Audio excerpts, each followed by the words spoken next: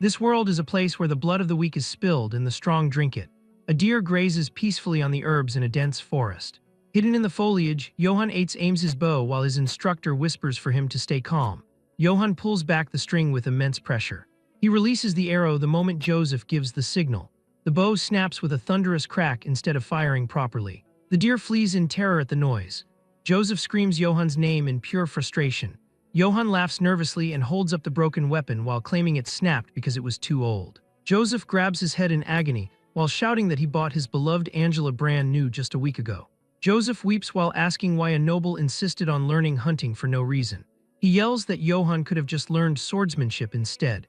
Johann states that swordsmanship does not make money until you get hired. He declares that they should move to another spot because he needs money to survive in this rotten world. The narrator reveals that Johann Eitz was born as Kim Johann and reincarnated into this world after an accident.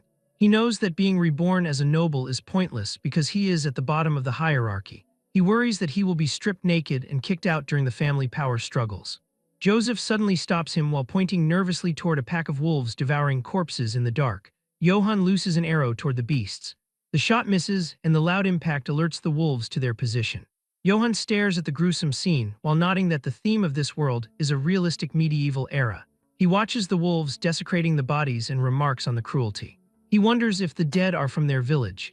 Joseph says it is hard to know but confirms that the weak are nothing but prey for the strong. Johann tightens the bandages on his hand while resolving to avoid becoming prey. He recalls how he frantically searched for a status window when he first awakened, but realized no such cheats exist here. He confirms his absolute goal is money. He imagines a golden coin while plotting to leave the territory to become a merchant or a free farmer. He smiles greedily while vowing to scrape together every coin he can find. Joseph calls out to show him a plant called Little Devil Grass. He explains that the rare herb stops bleeding and boosts alertness. Johann interrupts the lecture to ask if it is expensive. He grins upon confirmation and stuffs the herb into his gear. Joseph spots a dropped herb pouch on the ground. Johann denies dropping it. Joseph realizes with horror that no one else comes this deep into the forest, and deduces that someone else must be here. A terrifying scream echoes through the woods. Joseph turns pale with shock. They run toward the noise and find a young girl clinging to a tree branch while wolves circle below. The girl cries for someone to save her. Joseph identifies her as Robert's daughter Dell and wonders why a child is in the deep forest. Joseph panics at the sheer number of wolves and insists they fall back to call for backup. Johann ignores the warning and leaps into the clearing. Joseph screams that these are man-eating predators. Johann calmly tells Joseph to rescue Dell while he draws the pack's attention. Joseph is stunned that a noble would offer himself as bait for a mere commoner. Johann grins while realizing this place is a goldmine filled with at least 10 wolves. He laughs while calculating the fortune he will make from selling their pelts. He yells at his precious moneymakers to wait for him. Joseph watches in confusion as Johann charges with strange footwork. A wolf lunges at him. Johann blocks with his sword. The beast shatters the blade with its jaws. Johann looks shocked as the weapon snaps. Another wolf seizes the opening to bite his neck while Joseph screams his name. The scene shifts to the Eitz family territorial inspection in Baltroden village. Concubine Madame Eitz covers her nose while complaining about the foul smell. The first son Philip Eitz rides stoically behind her. The lord of the territory Jessen Eitz drunkenly curses the miserable countryside. Philip apologizes while reporting that Johann is absent from the procession. He asks if he should send soldiers to find the brat. Jessen yells to forget about the dimwit and claims he does not care if Johann dies somewhere like his wretched mother. Jessen halts his horse before a strange pile of straw stacked at the village entrance. The villagers tremble while explaining they covered the area because Johann's training left ugly traces. Jessen scoffs at the idea of a bug like Johann training. He suddenly freezes in shock when the straw is pulled back. He stares wide-eyed at a massive tree trunk that has been deeply gouged by the force of human fists. Back in the forest, Johann blocks the fatal bite with his wrapped forearm. The wolf realizes its fangs cannot penetrate his arm just as he kicks it away. Johann admits that fighting with a sword is not his style. He assumes a brawling stance and invites his adorable moneymakers to attack. He declares that he needs money to avoid becoming prey. He decides to use strength overwhelming enough to transcend human limitations. Joseph watches in disbelief as Johann punches a wolf's head into the ground. Johann grabs another beast and slams it down with brutal force. He obliterates the pack with bare-handed violence. He stands amidst the corpses covered in blue aura and asks how much all of this is worth while smiling manically. Johann acknowledges that he had no choice but to accept a harsh truth. Life in this world is not easy. His realization stems from a childhood defined by suffering. He recalls being tormented constantly by his brothers, who held rank 2 and rank 3 in the family hierarchy. They stomped on him to show off their higher status and hurled insults whenever they pleased. One brother shouted for the illegitimate brat to die, asking how a motherless bastard dared to talk back. Through this relentless physical and verbal abuse, Johann began to understand just how merciless this world truly is. He internalized a grim certainty that even if he got beaten to death like this, no one would care. He concluded that the only person he could rely on was himself. He constantly asked himself what he needed to survive in a medieval world. Fortunately, Johann possessed one distinct advantage over the people of this era. In his past life, he was a modern student who studied endlessly for jobs and countless exams.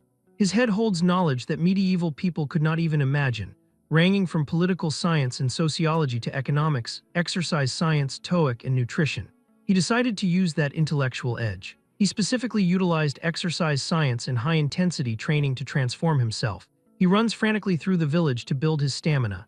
Villagers look at him with confusion, asking why he is eating discarded food. Despite their judgment, Johann devours oats, cabbage, beans, and quail eggs with gusto.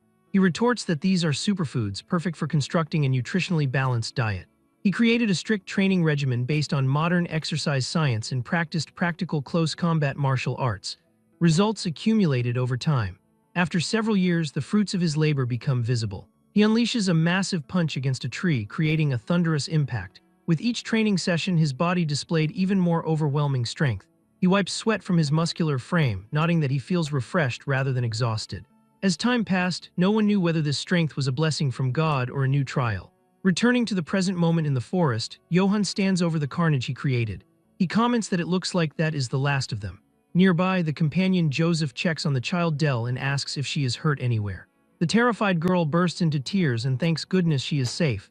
She cries out for Uncle Joseph. Joseph sighs in relief but immediately pivots to scolding his master. He tells Sir Johann that he was unbelievably reckless. He asks if Johann understands how dangerous that was. However, Joseph's tone softens into admiration. He admits that he is moved by Johann's honorable action.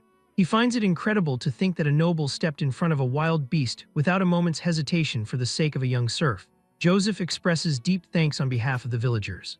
While Joseph delivers this heartfelt speech, Johann is mentally in a completely different place. He holds up two dead wolves by their tails. He thinks to himself with a greedy snicker, wondering which one will sell for the highest price. Joseph catches the mumbling and asks what he said. Johann plays dumb, claiming he said nothing. Johann changes the subject to the girl. He confirms her name is Dell and asks if she is hurt. Dell trembles as she looks at him. She answers that she is fine thanks to him and expresses her gratitude. Suddenly, a terrifying red pressure emanates from the darkness behind them. A monstrous growl echoes through the trees, causing the red aura to flare. Dell freezes in terror. Joseph and Johann turn slowly to see what is happening. A giant wolf with glowing red eyes and massive fangs looms over them. Joseph screams in horror, identifying it as a monster. He grabs Dell and shouts at Sir Johann that they must run. He declares that a monster like that requires an entire army to face. Johann realizes something crucial at this moment. He thought this world was just a normal medieval world, but he now understands there are monsters here too. He smiles confidently and addresses the beast. He asks if it is their leader. He apologizes sarcastically, stating he killed all its underlings. He explains that wolf pelts sell for a high price. The giant wolf growls, staring him down. Johann can feel it. This thing sees him as prey. However, Johann does not care. He asserts that it does not matter what the creature is. He declares that its hide will sell for even more. The monster pounces, snapping its jaws. Johann deftly dodges the attack and delivers a powerful punch directly into the beast's face. The impact is heavy, but Johann immediately notices a mistake. He curses, realizing he scratched the hide. He laments that the price will drop because of the damage. The monster wolf roars in fury and pain. A massive sound wave hits Johann, forcing him to cover his ears. Suddenly, the world shifts violently around him. His vision warps. He sees flashes of a chaotic battlefield, a knight in a helmet, and the sensation of being cut. He screams in agony as he feels his strength draining away, wondering what this sensation is. He collapses to the ground. Johann wakes up with a jolt, screaming in terror. He sits panting heavily on the forest floor, sweating profusely. He looks around in confusion, asking what just happened. He checks the area for the monster, but the red-eyed beast is gone. He wonders aloud if it simply left. He looks over to see Joseph and Dell sleeping soundly nearby. He observes that it looks like everyone is safe. He admits he does not know what happened, but since monsters could appear again, they need to head back quickly. He carries Joseph and Dell on his back and begins the trek home. As he walks, he looks back with deep regret at the wolf corpses littering the ground. He internally mourns that he wanted those wolf pelts. He resigns himself to the loss, thinking there is not much he can do, and resolves to borrow a wagon next time. He notices the village ahead is still bright despite the late hour. He wonders if the villagers are all out searching for Dell. A greedy fantasy begins to form in his mind. He thinks that even if he did not mean to save Dell, he could earn some points with his father. He imagines a cartoonish version of his father tearing up with joy. He pictures his father amazed that he defeated a wolf pack and hereby naming Johann his successor. Johann snickers but quickly dismisses the thought as impossible. He settles on a lower expectation. He thinks maybe his father would at least appoint him to the guards. He reasons that if that happened, he wouldn't have to worry about food anymore. His thoughts are interrupted by a blazing torch thrust into his view. Knights on horseback surround him. A blond man at the front screams his name. It is his brother, Philip. Philip demands to know where Johann has been. He screams, asking how Johann dares to disappear on the day of father's inspection. Johann freezes, his face pale. He realizes with horror that the inspection was today. He thinks to himself that he is screwed. The crowd of soldiers murmurs, calling him an insolent brat. A massive armored boot steps heavily onto the ground. Johann gently sets Joseph down and drops to his knees. He stammers out an excuse to his father, claiming he truly had unavoidable circumstances today. His father cuts him off instantly with a single word: silence. The large man draws a massive, ornate axe from his back. He glares down with furious eyes. He asks how Johann dares to ignore him. He threatens that he will crack open Johann's insolent head for this disrespect. Johann internally curses, realizing he is stuck listening to insults right after barely making it back alive. He fumes about the wolf pelts he failed to collect, lamenting how hard his life is. However, a manipulative thought crosses his mind. He decides to stop wallowing and instead create an opportunity out of this disaster. He pivots to ultimate ass-kissing. He screams that he was not absent from the inspection on purpose, but was late because he was saving people from the forest. Suddenly, a villager screams the name Dell. The frantic father rushes through the crowd. He embraces his daughter, thanking God she is all right. He sobs openly, saying he searched for her everywhere and is just so glad she is safe. Johann seizes the emotional momentum. He gestures dramatically to the weeping family. He yells to the crowd to look at this scene. He explains that Dell was surrounded by a dozen human-eating wolves in the woods. He declares that he fought to save the child and defeated the wolves. The villagers gasp, whispering in shock and admiration. Johann continues his speech with knightly flair. He admits he was unable to participate in the inspection, but claims he believes he did his duty as a son of a knight household. He bows to a perfect 90-degree angle before his father. He asks his father to forgive him just this once. He vows to continue doing his best for the safety of the estate. Then he pushes his luck. He mutters greedily, suggesting it would be great if his father could also give him the guard captain position. Philip winces in irritation. Johann internally grins, convinced that was perfect PR for himself. He thinks that if he were the interviewer, he would have hired himself right away. His father bursts into laughter. He mocks Johann, calling him the dear precious future guard captain. However, the laughter cuts off abruptly. The father asks where these wolves are. He scowls, stating he does not expect Johann to believe him without any proof. Johann panics internally. He insists he is not lying and even met the great dark wolf. His father screams silence. A massive roar of fury erupts from the large man. He demands to know how Johann dares to lie to him. He threatens to rip that mouth of Johann's open. Johann changes tactics. He asks if his father wants a duel or something. He offers to prove his skills right now. Johann internally admits he doesn't want to fight his dad even if he hates him, but sees no choice. His father grins menacingly and agrees.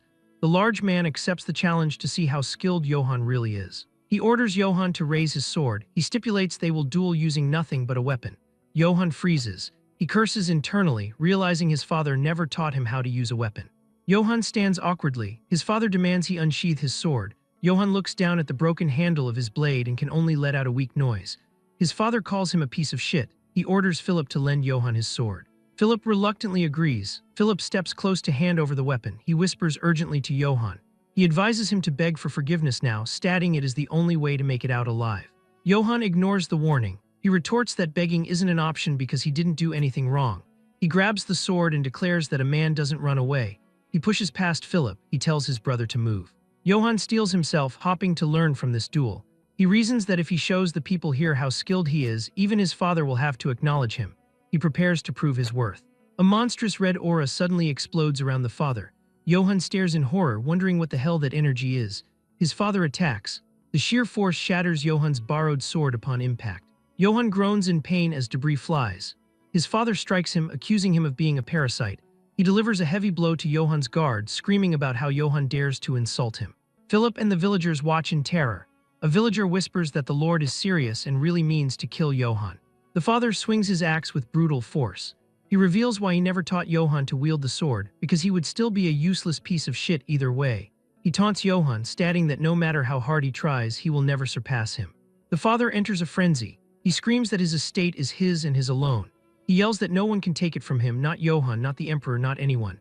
Johann, struggling to see through the blood running down his face, wonders what the hell his father is on about. He asks himself if the old man has lost his mind from alcohol. Philip screams Johann's name as another massive attack comes down. Johann desperately blocks. The force is overwhelming. He admits defeat in his mind.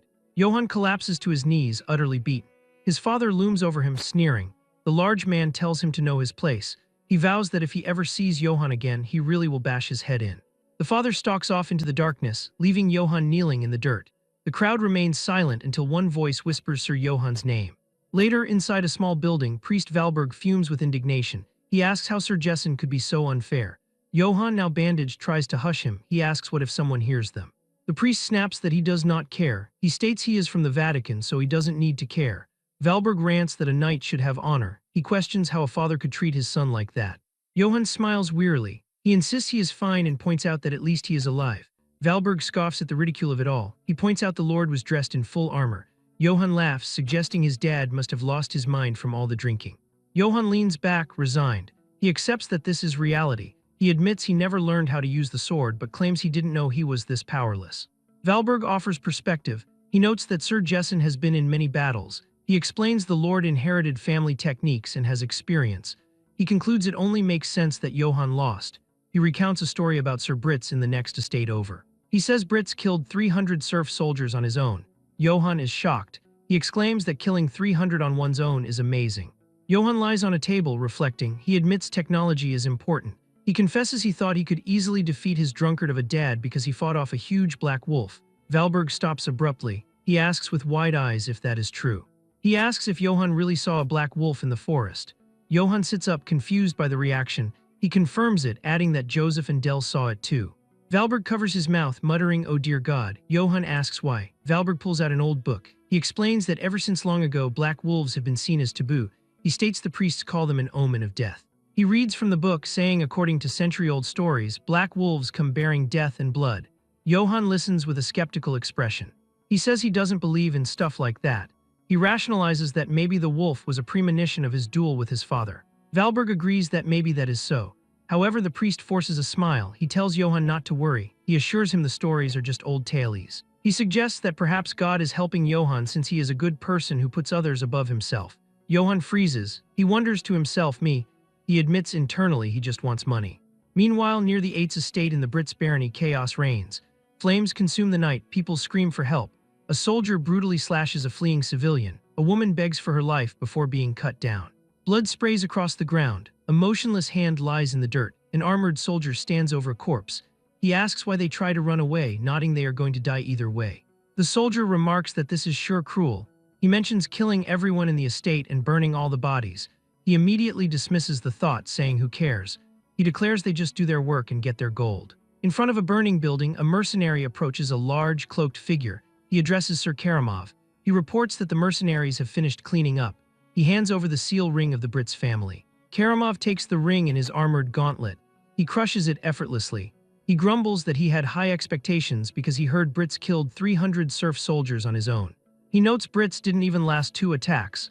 He sneers that the man is not even worth being called a toy. Karamov introduces himself. He is the sword of the Holy Empire. He is His Imperial Majesty's proxy. He is the recollector of seals. He decrees that he will punish all corrupt nobles as His Imperial Majesty wishes. He addresses the army of soldiers standing before him amidst the fire. He declares that all who are with the Emperor will be rewarded infinite gold and honor. He raises his fist. He orders them to kill, steal from, and burn them all. He points his finger forward. He shouts for them to go. He announces that the Eights estate is next. The army of soldiers, their eyes glowing red in the darkness, grins viciously as they march toward their next target. The clash of steel rings in the darkness. 2 armored figures fight to the death on a shadowy battlefield. One combatant moves with fluid grace, parrying each of his opponent's frenzied attacks with casual ease. The skilled warrior finds an opening and swings a gleaming sword. Johann's vision goes blurry as he watches the blade decapitate the opposing knight. The severed head tumbles through the air. As it hits the ground, Johann stares at the face within the helmet. A silent shock pierces his heart. It is his own face staring back at him with dead eyes. Johann wakes up in his bed with a scream. He bolts upright, drenched in sweat, panting heavily. He asks himself if it was just a dream. He holds his pounding head, trying to shake the lingering terror. He admits he has been having the same nightmare for days, ever since he saw that black wolf. He remembers Priest Valberg's voice echoing in his mind. The priest explained that since ancient times, the black wolf has been known as an omen of misfortune. The very existence of the creature is considered bad luck, spreading blood and bringing death. Among priests, it was even named the sign of death. Johann grips his face, squeezing his eyes shut. He forcefully rejects the idea, dismissing it as superstitious nonsense. He tells himself it is just a tale from a legend. He laughs nervously, reasoning that it's not like he ever did anything bad to the black wolf. His laughter dies instantly. A memory surfaces, the moment he hurled a massive rock directly into the creature's face. He freezes. He sheepishly admits to himself that he did throw a rock at it, and a very big one at that. He groans, telling himself to forget it. He adopts a fatalistic attitude, deciding that whatever happens, happens. He jumps out of bed with renewed resolve, declaring that he has had enough useless thoughts and that it is time to go train. The sun sets over a golden hill where Johann trains alone. He wraps his hands, preparing to punch a massive tree. A voice interrupts him, calling out, "Hey, you worthless brat." Johann pauses and turns his head. Standing behind him are his two brothers, ranked second and third in the family. One brother asks if he already forgot what father told him.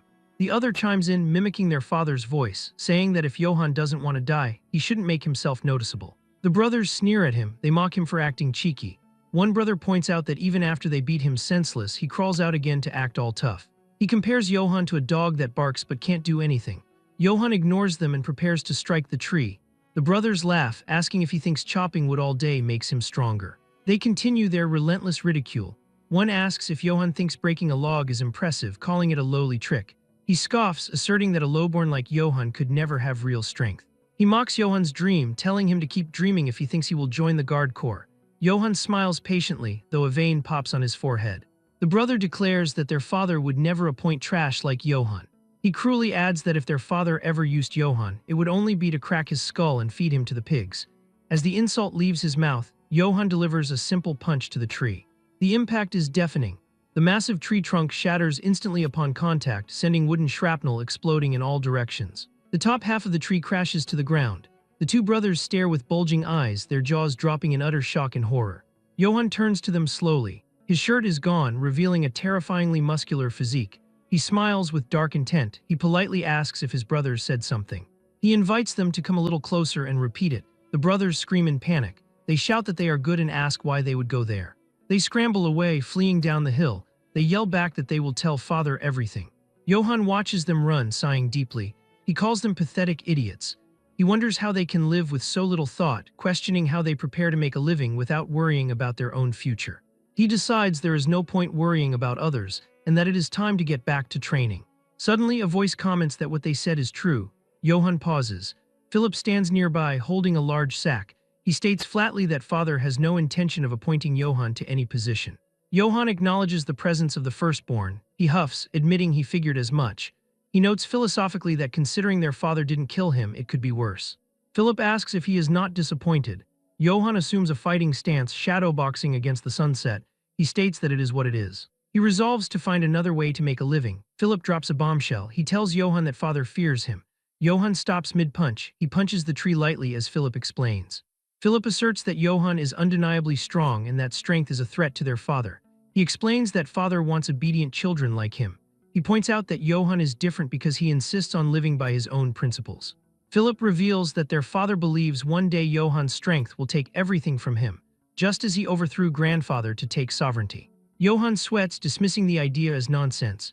Philip ignores the denial. He orders his servant to bring the sack over. The servant complies, handing the bag to Lord Philip. Philip dumps the contents onto the ground. Clattering onto the grass is a set of equipment. A plain surcoat of unknown origin stored somewhere in the castle, a spare set of chest plate and a longsword, nothing else.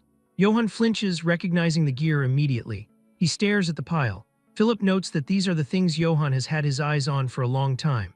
Philip states firmly that he is not like father. He declares he is not foolish enough to discard someone capable. He smiles slightly.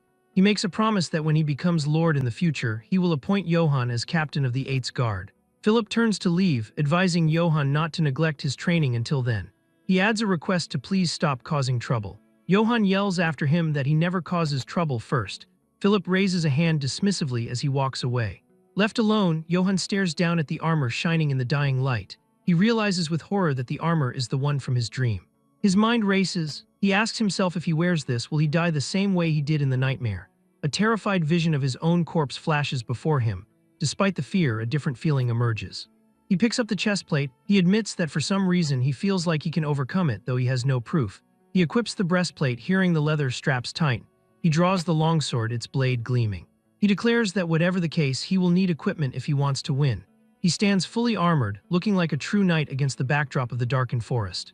Meanwhile, the local tavern is lively. A man slams his mug down, laughing heartily. He tells a tall tale to the skepticism of others. He claims he is telling the truth. He shouts that Sir Johann killed 50 wolves.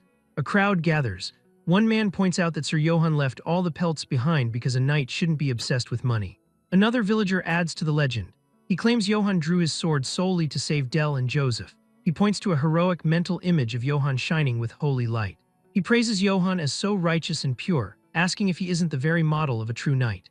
An older villager agrees, stating true Sir Johann is far more knightly than Lord Jessen, calling the current lord a drunken, woman-chasing pig. They laugh openly at their lord. One wishes aloud that the pig would just die already.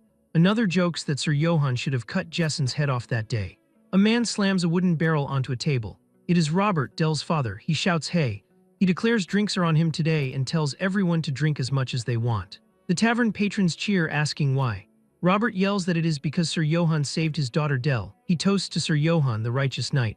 The tavern erupts in a roar of approval. In a dark corner, a hooded stranger sits with two other shadowy figures. The stranger asks, by the way, who Sir Johann might be. He remarks he doesn't think he has seen the man around here before. The villager sitting next to them scoffs. He tells the hooded figure they were bad-mouthing the Lord right in front of a complete stranger. He laughs, guessing the villagers here aren't afraid of anything. The hooded figure's hood hides a sinister grin. Red eyes glow in the shadow of the cowl. He says he finds their story quite interesting. He leans in closer, the atmosphere darkening around him. He commands the villager to tell him more about Johann Eitz. Outside under the moonlit sky, Johann walks happily through the village. He hums a tune, oblivious to the danger brewing in the tavern. He fantasizes about his future. He thinks excitedly that Philip will appoint him captain of the guards once he becomes lord. He celebrates that his golden road has finally arrived. He thinks fondly of Philip, nodding he never thought his brother could be depended on. Johann stops. He spots a figure sitting slumped against a building. He squints, confirming it is definitely a drunk man.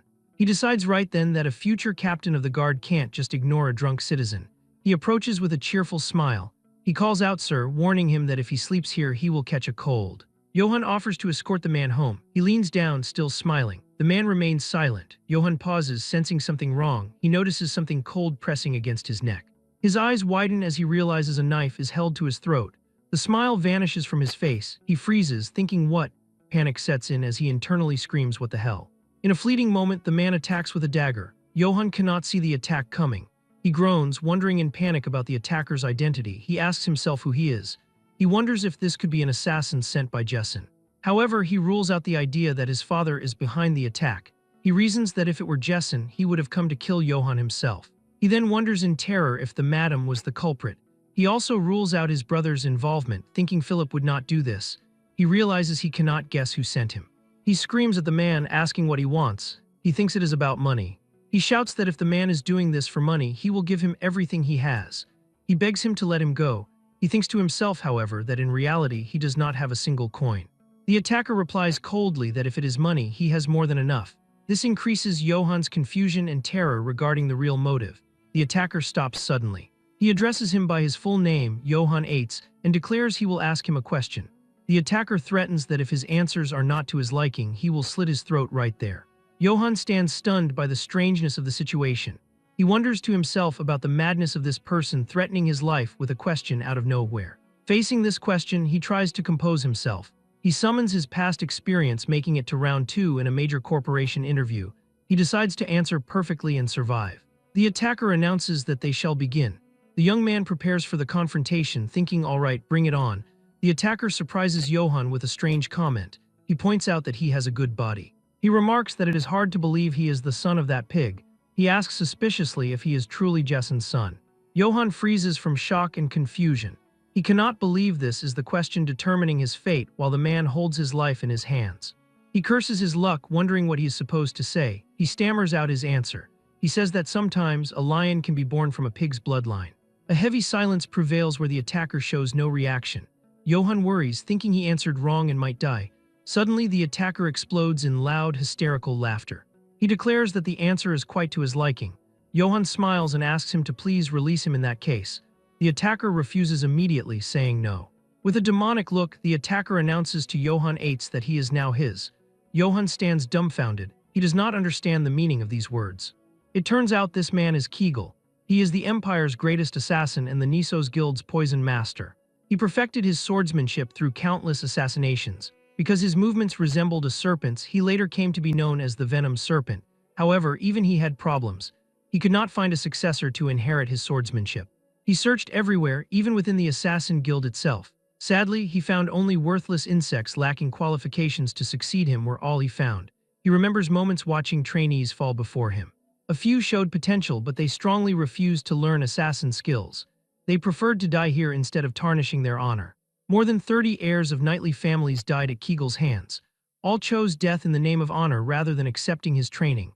Growing impatient in his search for a successor, Kegel decided to visit the Witch of the Empire. The witch welcomed the venom serpent Kegel, who grants peaceful deaths to all. She revealed to him that the disciple he seeks resides in Eitz Castle, a small, forgotten rural territory. She added that he is one of the sons of that lecherous drunkard lord. Kegel mocked the prophecy. He described Eitz Castle as that backwater dump. He underestimated the idea of his successor being there. He noted that a gold coin could buy half that land. The witch laughed confidently. She offered him his money back if her prophecy displeases him. Despite his doubt and worry about the curse he would get from stealing a witch's coin, he decided to believe her as a last resort. Kegel wanted to believe her because he wasted too many years searching for a successor and had no time left. However, even as he stepped foot into the Eitz estate, doubt clung to him. He wondered if the one worthy of becoming his successor really exists in this place. He decided within himself to kill the brat on the spot if he didn't like him. Returning to the present moment, Kegel introduces himself as the Nisos Guild's guildmaster. He declares strictly that he has no more time to waste. He states that Johann will become his successor. He gives him two choices with no third. He says choose to die here by his hand or learn his swordsmanship. He asserts these are the only two paths he can take. Johann stands amazed. He mumbles, not comprehending the situation. He asks, stammering, how much he needs to pay to learn his swordsmanship. Kegel gets angry, explaining he is not accepting money. This increases Johann's astonishment. He can't believe a guildmaster with incredible skill will teach him for free. He rejoices greatly, considering this a jackpot. He asks Kegel eagerly what took him so long. He calls him master. He expresses that he has been waiting his entire life for someone like him. Kegel warns his student that his swordsmanship is that of an assassin. He says simply learning it will brand him as disgraceful, the shame of any knightly family. He warns he may be scorned his entire life. But Johann interrupts him with a desperate scream. He asserts he doesn't care about honor or shame at all. He begs him to teach him. Kegel agrees, saying fine. He thinks surprised that this kind of brat is a first. Johann seizes the opportunity immediately. He asks his new master if he will give him an allowance since he mentioned having plenty of money. He reminds him that he is at the age where he really needs spending money. Kegel looks at him in amazement. He realizes this brat really is something else. At Eitz Castle, Lord Jessen announces that the inspection is done and that he will be stepping out for a while. Philip bids him safe travels, confirming he will take care of the castle. However, once Jessen leaves, they exchange meaningful glances. The madam mutters with malice that no matter how much Philip struggles, this castle will be hers. Philip scoffs. He calls it nonsense, assuring her the next lord of this castle will be none other than him, Philip Eitz. The Lord Jessen screams angrily at his eldest son and wife. He expresses he is sick of them fighting and arguing all day every day.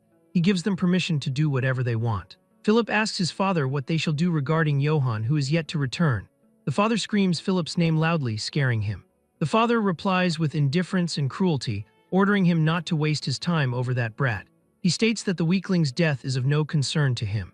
Philip apologizes to his father, claiming he understands. But once the father leaves, his features change completely. He begins wondering with worry where Johann is and what he is doing right now. At the same time, in the forest near Eitz Castle, Kegel decides to check how skilled Johann is. The young man asks to borrow a sword. He explains shyly that he breaks them often. The master agrees, telling him to go ahead. Kegel thinks surprised that he breaks swords. He describes him as a reckless brat. He thinks there isn't a single thing he likes about him. When Johann takes a fighting stance, Kegel wonders if he is really the son of a knightly family. He asks what that stance is, deciding this one must die as well. The student asks if he has to use swordsmanship or if he can fight however he wants. So Kegel permits him to fight as he likes. He tells him to use fists, rocks, blades, or anything because it doesn't matter. Johann smiles slightly, saying then he attacks suddenly. He shouts, "Here I go," and swings his blade. He breaks the sword easily from the force of impact. In that moment, the master realizes the error of his doubts were unwarranted. While looking at him in shock, he finally admits that the brat is monstrously strong. Kegel feels surprised by the air pressure resulting from Johann's punch. He realizes that if that punch hits him, he knows his bones and muscles will be crushed. He thinks it is like he is not fighting a human but a lion. However, he decides to fight seriously. He unleashes a snake-like fighting technique. Johann wonders in amazement at the strange movement. He asks where he is trying to go, guessing up, down, up, down. He tries to block, but the attack hits him in the face. He falls to the ground, screaming in pain. Kegel states that he knows he hit him with the flat side of the blade. He notes stunned that Johann didn't even pass out. He describes it as ridiculous. Kegel praises his student, asserting that had he been born 1,000 years earlier, he would have been called a legendary hero. Johann thanks him, calling him master. However, the master adds a warning of a critical weakness. He declares strictly that at this rate, Johann will die no matter what. This sparks Johann's shock and confusion as he asks what he means. Kegel warns him strictly that he can't control his strength and that strength will kill him. Johann denounces this talk. He says no way, rejecting the idea by stating it is not like he is attacking himself and that he is not that stupid. The master asks him to come at him again if he is confident. He offers a tempting deal to give him gold if he manages to break the master's sword instead of his own. Upon hearing the word gold, Johann's features change completely and his eyes shine with greed. His hesitation turns into unparalleled enthusiasm. He shouts gold and tells his master he better keep that promise. He dashes at tremendous speed toward the master to attack. A strong sword clash rings in the place, but the result is disappointing as his sword shatters again. Its fragments fly into his face, making him scream in pain as he grunts. He remembers bitterly, realizing this is just like when he was fighting father. Kegel explains that he just lost to his own strength. He emphasizes the necessity to learn to control his power, or else death will be his fate. Kegel shoots a fragment of the broken blade at him. Johann asks if he purposely shot the fragment there. Kegel confirms, explaining that it is a piece of cake if one is proficient at the sword. Johann finally understands. He states he needs to learn to control his strength. He vows to learn it and avoid death to achieve his dream since he is the future guard captain of eights. He thinks that public servants avoid disaster the best. The master tells him that if he knows how to restrain his power, something like this is possible. In the blink of an eye, Kegel directs a swift blow at Johann. Johann is stunned when he sees his metal armor slit in half. What increases his amazement is seeing that the master used only the sword scabbard, not the blade. Kegel explains that if he is able to control his strength, he can slice through anything even if he is not wielding a sword. Kegel smiles demonically. He says he cannot imagine how powerful Johann will be when he is able to properly control his power. The master announces that is enough and says to get to training. When Johann looks anxious, Kegel confirms it will be difficult and he might even die. He asks if he is ready. Johann answers with great enthusiasm in the affirmative. The scene shifts to the village. Johann appears with a swollen face and clear signs of beating from harsh training. He talks to himself about the difficulty, thinking he is finally learning to hold back but notes it is so hard. He says he managed to learn not to break his sword now, but yearns to know when he gets to learn real swordsmanship. Suddenly, a commotion catches his attention. He sees a group of strangers, asking himself if they are elves. He screams at the group leader, asking who they are and why they are standing there. The group leader orders him to leave at once because the area is restricted from others. Johann replies sharply, asking what. He resents a stranger dictating orders, shouting, "Who are you to tell me what to do?" The group leader laughs arrogantly. He identifies himself as belonging to His Imperial Majesty's directly affiliated mercenaries. He reveals they are the famous wolves of Akite. Instead of fear, Johann screams in amazement and joy. He shouts that he wanted a job too. He asks about the pay. One guard asks sarcastically if he wants to be one. He explains mockingly that what they get is incomparable to what the guard captain would get. He reveals they get 2 golden coins for just one job. This strikes Johann with extreme amazement as he stammers 2 golden coins. The guard warns Johann that looking like he works out just makes him a bigger target. He emphasizes that what is important is skill. Johann agrees, saying, "You're right." Johann drowns in his dreams. He thinks he has never seen golden coins in his life. He wonders seriously if he should change his career path, thinking it is better than a guard captain. But suddenly something strange happens. Johann's hand moves involuntarily, attempting to draw his sword. This causes him extreme shock and confusion as he asks why he just tried to unsheath his sword. The elf accompanying Kamarav notices his movement. She screams angrily, "How rude!" She considers his behavior the height of insolence. She threatens to behead him right away for daring to try and unsheath his sword in the face of Sir Kamarav. Kamarav intervenes to calm the elf Jane. He asks him calmly who he is. Johann stammers while sweating, identifying himself as Johann from House 8. Then Kamarav reveals his identity as the Holy Empire Emperor's Guard Knight, Kamarav. Johann is surprised again, finding his hand on the sword without even knowing. A terrifying feeling overtakes him he hadn't experienced before. He compares it to when he saw the Black Wolf or when his father was trying to kill him. He describes this murderous intent as suffocating. It is as if he is prey placed in front of an apex predator. Kamarav orders him to move because he is in the way. Johann moves, feeling his heart beating wildly. One soldier mocks his fear, saying, "Goodness, he is so scared." He warns him in a sarcastic tone to be careful next time. He laughs, doubting there will be a next time for him though. Jane asks her master if it is all right to just leave him here. Kamarav replies that he doesn't want to cause such a ruckus on a good day like this. He walks toward the castle gate. He mutters mysteriously that it is not yet time. Johann watches them go. He wonders in confusion why a knight of the emperor would be here and what reason he would have to be in this place. Philip appears rushing to receive the grand guest. He welcomes Karamov, introducing himself as Philip VIII, the next lord of House 8. He asks eagerly about the reason for his visit, inquiring what brings him here. The stepmother interrupts, expressing her intense admiration for Karamov. She describes him as unbelievably handsome. She presents her son John as the child who will become the real lord, ignoring Philip completely. She continues flirting with Karamov. She states that if she had known someone as wonderful as him existed, she would have married later. She asks if they should head inside the inner castle. Karamov does not reply to her. She tries to catch his attention again, saying, "Sir Karamov Tilda, are you listening to me?" However, he ignores her completely. Instead, a massive thud echoes as he slams his hand down. He asks sharply, "Where is Jessen?" Philip objects to addressing his father without titles. He states that addressing Lord Jessen like that is improper regardless of his reputation. The madam interrupts him again. She defends Karamov as the Empire's greatest knight. She claims there is nothing wrong with him calling Lord Jessen however he wishes. She announces that as the rightful lady of the house, she will handle his reception. She hints at Philip not to object. Philip looks with malice at the cunning woman. He thinks she is trying to seize an opportunity to push John as the next lord, but Karamov interrupts them with a resounding scream. He slams his fist down and orders them to shut up. He chases everyone away rudely, ordering all of them to get lost. He demands they bring him some alcohol instead. He announces coldly he will wait inside this castle until Jessen arrives. In the dark forest, Johann swings his sword with immense force, creating great air pressure. During the fighting, he remembers the dangerous, suffocating aura he felt when he met Karamov. Kegel watches him silently for a moment. He suddenly screams at him, calling him a fool for his lack of focus. He throws daggers at him. Johann blocks the daggers with great difficulty while groaning. He suffers a slight cut on his neck, appearing extremely tense. Kegel scolds his student. He states that if the daggers he just threw were laced with poison, Johann would be dead. He asks why he isn't concentrating.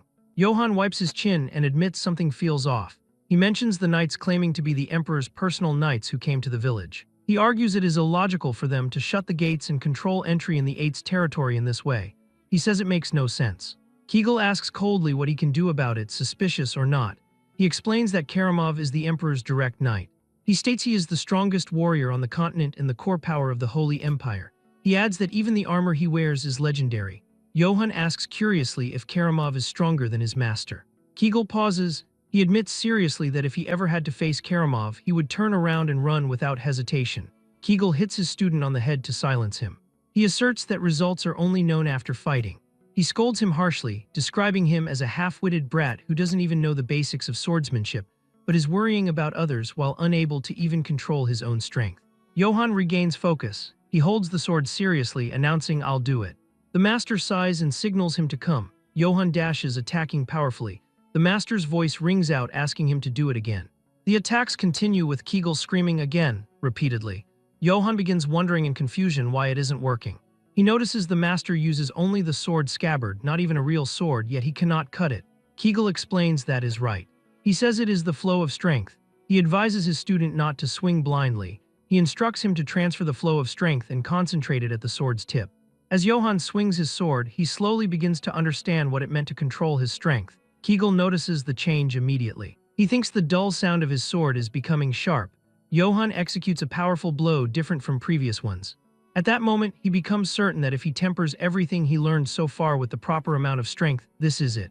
Kegel suddenly feels intense fear, thinking this is dangerous. In a fleeting moment, Kegel finds his scabbard cut without realizing what happened. Johann stands amazed. He stares at the cut scabbard. He screams with overwhelming joy, declaring he did it. He claims he has completely grasped the feeling. He laughs, saying it wasn't even that hard. Kegel downplays the achievement, humming that it must have been luck. Johann is surprised by the reaction. When Kegel calls him, he replies affirmatively with a yes. Kegel announces seriously that this time he won't hold back. He challenges him to come at him again. Johann bares his fangs. He shows a terrifying snake-like attack. The aura of a purple serpent strikes terror into the master. Johann manages to knock Kegel to the ground. Johann jumps for joy because he won again.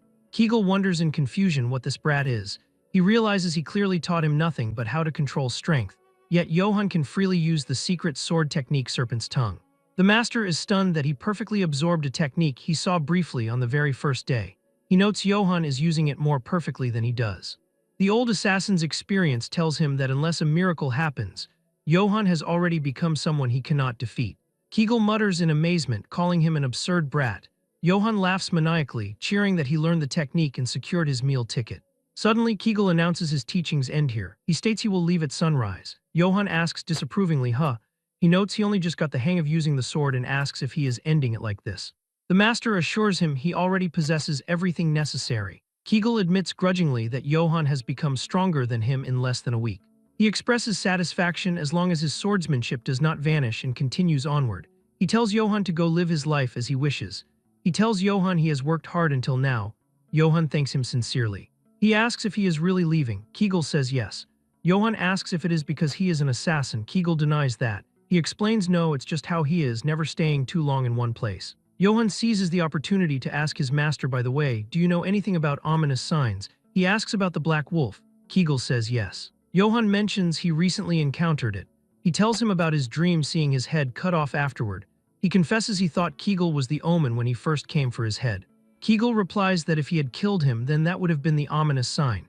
He explains ill fortune does not arrive in a fixed shape. Before leaving, Kegel offers some advice. He advises finding a weapon suited to his strength first. He notes the need for at least Dana's steel to withstand his power. Johann asks Danis, what's that? Kegel explains Dana's steel is a metal imbued with magic, existing only as a legendary relic. He adds its method of creation was lost, and it can only be mined from ancient ruins. He states weapons made from it are extremely rare and only a few exist in the entire world. Johann assumes it must be expensive, right? Kegel confirms that even if he saved his whole life, he couldn't afford it. He adds he probably can't buy it with money at all.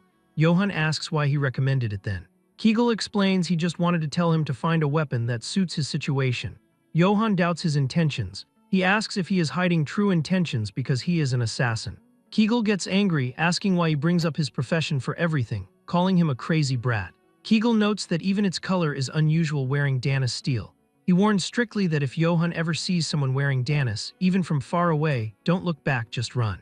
He adds another tip, if he doesn't know his limits, he won't live long. Johann promises to keep that in mind. Johann asks if he is leaving now. Kegel asks Johann to carve his next words deep into his bones. He advises do not fight opponents he cannot beat. He says if it is dangerous, run. But if he must fight, he must use any means necessary and kill without fail. Kegel assures him if he follows this rule, he likely won't die. He looks at Johann and commands, do not die. Johann watches him leave. He remembers the words, if it's dangerous, run. If you cannot avoid it, kill, and always survive. He promises Master he will remember those words. At Eight's castle, the madam asks if the alcohol suits his taste. Karamov smashes the cup, saying it tastes like rotten piss. He orders her to take it away. The madam gasps, nodding that was quite an expensive drink. She says it is a shame he didn't like it. She says the only alcohol better than this is in Lord Jesson's bedroom. She suggests moving to a cozy bedroom instead of staying here since he must be tired after his journey. She whispers that Lord Jesson's bedroom is very comfortable. She says she is sure he won't be disappointed. She whispers seductively that just the two of them could have a wonderful time together. She asks, don't you think? Karamov speaks suddenly, telling her to get lost. The madam stammers that Sir Karamov, they don't have much time. She begs him to allow her to begin his reception, nodding the Lord will arrive late tonight. Suddenly, Karamov's red eye flashes. He mutters he was getting sick of this anyway. He decides fine, he shall enjoy himself. He clamps down on her neck. He calls the entertainment slaughter. Philip watches the scene in shock, covering his mouth. Outside, Johann reaches the village outskirts. He stops, asking what's this? He sees flames devouring the entire village. He looks in shock, wondering in amazement why the village is on fire. Lord Jesson wonders what in the world is going on. He rides along a dirt path staring at the smoke rising from the Eight's estate. One of his knights answers that he doesn't know. The knight adds that the fire looks large, so the lord should return at once. Jesson grits his teeth and grunts as he whips his reins. He rides swiftly, the hoofbeats echoing loudly. His horse neighs as he skids to a halt in front of the castle. Jesson stares at the gates. Mercenaries greet him, stating that he finally shows himself after something fun has taken place. The mercenaries sneer, remarking that he is slow and dull just as he looks. One elf soldier orders him to move faster, calling him Sir Pig. He adds that Sir Karamov isn't a very patient man. Jesson pushes open the huge wooden doors, his eyes glowing red with rage. He stops dead, asking what. Before him, the stone floor lies littered with corpses. The bodies of his servants and children lay twisted and lifeless, with blood pooling everywhere. He stares at the horrified, frozen faces of the dead. Jesson sweats, horrified by the carnage. A massive armored boot steps forward with a heavy thud. Jesson looks up. Karamov looms over him, saying he is late. Jesson. Karamov's armor shines gold and his eyes burn red from beneath his helm. Jesson demands to know what Karamov is doing right now. Karamov reaches for his sword hilt. Jesson draws his massive axe. He screams furiously, asking what does Karamov think he is doing. Karamov speaks formally. He declares Jesson is guilty of the attempted assassination of the Emperor and high treason. He states that by His Majesty's decree, House Eights shall be eradicated. Jesson screams back not to be absurd. He shouts that this is a purge. He accuses them of just pinning false charges on him to execute him. He raises his axe and charges, yelling he won't let Karamov do as he pleases. Karamov draws his huge purple sword with a screech of metal. He commands his men to blow the horn. A golden knight raises a horn to his lips and blows a resounding note. Karamov orders his men to retrieve the seal of the Eight's family. He grips his glowing purple blade tightly. He commands them to purge everybody in this territory and erase this land from the map. The mercenaries charge, shouting war cries. They slaughter villagers mercilessly. Johann's previous neighbors get cut down where they stand. Flames engulf the wooden houses. The mercenaries laugh manically as they kill. A mercenary stands over Valberg, who kneels on the ground in prayer. The mercenary laughs, calling Valberg a vicious bastard. He asks if it is that hard to tell him where the pig's bastard son is hiding. Valberg remains silent, looking defiant. The mercenary smirks, saying fine. He offers to send Valberg to his god, whom he adores so much. He swings his sword down, shouting die. Suddenly, Johann appears from the shadows. He slashes through the mercenary with a swift, diagonal cut. The mercenary's body splits. He looks shocked as he falls. Johann stands over Valberg, calling out his name. Valberg looks up, asking Lord Johann what is happening. Johann helps him up, admitting he doesn't know either. He explains the Imperial troops are killing villagers on sight. Valberg looks grim. He suggests it is possible that Lord Jesson has already been killed as well. Johann freezes, repeating even father. Valberg continues, saying that is not all. He gestures to the inferno around them. He explains they are burning the entire village to wipe everything out. Johann looks determined. He says damn it and decides he has to hurry back to the castle. Suddenly he hears crying. He stops, recognizing the voice. He asks if that is Dell. A small girl crawls out from behind a burning building. Johann sighs in relief, saying good, she is safe. He holds out his hand. He tells her it is dangerous here, so come to him. His eyes widen in horror. Behind Dell, a spear pins a man's corpse to a wooden stake. Dell cries, telling Lord Johann that her dad is dead. It is Robert's body, limp and lifeless amidst the fire. Johann stares at the gruesome sight. Flashbacks hit him hard. He sees memories of saving Dell, Robert hugging his daughter, the villagers drinking in the tavern, raising mugs and laughing. Robert's smiling face cheering for Lord Johann echoes in his mind. Johann grits his teeth in rage and sorrow. Johann turns to Valberg. He pushes Dell toward the priest. He tells Dell it is dangerous to stay alone. He orders her to stay with Father Valberg. Dell looks up tearfully and says okay. Johann turns and walks away. Valberg calls out to him, asking where he is going. Johann doesn't answer. Valberg shouts that he mustn't go, telling him he needs to flee. He screams Lord Johann. Johann walks forward resolutely. He reaches the square. He sees a pike with a severed head stuck on top.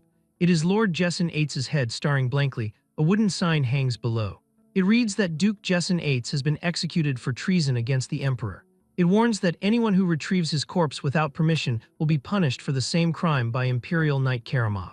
Johann stares at his father's head with shadowed eyes. A mercenary nearby notices him. He sneers, asking if he isn't the bastard son. He mocks Johann, saying he thought he ran off. He asks if Johann came back to die. Johann says nothing. He swings his sword. The wooden pike shatters. Jesson's head tumbles to the ground.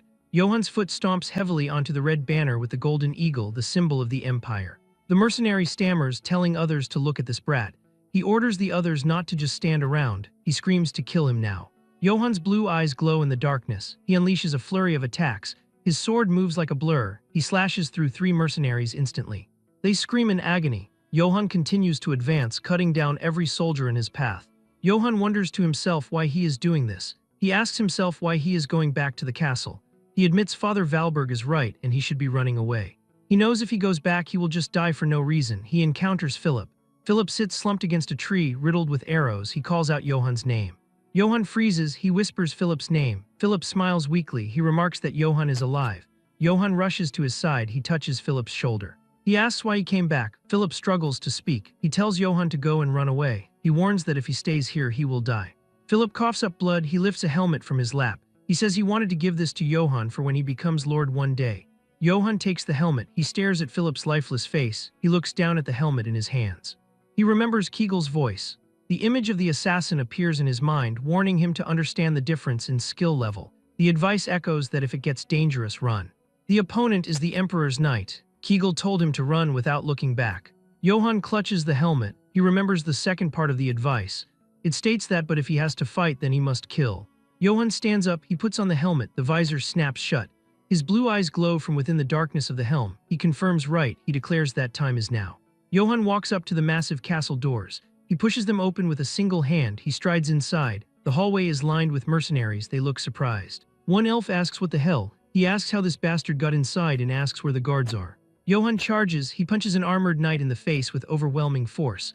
The helmet crumples under his fist. Johann roars Karamov's name. He punches another soldier, sending him flying. He screams for the asshole to come out. He stomps on a fallen soldier's chest, crushing it. A shadow falls over him. Karamov walks out slowly, dragging his massive purple sword. Blood drips from the tip. Mercenaries step aside. Karamov stops. He notes so the runaway son of Eights really survived. He says Johann is that guy in front of the castle back then. He asks if his name was Johann Eights. Johann stares at him through his helmet. He replies he is not in the mood to exchange names. He tells him to just think of him as one pissed-off man, calling him an asshole. Karamov sighs. He tells Johann he should have kept on running. He says if he had, he could have lived. Karamov smirks. He supposes Johann doesn't care about his life. He says fine. He tells him if he wants to die, then come at me. He points his massive sword at Johann. The purple energy hums. Johann's blue aura flares around him. Johann screams that Karamov doesn't need to tell him that. He charges forward, his fist glowing with power. He shouts that is what he was going to do anyway. He unleashes a massive punch directly toward Karamov. They start trading blows with one another. It is just like the dreams Johann was having. They get to the exact moment where Johann readied the attack and swung down. Karamov blocks it. Johann's sword gets cut by Karamov. He goes to swing for his head. Johann drops the sword. He dodges backwards before grabbing another one and charging straight in. Karamov smiles, saying that this is fun. He cuts another one of the swords in half. This happens over and over and over again. Johann is continuously grabbing swords off of the mercs that he already killed. He then dodges a big swing from Karamov while he's stuck from the dodge. Karamov comes in to finish it and swings down. Johann avoids this one. This causes Karamov to slice into one of the pillars of the castle and it begins crumbling. Karamov says this is interesting. He says he is far more entertaining than Brits was from within the smoke of the rubble collapsing. One of the mercs gets thrown at him. Karamov cuts straight through him. He says that this is truly enjoyable. He wants even more entertainment. Johann finally manages to grab another sword. He comes in with a heavy-ass swing to which Karamov blocks using his arm. But the attack pierces through his armor and also takes a chunk out of his arm, though of course the blade gets broken. Karamov is genuinely surprised as he distances himself. It takes a moment for it to set in because he just cut through his Dana steel armor. Karamov begins trembling as Johann grabs another blade. Karamov says that's impossible. He says humans are incapable of harming Dana steel, asking just who he is. Johann charges straight in once more. They continue trading blow for blow while Karamov says that he's never heard of such strength before. But it seems like that's all he is because he's easily blocking all the attacks. And even though he's on the defensive, Johann can't get in a single meaningful hit. Karamov realizes that he's a brute with only strength. There's no finesse to his attacks. He thrusts forward. Johann blocks it. Of course, the sword breaks.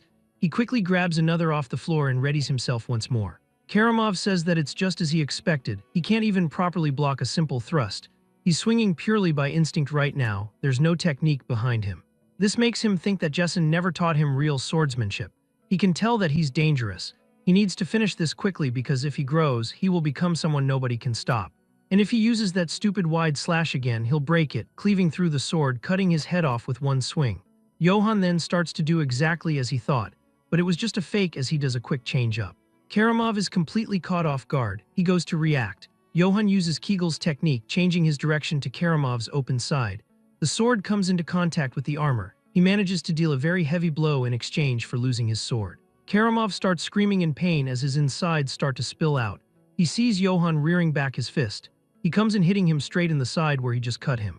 The Danis armor begins to dent. We see a massive shock wave from the punch. That's not all, as it explodes out the backside, causing him to spit up a ton of blood.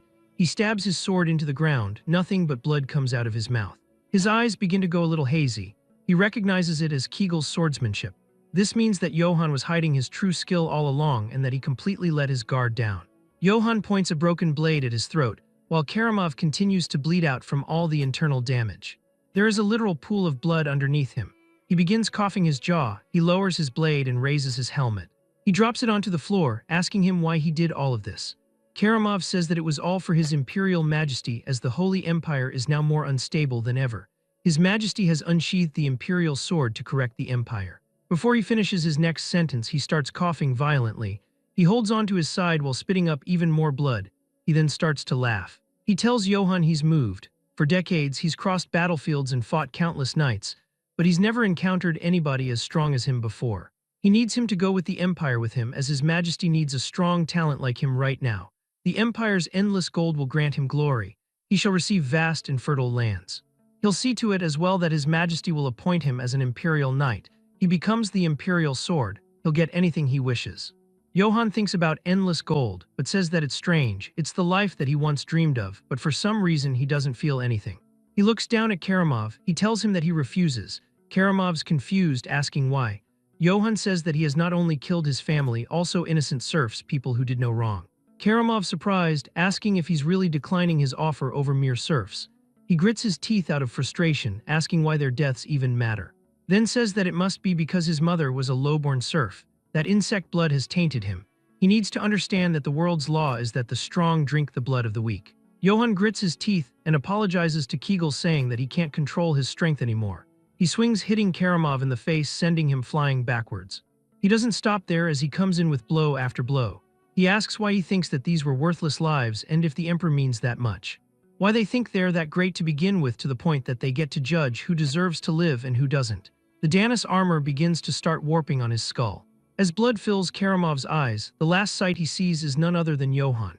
Each blow getting heavier and heavier as he is turning him into a meat crayon. Eventually, he's just twitching on the floor. Johann stands up with his fist covered in blood. Karamov, though somehow still alive, begins coughing. Johann starts to walk away. Karamov calls him a fool, saying that he should have taken his offer because now it's too late. The one who broke the Emperor's sword will only know suffering from this point on. Johann looks down at him as his hand goes limp, as those were his final words. Johann says this world accepts death so naturally. All he ever thought about was to make money and survive. But they slaughtered everybody in his territory, including his family, and then tried to erase it. So even if the whole world becomes his enemy, he only did what had to be done. He'll never regret his choices. Regardless of what anyone says, this is how he plans to live. A stone gate slowly creaks open in the middle of the night, revealing the interior of the castle courtyard. A guard approaches a wooden door to check on the situation inside. Upon opening it, he discovers Master Jane and her elven soldier standing there. Jane speaks with a furious look etched onto her face. She demands to ask one more time if what he just said is the truth. The beaten elf confirms it is true without a shred of falsehood and begs her to believe him. He explains that he suddenly barged in, beat all the soldiers to a pulp, and then took Sir Karamov's head with his bare hands. The soldier adds that this was the last they saw of Sir Karamov. Jane stands speechless. She points toward the courtyard and questions why Karamov's corpse is not in there if the story is true. The elf maiden shouts that she cannot believe such nonsense without any proof.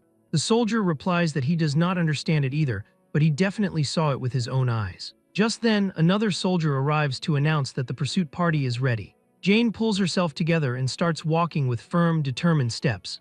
She turns to her troops and passes the order down to everyone present. She commands them to chase him down and kill him.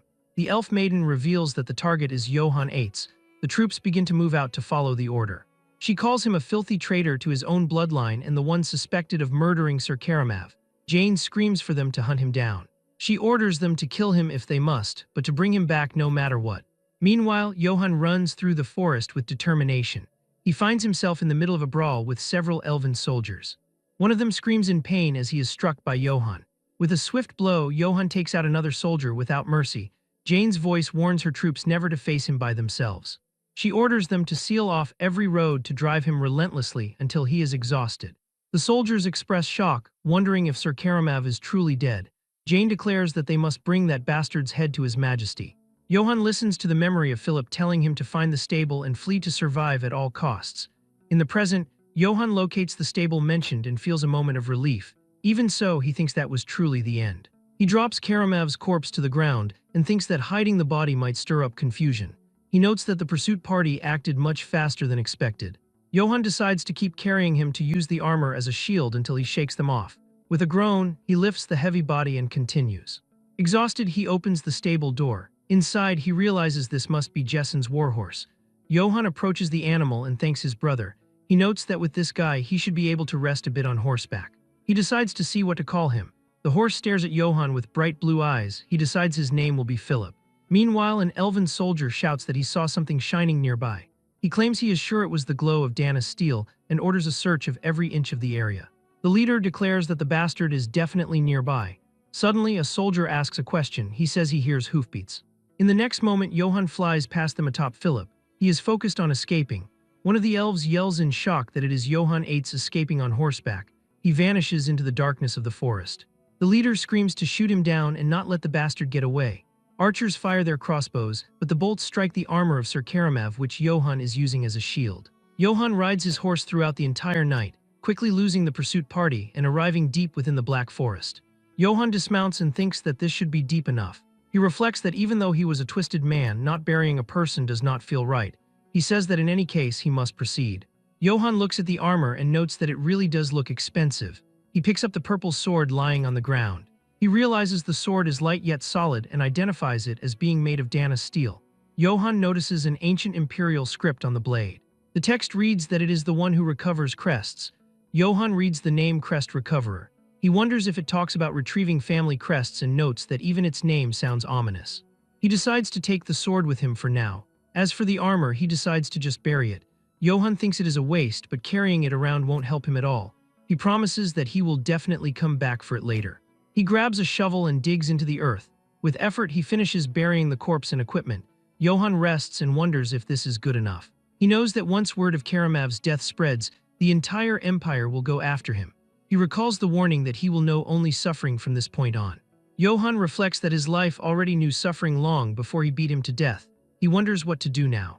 He realizes his house has been burned to the ground and he did not manage to bring even a single coin with him. Johann stands exhausted and trembling. He decides to rest a bit and think. Suddenly, a presence in the darkness catches his attention. He spins around to see a black wolf emerging. Johann curses.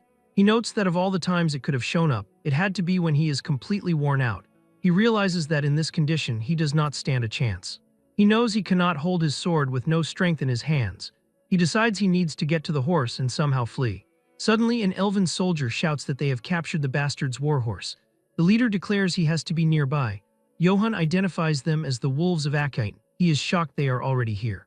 A soldier points and shouts that he heard something over there. The group appears in the distance. Johann realizes a monster is in front of him and the pursuit party is behind him. He realizes there is no room for escape. He wonders if this is the end for him. Suddenly, the wolf charges past him. The creature crashes into the soldiers, slashing and biting. The elves scream in agony. One soldier screams that it is a monster and begs to be saved. Johann watches in confusion. He asks if it did not see him. He realizes that is not important right now. He sees that it is clearing a path and that this is his chance. Johann knows he needs to move. He gritted his teeth and thinks that if he does not go now, he will die. He screams and sprints toward the escape route. Johann forces his way past the wolf and the soldiers. He puts a foot in the stirrup. Johann mounts the horse and pulls away. He looks back at his past. Johann flees with a determined face. He remembers being a child holding a wooden sword. In the present, he continues his desperate escape. Images of training and his village flash by. He bids farewell to the Eights village. Nearby, a soldier lies defeated. The giant black wolf watches Johann escape. Its red eyes glow in the darkness as the story of the end of childhood concludes. Johann comes across a checkpoint set up by the soldiers further ahead. He curses and realizes that even here the way out is completely blocked. He realizes he is screwed. The exhausted Johann dismounts his horse. He reflects that ever since he escaped, he hasn't eaten, slept, or done anything properly. He notes that he didn't think he would be hounded by the wolves of Akiten for 3 days straight. He recalls how he has lost count of how many times he almost died, while fending off those bastards swarming him in packs. Johann stands at his limit. He admits he does not even have the strength to lift his sword. He wonders if there is really no way to get out of here. Johann questions if he is just going to get caught by those bastards and executed like this. Suddenly, he spots movement nearby. He realizes it is a trade wagon with armed escorts. Johann wonders if it is a peddler caravan. A literal light bulb goes off in his head. He decides, all right. He plans to disguise himself as a peddler. Johann thinks that if he looks like he is part of their group, he will be able to avoid suspicion. With a serious gaze, he decides he will use them to get through the checkpoint. Nearby, a wagon bearing the crest of the Katana Trading Company rolls forward. Inside sits Eldens. One of the guards, Kan, calls out to Sir Eldens. Eldens asks what it is. Kan reports that up ahead is a heavily armed cavalry. Eldens reacts with a loud what. The terrifying figure of Johann on horseback looms in the road. A mercenary named Kan suggests they should prepare for battle. A younger mercenary named Gamson questions the order. Gamson asks why there is all the fuss over one guy on a horse, stating that if it comes down to it, the 9 of them can charge at him and end this immediately. Goran tells Gamson to look closely. Goran points out that unlike them, he is fully clad in armor and riding a warhorse. Kan adds that on top of that, he is wearing a plate helmet and a breastplate. Kan gestures violently and asks if they see the sword hanging at his waist. He tells them to look at that hilt. Kan explains that the purplish sheen means it is definitely a sword forged from Dana steel. He warns that if he swings that sword down on them, their armor will be sliced like butter. Gamson sweats and suggests they could get wiped out if they clash head-on with him. Gamson hesitantly asks if wiped out is not a bit much, considering they have 9 people. Kan shouts to get this idiot out of his sight, claiming he cannot think properly because of him. Another mercenary slaps Gamson and tells him to come here, calling him a dumbass. He warns him that if he doesn't know anything, he should just shut it. Eldens orders Goran and Kan to get everybody ready so they can attack the instant that man moves suspiciously. He states he will go ahead and check the situation out first. The catfolk warns that when he gives the signal, they must all attack at once. Goran and Kan confirm the order. Johann struggles with his horse as Eldens approaches. Kan whispers to the group to listen up. He instructs them that once the fight starts, they must knock that guy off his horse first. He adds that after that, they should calmly thrust their swords into the gaps of his armor. Eldens stands before Johann and offers greetings. He introduces himself as Eldens of the Katana Trading Company. Johann is shocked to see a catfolk. He realizes the men are tense. He thinks this is bad and wonders if he is suspicious because of how he looks right now. Johann decides he needs to get him to lower his guard first. Johann wishes that the blessing of the gods be with him. He tells them his name is Johann. He lies that he looks like this because he was attacked by bandits while traveling earlier. He tells Eldens that he need not be overly wary. Johann points a finger and asks if he could please tell the gentleman glaring at him back there not to attack him. Eldens suddenly bursts into laughter. He apologizes for being terribly rude. He explains that as a peddler, he always has to be prepared for the worst-case scenario. Johann says that of course he understands. He states that is why he has a request. Johann asks if he could please let him travel with their group. He explains that as they can see, he lost all his travel funds from the attack. He proposes that if they could provide him with a little food and a place to sleep, he will help guard their caravan. Eldens observes him closely. He thinks that Johann certainly looks strong enough and does not particularly seem suspicious either. Eldens agrees to do that. He points down the road and states they are on their way to Marseille. He adds that since it will be a fairly long journey, he should go and get acquainted with the mercenaries over there. Johann bows and expresses his gratitude. Internally, Johann wonders where Marseille is. The mercenaries watch as Eldens walks with Johann. Gamson asks Sir Eldens what is going on. Eldens explains he is just a wanderer and nothing more. He says they will be traveling together for a while. However, with a dark look, Eldens whispers to his men to keep an eye on him just in case. He orders that if anything happens, they should not hesitate to kill him. Goran and Kan agree. Johann exhales and thinks that it is good. He focuses on the fact that now he just has to get past the checkpoint. The caravan moves out as the sun sets. An elven soldier shouts that people are coming this way. The wolves of Akaten stand in the road and order them to halt. The elves declare they are the wolves of Akaten. They announce that if the travelers want to pass through, they must cooperate quietly and let them hold a brief inspection. Johann stares from behind his helmet. He thinks that they finally arrived at the checkpoint. He hopes he can slip by without drawing attention. The elven leader notes that he has done business with the Katana Trading Company a few times. Eldens speaks directly with the one in charge. The leader is shocked to hear it is the Katana Trading Company. He stammers, realizing it is the trading company that has its main office in Marseille, the commercial hub. He recognizes that the Katana Trading Company is from the city of Marseille.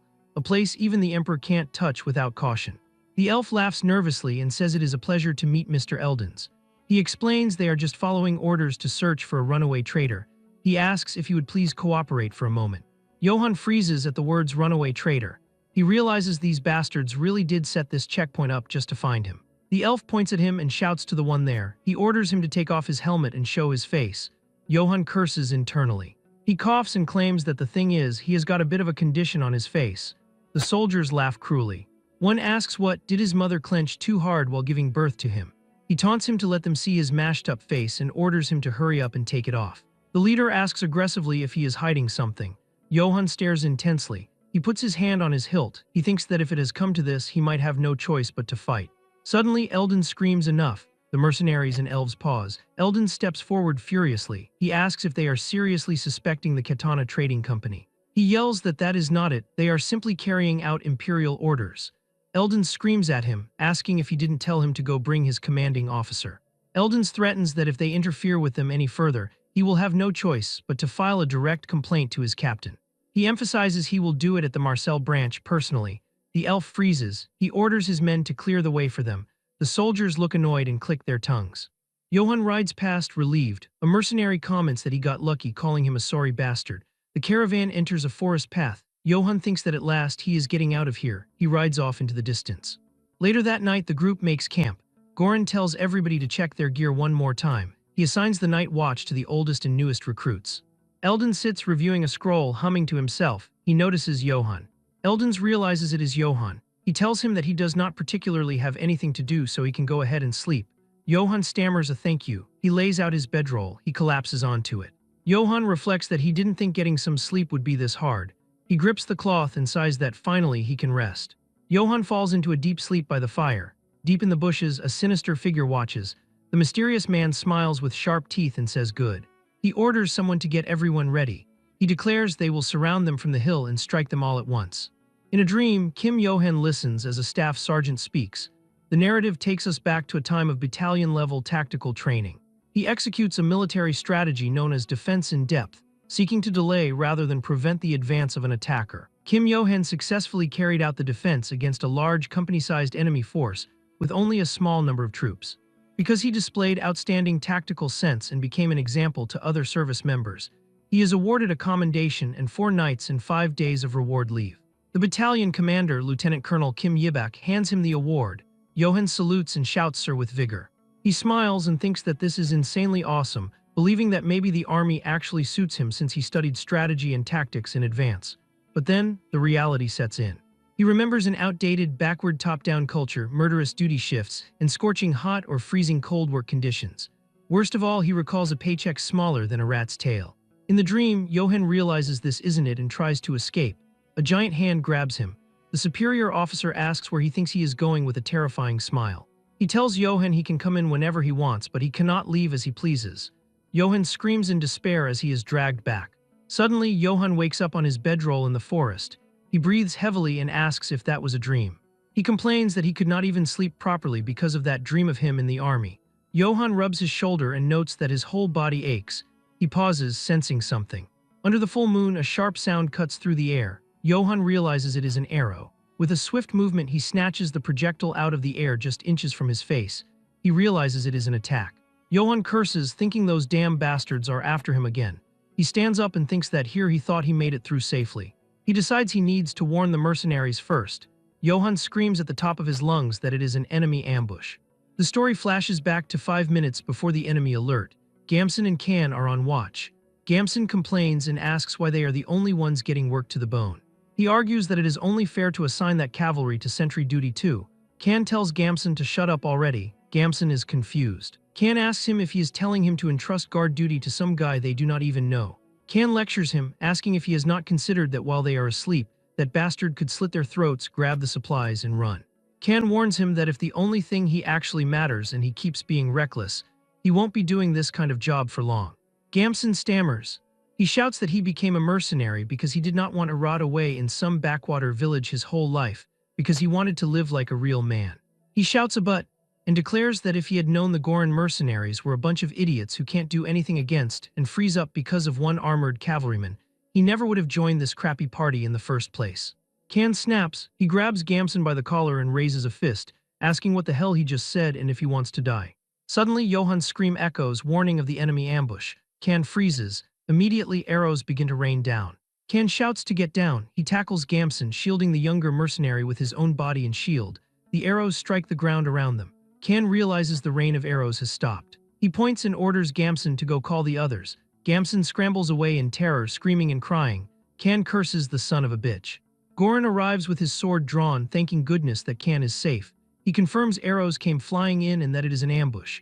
Can looks around and asks where Gamson is. He dismisses it, asking if Eldons is safe. The catfolk Eldons is seen trembling while hiding under the wagon. Can orders Goran to hurry up and get ready to fight. Johan rushes over and addresses the two. He asks if they are Goran and Can.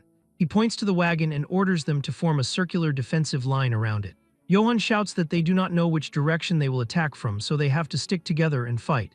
Can stares at him with disdain. He asks if Johan thinks he is their employer. Johan is confused. Can shouts that they will handle their own end. He warns Johan to just worry about keeping himself alive. Johan is stunned by the rejection. The mercenaries shout to grab their shields and prepare for battle. Johan turns to Can and Eldons. He shouts that he has fought a battle similar to this before and demands they give him a shield too. Eldon screams back, absolutely not. The catfolk yells that they do not even have enough shields for themselves and tells Johan to figure out how to survive on his own. Johan curses, realizing they don't trust him at all. Suddenly his eye widens. He senses enemies rushing in. A horde of bandits charges out of the darkness with terrifying screams. Johan wonders who those guys are, nodding they are not the wolves of Akite. He realizes they are just a bandit gang.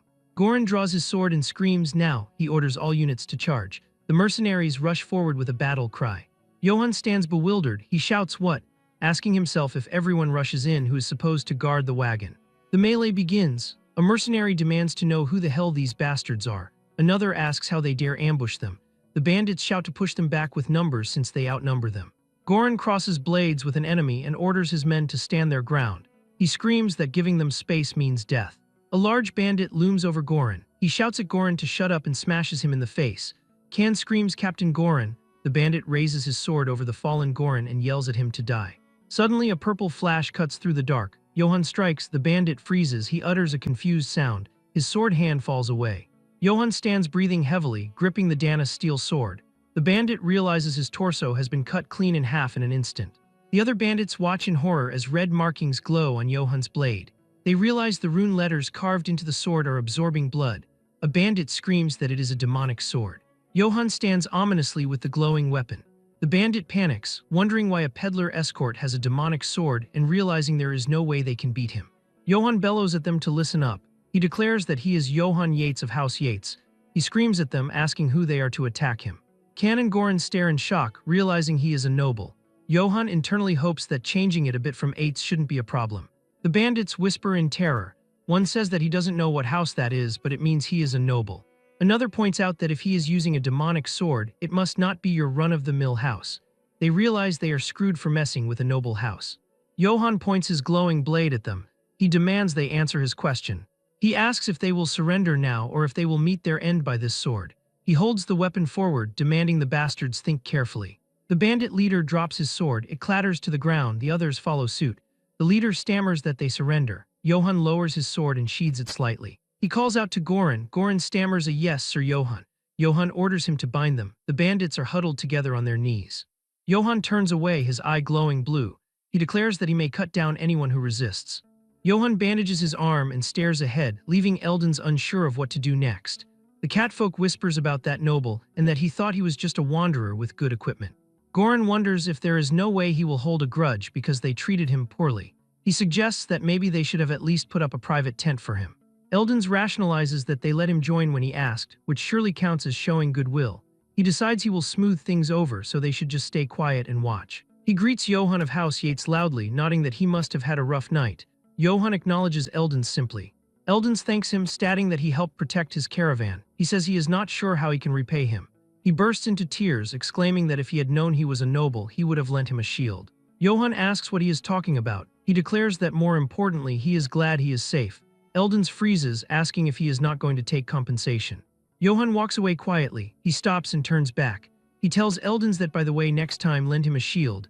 Eldon sweats and bows deeply, promising that next time he will definitely lend him a shield first before anyone else. Johann says good. He then adds that he is thinking of interrogating them and asks if he could get the mercenaries' help. Eldons agrees instantly but adds that now that his status has been revealed, it would put their minds at ease if he spoke more formally. Johann agrees to do that. Johann stands over the prisoners. He kicks one in the back and shouts at the thief to hurry up and move. The bandit groans in pain. Johann glares and asks if he is their leader. He demands to know who they are and why they attacked them.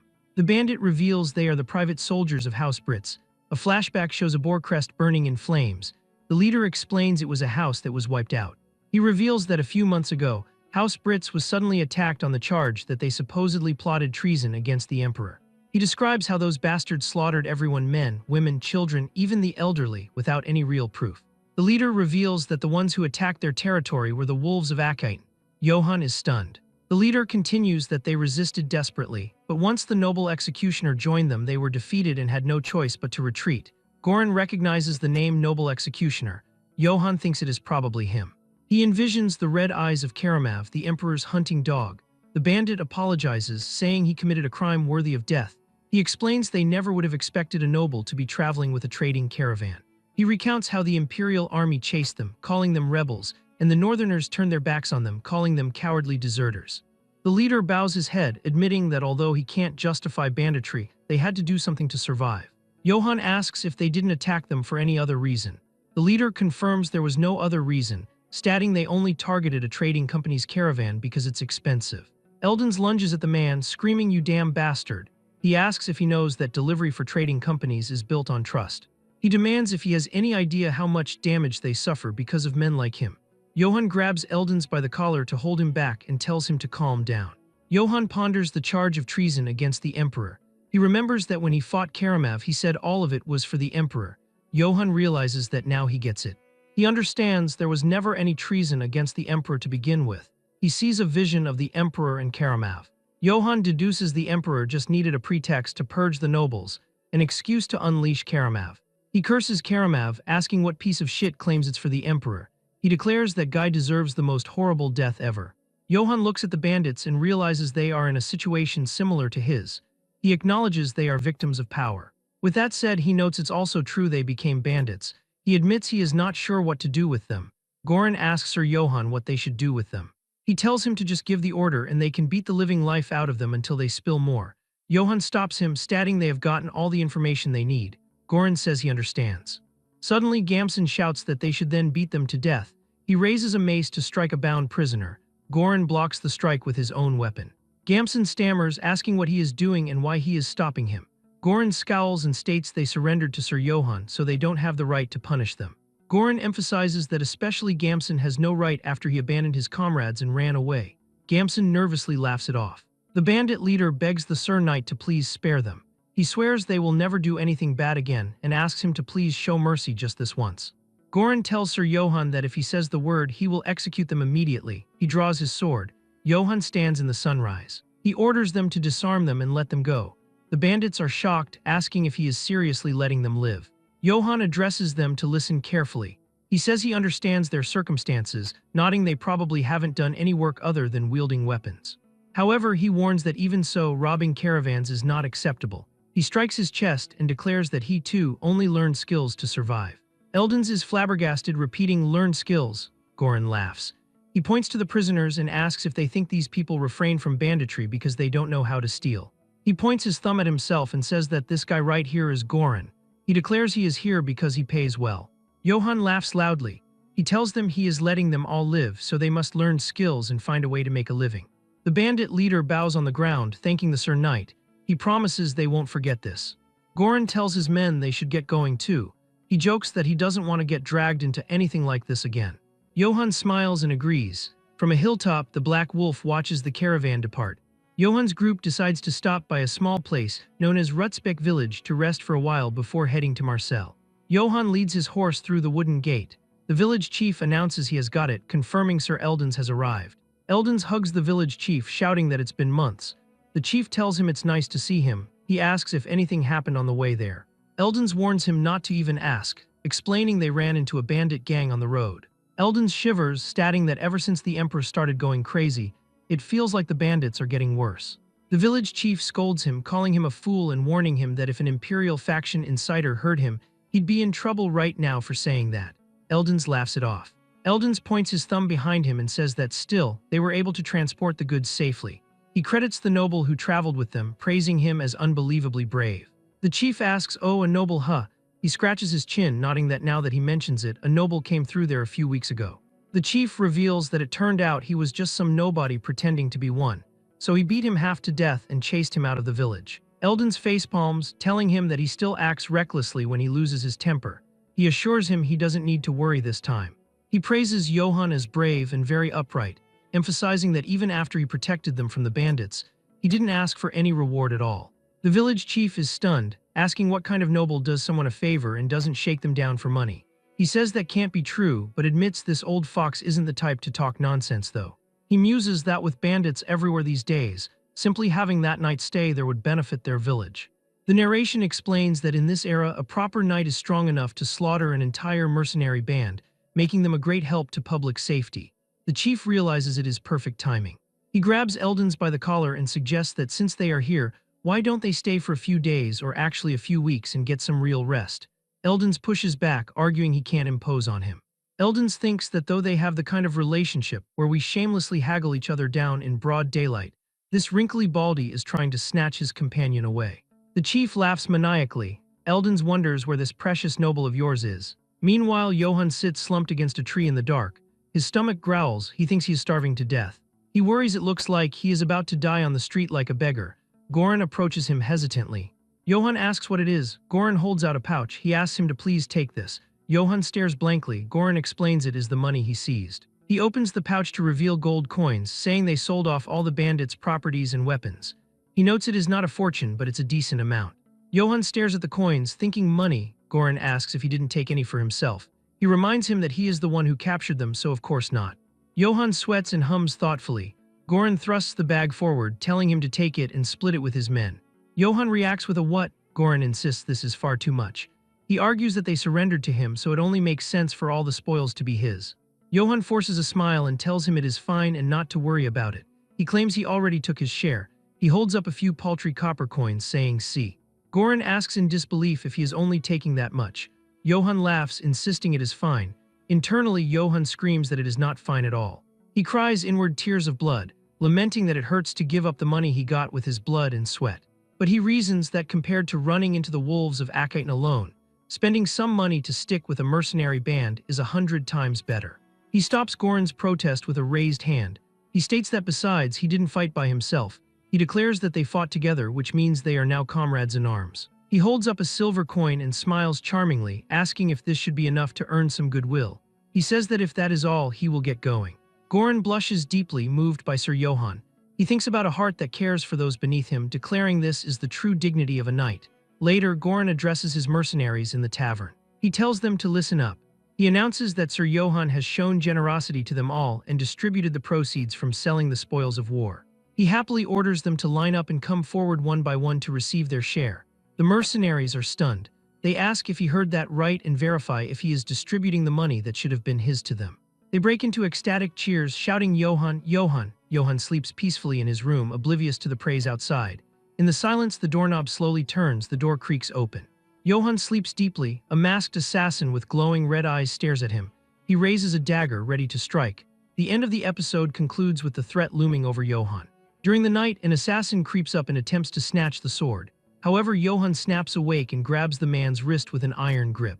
The attacker freezes in total shock, never expecting him to be awake. With his eyes glowing in the dark, Johann demands an answer.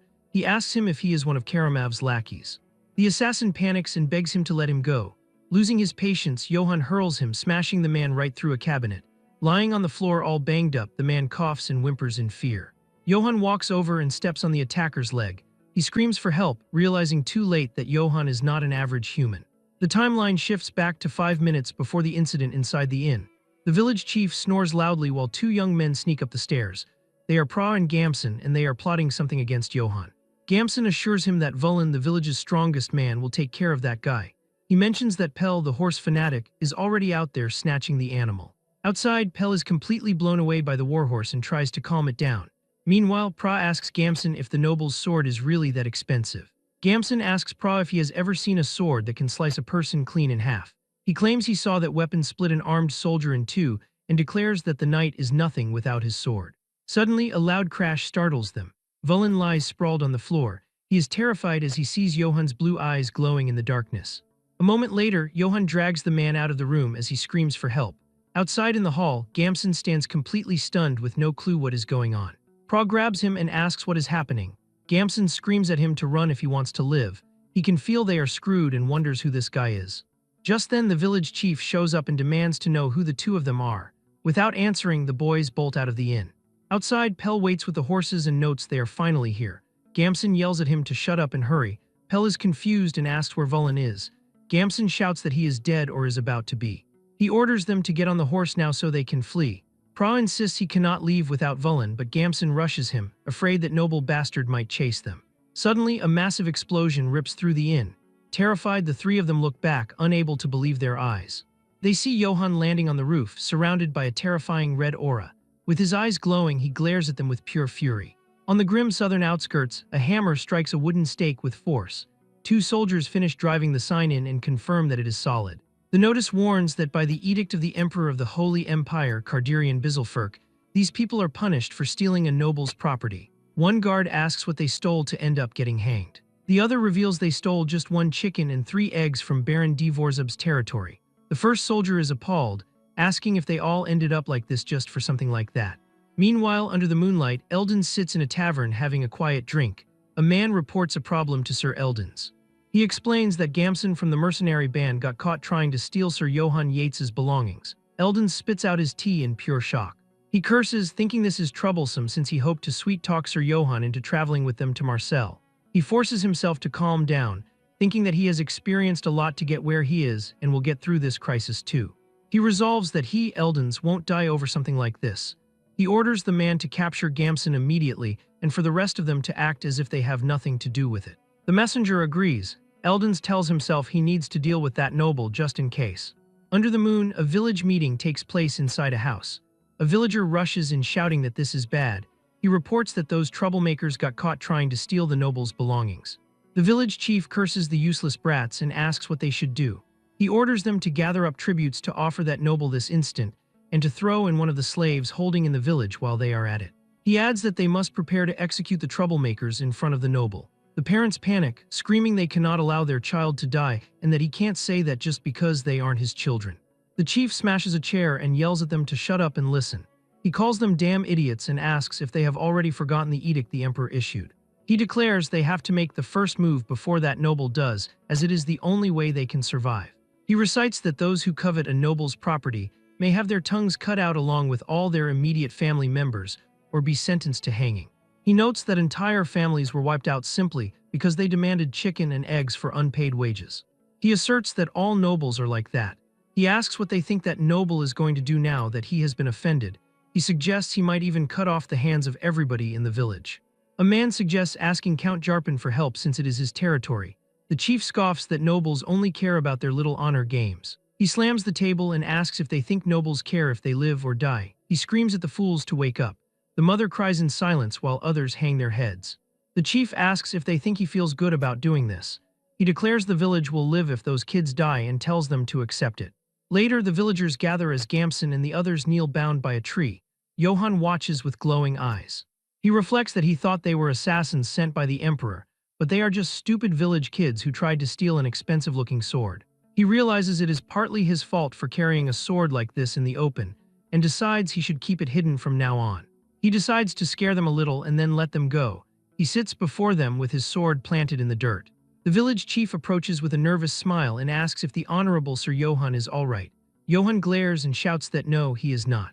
He asks if putting a blade to their throats and looting their baggage is how Rutsbeck village welcomes sleeping guests. The chief bows deeply to the ground and sincerely apologizes, claiming it is his fault for failing to keep the idiots under control. Johan looks at the terrified man and decides that is enough of a scare. He says all right, tells him to be careful next time and dismisses them. Suddenly, the chief raises a knife and yells that is why he will personally make up for it by cutting off these wretches' heads for Johan's honor. Johan panics thinking the lunatic is making it worse. Johan commands him to stop. The chief screams that those who have sullied his honor deserve to die and strikes at Vulin. Vulin begs for his life. The blow falls, but a shockwave blasts out as Johann blocks the knife with his bare hand. Johann asks with glowing red eyes if he did not hear him tell him to stop. The chief looks up in terror. Johann stands against the moon and asks if everyone has lost their minds. He asks if they are going to kill people over such a trivial reason. He yells that if they want them to pay for their crimes, make them pay with money. The crowd is silent. Johann realizes it was too obvious. He clears his throat. He shouts asking how honor can possibly be more precious than human life. He commands them to untie them at once and scram. He throws the knife down. The chief falls to his knees crying that he cannot believe he made such an honorable decision. Parents embrace their children, sobbing in relief. The chief admits he cannot believe such a noble actually exists and mentally apologizes to Eldons for doubting the truth. Gamson apologizes to Johann, admitting he failed to realize how honorable he was and fell victim to a ruse. An elder tells the brats to consider themselves lucky they did not die horribly. Can walks up to Gamson. Gamson spits out a stick and demands he hurry up and untie him already. Gamson curses inwardly, thinking he never should have joined this unlucky mercenary band. Can grabs his head. He tells him to relax his body because that will make it easier for him. Gamson panics, asking what he is talking about. Suddenly, blood splatters across the darkness. Johann hears the sound and turns around in confusion, letting out a puzzled sound. Suddenly, Gamson's life is brutally taken by the mercenary Can in front of everyone. His eyes widen in despair in his final moment of life, and then the young man falls lifelessly to the ground in a terrible scene. Can holds his bloody dagger after doing the dirty work. Johann is in shock and yells, asking what the hell he thinks he is doing. Can answers with a serious look that he has executed the one who coveted a noble's wealth. Furious, Johann shouts that he is sure he said he wouldn't have to see their blood. Goran and Eldons are frightened by Johann's furious reaction. Can turns to Johann and says that even mercenaries have honor and lives they must uphold. He explains that Gamson's cowardly actions trampled on both the honor and lives of the mercenary group. Calmly, the mercenary begins to clean his battle sword. Johann watches it all, still very serious about what just happened. Ken then offers his sword and says Johann can punish him if he still believes he has defied his authority. Johann is surprised and starts to break out in a cold sweat at the mercenary's attitude. He realizes Can is trying to protect that honor with his life. With a trembling hand, Johann reaches for the sword Can is offering. Eldons and Goran watch the tense scene, not knowing what will happen. Johann pushes the blade aside, refusing to take it. Finally, he apologizes, saying he honestly failed to consider Can's position. Goran and Eldons shout in shock at Johann's action. Can's jaw drops too because a noble would never apologize. Johann then tells him to put the dagger away and the mercenary awkwardly obeys. With the situation resolved, Johann thanks everyone there for their understanding. Later, Goran chews Can out for being so reckless to stand up to a noble. Meanwhile, Eldons looks at Johann with a sparkle in his eyes. The beastman realizes that this noble is different. He thinks that Johann is an upright and brave noble, yet he is not authoritarian. Because of this, Eldons decides he must make him his ally no matter what. The caravan continues its journey as the sun sets on the horizon. Johann takes out a pocket watch he received as a gift. He complains that he picked it because it looked the most expensive, but then discovered it is a broken watch. With a sideways glance, he seems a little regretful of his choice. To make matters worse, he realizes he now has to take care of somebody else now. The scene flashes back to when they arrived at a wooden gate and someone shouted his name. The village chief approached with gifts to show their gratitude. Johann picked up the watch and wondered what those were. The chief then offered a slave, saying he is good with geography. Johann is shocked as he has never seen a slave so poorly kept. Finally, he accepts the gift and tells them to have him washed and get him something to eat. With the new boy in the group, Johann feels that he is uncomfortable using a slave. Meanwhile at the camp, the mercenaries thank Johann for the food. Johann is sitting by the fire when the young person calls him master. With a smile, the person thanks Johann and brings him a meal. But Johann tells him to change how he addresses him and can call him by his name. The young person is embarrassed by the request, and Johann thinks to himself that he is so shy. Johann asks how someone skilled with geography became a slave. Sitting by the fire, the young person says it is not a pleasant story, but Johann insists since he has his own share of unpleasant stories. The person agrees. Godin explains that she was originally a peddler who transported and resold weapons in the eastern region. But one day, a noble ordered her to smuggle gold. Johann is surprised since smuggling gold would mean the death penalty at the least. Godin explains that she needed money to help her younger siblings who were sick and starving, and so she kept delivering the gold as the noble instructed her to hide. However, the noble himself reported her using a fake mustache. Johann realizes she served her purpose and was thrown away to keep her quiet. Godin reveals she didn't even have the right to speak because of the Emperor's edict. Johann gets angry and asks if she at least sent the money to her siblings. With tears in her eyes, Godin says in exchange for avoiding execution, it was taken as a bribe to the guards. She cries and apologizes, saying dust got in her eyes. Johann watches everything with a serious and thoughtful expression. He realizes that this world is so cruel it makes his teeth chatter. He reflects that if you have no power, you get exploited like a criminal, and no one can stand up to the noble's atrocities. He thinks of House Britz's private soldiers who survived by robbing others, the people of Rutzbeck driven so far they resorted to sacrificing their own children, and even Godin who became a slave after being used by nobles. Johann wonders if this is really right and thinks that he is so pitiful. However, he remembers that he is being chased by the Emperor's army right now and could die any time. With that in mind, Johann calls out to Godin, who answers startled. He declares that now that they are comrades, don't die, and says they should survive and live well together. Godin is surprised and blushes at his words. Suddenly, a mercenary runs up to them and yells that a monster has appeared nearby. Johann asks a monster in size, thinking he has no time to rest at all. He gets up and runs to see what is happening. Godin stays behind, thinking about living together with him. Johann joins the other mercenaries hiding in the bushes. They see a red aura and Goran confirms that there is definitely a monster there. With a serious look, Johann stands up. Someone from the back tells him to please get down, but with a smile on his face, Johann says that it is fine. Johann orders them to put their weapons away. Kan is baffled and asks what he means. Johann declares he will go take a look. Kan utters a confused all right. Johann walks alone into the dark forest. The mercenaries watch him leave. Kan wonders aloud if he will be okay. He states that no matter how brave a knight is, fighting monsters requires specialized skills. He notes that even if you lure it into a thoroughly prepared trap and fight, it is still dangerous. Kan insists that unfortunately their mission is to protect Eldons. He stammers that they can't take any more risks than this. Johann walks deeper and says he can feel it. He senses a familiar pressure that feels like it could even freeze a person's heart. He spots red eyes that stand out in the dark. Johann identifies it as the Black Wolf of Ill Omen. He confirms it is definitely that bastard. He recalls the last time he saw it, it attacked the wolves of Akite, not him. He acknowledges that even though it could charge at him at any given moment and kill him, he knows it won't attack him. Johann stops and speaks to the darkness. He commands it to come out and tells it not to hide. The wolf emerges with glowing red eyes. Johann asks if it followed him. He extends his hand. He thanks it for last time, stating he survived because of it. Kan asks in disbelief if Sir Johann even knows how to handle monsters. Goran stammers he is not sure and hasn't seen anything like this either. The wolf sniffs Johann's hand. Suddenly it licks his face vigorously. Johann grunts and tells the little punk to move aside. Kan and the others are stunned. Johann tells them not to be too startled. He introduces this big guy not as the Black Wolf of Ill Omen but as the Guide of Dawn. He looks to Eldons and asks right. Eldons is shocked and repeats the name Guide of Dawn. Eldons explains that in the Eastern Empire there is an old song that goes like this. He recites the song about a warrior giving a wolf a name on a moonlit night. He describes how the wolf bowed its head and its blue eyes shone in the darkness.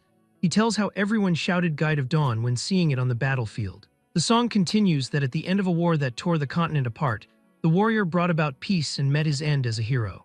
Eldons recounts that the Black Wolf wept sorrowfully for 3 days and 3 nights by his side, then set off on a journey to wherever order and heroes were needed. He declares that is the Guide of Dawn. Johann asks if he isn't mistaking it for someone else. He points out that this one is called the Black Wolf of Ill Omen.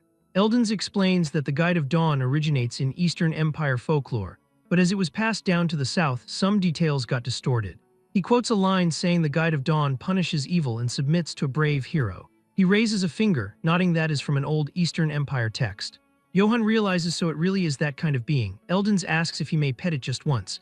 Johann tells him to go ahead. Eldons reaches out, cooing to the good boy. The wolf snarls violently. Eldons screams and recoils in terror. Eldons reconsiders and thinks maybe he shouldn't do that. Johann pets the beast and tells it to be a good boy. Eldons wonders if the wolf is only gentle with Sir Johann. He pauses, remembering a passage from the Eastern Empire folklore. It says if you give a name to the divine beast that follows you, it becomes your vassal. Eldon sweats, wondering if this backwater southerner is the legendary hero. He thinks that can't be it, but asks what if he is. Eldon shouts to Sir Johann. He asks if he has given the Guide of Dawn a name. Johann smiles and says no, not yet. He admits he honestly never got the chance. Eldons enthusiastically suggests naming it now.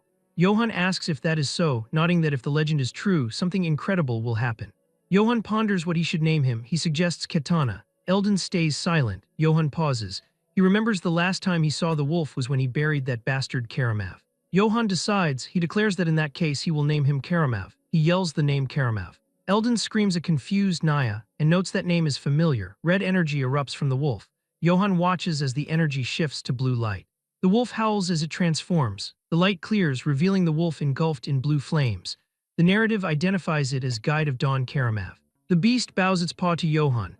Johann pets the wolf's head and says he'll be counting on him, Karamav. Johann tells Eldons he was right, calling it astonishing. Eldons lies prostrate on the ground. Johann asks what he is doing.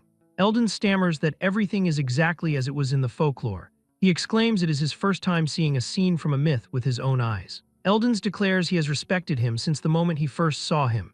He lists Johann's deeds, from protecting them from bandits to forgiving enemies with honor. He pays his respects to the one chosen by the Eastern divine beast. He hails him as the hero of troubled times. Canon Godin gasp in shock, repeating the title. The mercenaries bow. Johann scratches his cheek awkwardly. He apologizes to Eldons. Eldons looks up confused. Johann explains he is not the kind of hero he thinks he is. He states he is just a wanderer from an insignificant house, worried about making a living. He adds that on top of that, he is being hunted because he beat Karamav to death. He apologizes for disappointing him. Eldons shakes his head vigorously and shouts not at all. He asks if in any case, he may have permission to introduce him to the Marcel Trading Company, so he can at least repay him for the kindness he has shown. Johann recalls Eldons said they were heading to Marcel when they first met. He admits he has never even heard of that place in his life and asks what kind of place it is. Eldons explains Marcel is famous as a free trade city. He says in this region all cities must first pass through Marcel. He emphasizes that more than anything, it's one of the few cities the Emperor cannot reach. Johann freezes. Eldons repeats that the Emperor cannot reach it. He adds that plus trade is active there. Johann thinks that if everything goes well, maybe he can start over as a merchant. He tells Eldons he can't ignore his kindness. He thanks Sir Johann. Eldons sings the Song of the Warrior again. He thinks that he just hopes no weird rumors spread around the trading company about him being some hero or whatever. Johann wonders about being a hero of troubled times. He thinks how nice it would be if he really were that kind of hero. He sighs. Johann reflects that whether it's in his past life or now, he is still nothing but a wanderer struggling to keep his life intact. He remembers the voice saying he will know only suffering from this point on. He scoffs. He notes it's not like life before he died was that easy either. Johann clenches his fist. He declares that this time is different. He vows that this time he'll move forward step by his own will. Johann announces they should go to the city of wealthy merchants, Marcel. Johann looks out at the sprawling scenery with visible astonishment and asks if this place is Marcel. Godin is no less delighted and remarks with emotion that he never thought he would be able to come back here.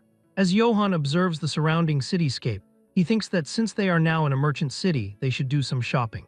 At that moment, Karamav barks a few times happily in a playful manner. Johann calls out to him curiously and asks what he is doing over there. A nearby shop owner bends down cheerfully, stroking Karamav's head while laughing and nodding that he is a cute little thing. The woman offers him a bite of something to try. Seeing this, Johann pauses and realizes that that guy just looks like a cute little dog to everyone else. The scene shifts to the day before entering Marcel. Karamav sits in his true beast form under the moonlight. Johann looks at Karamav and calls his name. Johann gestures with his hands, explaining that a puppy this size might be fine, but if a monster like him goes into the city, there will be an uproar. Johann asks if he can wait outside the city. Karamav understands and responds with a woof. Dark energy and blue flames envelope Karamav's body. To Johann's shock, Karamav's form completely transforms. Moments later, a small blue puppy stands in his place. Karamav looks up and barks. Johann exclaims in shock, asking if he got smaller and wondering if this is another one of a divine beast's abilities. Godin rushes over and hugs Karamav tightly, shouting woe and declaring he is so cute. Johann sighs with relief and says well, if he is about that size, there probably won't be any problems. Returning to the present, the townspeople gather around Johann and Godin. They express amazement at the unique-looking puppy and wonder if it is a pet brought in from a foreign land. Godin holds Karamav and apologizes awkwardly, saying this little guy has no manners. The shop owner says no, it is okay. Johann thinks that drawing attention won't do them any good since they need to get out of here quickly. He reminds himself that they are still being pursued after all.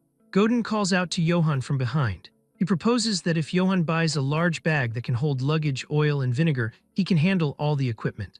Johann reacts with mild surprise, realizing aloud that Godin used to be an equipment merchant. He holds out his hand and says he only has 4 silver coins. He asks Godin if they can really buy everything they need with this much money. Godin inspects the coins. He holds up a single silver coin. Godin declares that he, Godin, promises to get everything he mentioned with 1 silver coin. Johann laughs and tells him not to overdo it. Johann wonders what he can even do with 1 silver coin. 50 minutes later, a heavy backpack slams onto the ground. Godin wipes sweat from his brow and says, "Phew, this should be enough." Johann stands stunned, thinking he cannot believe he got everything with just 1 silver coin. The narration explains the purchases. First, they bought Johann's tactical bag. Godin is shown wearing a large supply backpack. The narrative notes this will make storing items much easier. Godin used his incredible gift of gab to sell the completely shattered helm for a very high price. The narrative adds that he even got a mace thrown in for free. Godin tosses a coin, looking pleased. The text explains that on top of that, after buying vinegar and oil for equipment preservation and other supplies, they even got change. Johann looks at the balance scroll. The scroll reads, "Initial 4 silver coins, spent 1 silver coin, profit 9 silver coins. The final balance is 12 silver coins and 10 copper coins." Johann realizes that somehow, they ended up with even more money than before they started. Johann ponders that if he can sell a broken helm for that much, then he wonders how much Karamav's equipment, which he buried, would be worth. He imagines digging it up. Johann decides if he ever has to go back later, he should dig it up and sell it. Johann remarks to Godin that he looks happy doing familiar work. He says he guesses he really was a merchant and asks if he liked his old job. Godin unpacks items. He admits he missed this life. Godin touches his neck and says he became a slave, never knowing when he might die. He describes living each day in despair and fear. He looks up with hope. Godin declares that but now that he has met Johann, he feels like he has returned to his life from back when he was a merchant, not a slave. Godin smiles brightly and thanks Johann. He states that even if he hadn't been a slave, he is sure he would still be journeying with him. Johann smiles gently. He says hearing him say that makes him happy. Johann declares he will be counting on him from here on out, Godin. Godin blushes and yells, "Okay, Johann." Johann looks at the sky and announces, "All right, now let's go explore Marcel." Godin agrees enthusiastically. Johann sits in a bustling tavern surrounded by food. The narrative states that Johann, who has only known hardship until now, is finally experiencing a happiness that far surpasses his life as a wanderer after arriving in the commercial city Marcel. Johann tears into a rib. He reflects that the jerky he ate while wandering was like chewing leather shoes. He notes Marcel's meat cannot even be compared to it and just melts in the mouth. Johann washes himself. He recalls that back then he couldn't take a bath and his whole body itched like crazy. He rubs his face, thinking in Marcel he can bathe in warm water anytime he wants. He sleeps in a soft bed. He recalls that when he was traveling, he never had a proper place to sleep. He remembers that every time he laid down, damp, cold stones would stab his whole body. Johann snuggles under the blanket, thinking in Marcel he can sleep under warm, soft blankets. Johann cries tears of joy, thinking life in Marcel is so good. He decides he's going to settle down and live here. The narrative states, and so, Sir Johann dreamed of settling down happily in Marcel. However, fate didn't go the way he wanted. The next day at Marcel City Square, Johann eats a skewer. He thinks life is so peaceful. He comments it has been so long since the last time he could walk down the street comfortably. Suddenly, a man sighs and says this is bad. A woman asks if it is another band of bandits. The man confirms that yes, this time they took Dave's daughter. He adds that on top of that, all the goods they were bringing in were stolen. Johann bites his skewer nervously. He thinks he is scared of the news he will hear tomorrow. A villager laments that with bandits running wild, people cannot live without worry. Godin whispers to Johann that it looks like there are bandits around Marcel too. Johann curses inwardly. Suddenly, a voice yells that he said he would pay him later. A ragged elf screams at a merchant asking if he knows who he is. The elf begs for just 1 meat skewer. He yells it has been 4 days since he last ate anything. The text identifies him as a straggler from the mercenary group Wolves of Acate. It explains he lost the main group in pursuit of Johann and drifted all the way to Marcel to survive. The elf repeats that he told him he will pay him later. The elf spots Johann. Johann shouts in surprise. The elf screams, "You bastard." He recognizes Johann and charges with a dagger. Johann realizes it is the Wolves of Acate. Johann panics, thinking they tracked him all the way to Marcel. He thinks this is seriously bad and nothing good will come out of fighting here. The elf leaps into the air screaming, "Die." Suddenly, a blade flashes. The elf's head is severed midair. The head flies. Bystanders scream. The headless body collapses. Johann asks what the hell. A man on horseback appears. He says he thought he was a bandit but asks if he was a mere robber. He complains that with the current security being terrible, all kinds of people are crawling out. The writer asks, "You there, wanderer?" He asks if he is hurt anywhere. Godin answers, "Oh no, thank you." Johann stands silent. The writer smiles and tells them, "Good, always watch yourself." He yells, "Giddy up." The horse gallops away. The writer shouts to the citizens of Marcel. Soldiers march behind him. He identifies himself as captain of the Oak Tree Mercenaries, Bradle. Bradle declares, "Do not worry. He assures them that the 500-strong oak tree mercenaries will wipe out the band of bandits and make Marcel safe again. Godin stares in awe, saying amazing and that he cannot believe he is seeing them in person. Johann asks if they are famous. Godin confirms yes, the oak tree mercenaries. He explains he heard they are one of the top mercenary groups in the Empire. He adds that he guesses there really are bandits going around Marcel and they must have been hired to wipe them out. Johann looks grim. Johann realizes if that man didn't help him, he might have been exposed. He thinks, and if that happened, there is no way he could have stayed in Marcel any longer, with the Empire hunting him down and all. He recalls the prophecy that he will know only suffering from this point on. Johann clenches his fist and tells himself to get a grip, reminding himself he is still a fugitive. He decides the only way he can survive is by building a good relationship with the Katana Trading Company. He envisions Eldon's giving a thumbs up. He notes even the Emperor can't recklessly mess with a trading company. He thinks fortunately, Eldon's thinks highly of him, so he got a chance to interact with the Marcel Trading Company. But he worries what if his identity is revealed before that. He asks if they would still step forward and protect him if they learn that the Empire is after him. He envisions Eldon's holding a sign saying absolutely not. Johann concludes if he is exposed before he builds a good relationship with Katana, he will, without a doubt, die. He strikes his palm and states his goal is clear. He needs to go to the Katana Trading Company and get protection from the Empire. Johann resolves that so until he gains the company's trust, his identity must never be revealed. A voice says, "Excuse me." Johann turns. A woman with cat ears asks if he is Sir Johann. She bows before a green banner. She introduces herself as an exclusive maid of the Katana Trading Company. She says her name is Ibelka. Ibelka states she heard of his exploits from Eldon's and is greatly impressed. Johann looks wary. Ibelka says they would like to form a close bond with him and his house. She smiles and asks if he is not busy, could he please come with her to the Katana Trading Company. The Katana Trading Company Marcel branch stands imposingly against a clear blue sky. Outside the entrance, Godin crouches down next to the blue puppy.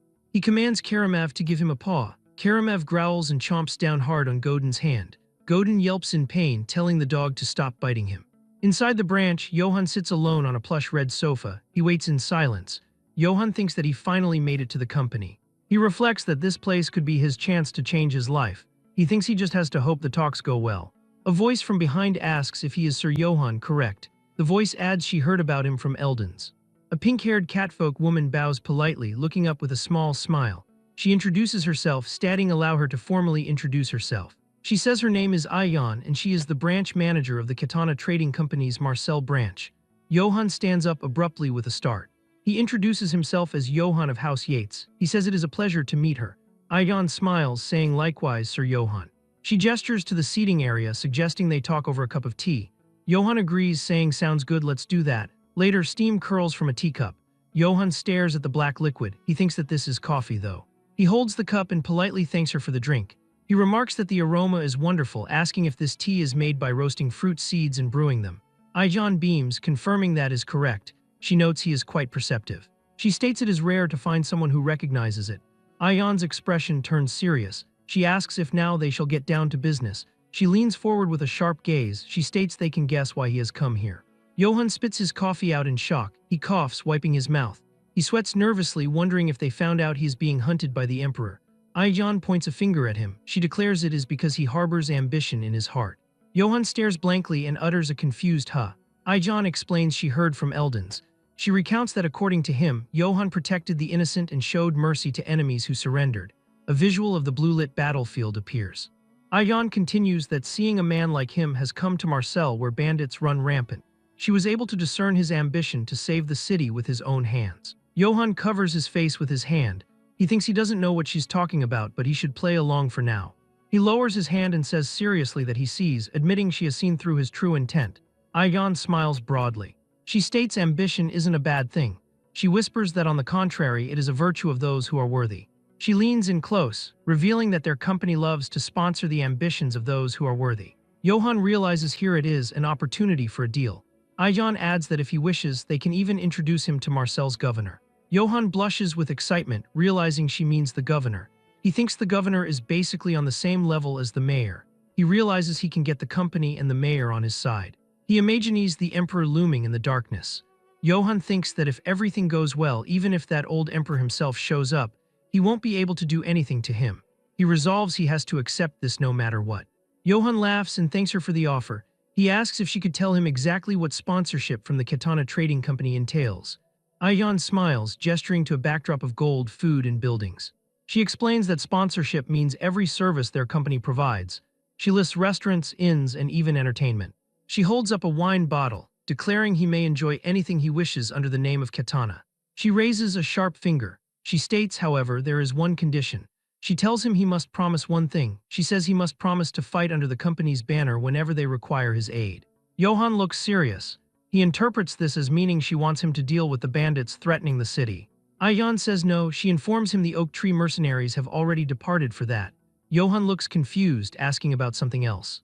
Ayan explains that recently, the number of shop districts holding a grudge against the Katana Trading Company has been increasing. Two angry merchants are shown shouting accusations about monopolizing the market. Ayan touches her chest, explaining the louder their complaints, the harder it gets for them to handle. Her eyes glow ominously in the shadow. She states she would like him to remove the members of those disgruntled shop districts. She adds chillingly, preferably their children as well. She smiles sweetly with slit eyes. She declares that is their only condition. She asks, so how about it, Sir Johan? Johan sits in silence, looking down. The sun sets over the Katana Cathedral. Johan walks out of the gate. Godin stands up with his backpack and Karamav, cheerfully saying, Johan, you're back. Godin asks how it went. Johan stands silently in the shadows. Godin asks Johan's name hesitantly. Suddenly, Johan grins widely. He shouts Godin's name enthusiastically. He yells that they should let's go suck on some honey. Godin stammers, asking what. He repeats go suck on honey, looking confused. The scene shifts to 1 hour earlier in the office. Johan says he refuses. He frowns, stating that in a city as large as Marseille, it is only natural for complaints to arise if you monopolize distribution. He looks at Ayan with intensity. He states that yet instead of resolving the matter through discussion, she wants him to kill them. He emphasizes their children too at that. Johan's eyes glow blue with determination. He declares he can't kill innocent people for that reason. He says firmly he refuses to do it. He turns away, saying let's pretend this deal never happened. Ayan smiles from the shadows. She tells him he passes Sir Johan. Johan stops and asks pardon. Ayan stands and curtsies gracefully. She reveals they were testing whether he was suitable to receive their company's sponsorship. She asks him to please forgive their impudence, O righteous knight. Johan sits on the sofa, stammering. He asks if then the monopoly and the shop district's complaints are fake. Ayan confirms the Katana Trading Company has never monopolized distribution. She smiles, adding nor have they incurred the shop district's resentment. She notes on the contrary, they distribute quality goods at accurate market prices. She adds smugly they are rather well liked among merchants actually. She stands straight. She states in any case they wish to keep the terms they proposed. She clarifies that doesn't mean they expect him to head to a battlefield immediately. She reminds him the Oak Tree mercenaries have already gone to subdue the bandits. She tells him he is free to rest and enjoy Katana's sponsorship in the meantime. Ayan extends her hand with a smile. She asks what he says, Sir Johan. She asks if he will join hands with her. Johan grins. He grabs her hand firmly and exclaims great. He accepts. A golden light shines as they shake hands. Ayan speaks a blessing by the grace of St. Luak, wishing may this meeting benefit us both. Back in the present on the street, Godin asks what suck on honey means. Johan walks with a spring in his step. He explains that, basically, it is something along the lines of let's go eat something expensive. He holds up his hand, adding using the money of the Katana Trading Company. Godin asks if that means his talks with them went well. Johan confirms yes, saying they've finally sponsored him. Godin cheers Wu, congratulating Johan. Johan thanks Godin. Johan looks up at the sunset sky. He reflects that he's been sponsored by a company the moment he entered Marseille. He thinks everything is going well. He clenches his fist, nodding the bandits around Marseille seem to be causing a ruckus lately. He thinks, however, once the Oak Tree mercenaries wipe them out, this place will be peaceful again. Johan smiles confidently, looking forward. He thinks that happy life he's dreamed of isn't far away. He smiles, thinking it's time to relax and enjoy himself for once. Suddenly, a high-pitched scream pierces the air.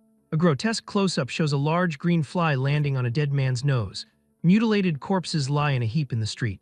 Johan stares, shocked. He wonders what this is and why there are dead bodies in the open. People gather around, murmuring in fear. Goran puts a hand on Johan's shoulder, nodding Sir Johan is here. Johan turns to Goran. He asks if he knows what's going on. Goran says yes. He looks grave, explaining it looks like the bandits around Marseille have been growing more violent. Goran explains that after murdering the families of the city's merchants, they throw the bodies here to threaten the city of Marseille.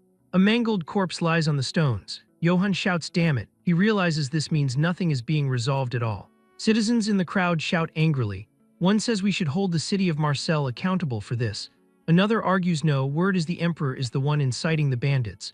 A bearded man shouts nonsense. The man argues there is no way the emperor would do such a thing unless he's gone senile. Others shout senile, telling him to watch what he says. People argue back and forth. One finds it hard to believe His Majesty is behind all of this. Voices overlap, mocking the senile emperor and defending the Holy Empire against blasphemy. Johann listens to the shouting match. He grinds his teeth, thinking, damn it. He laments there goes his peaceful Marcel. He thinks he's only just started to settle in too. He scowls, thinking those bandits are ruining it all. With dark eyes, he wonders what those mercenaries are even doing. At the Katana branch office, the double doors burst open.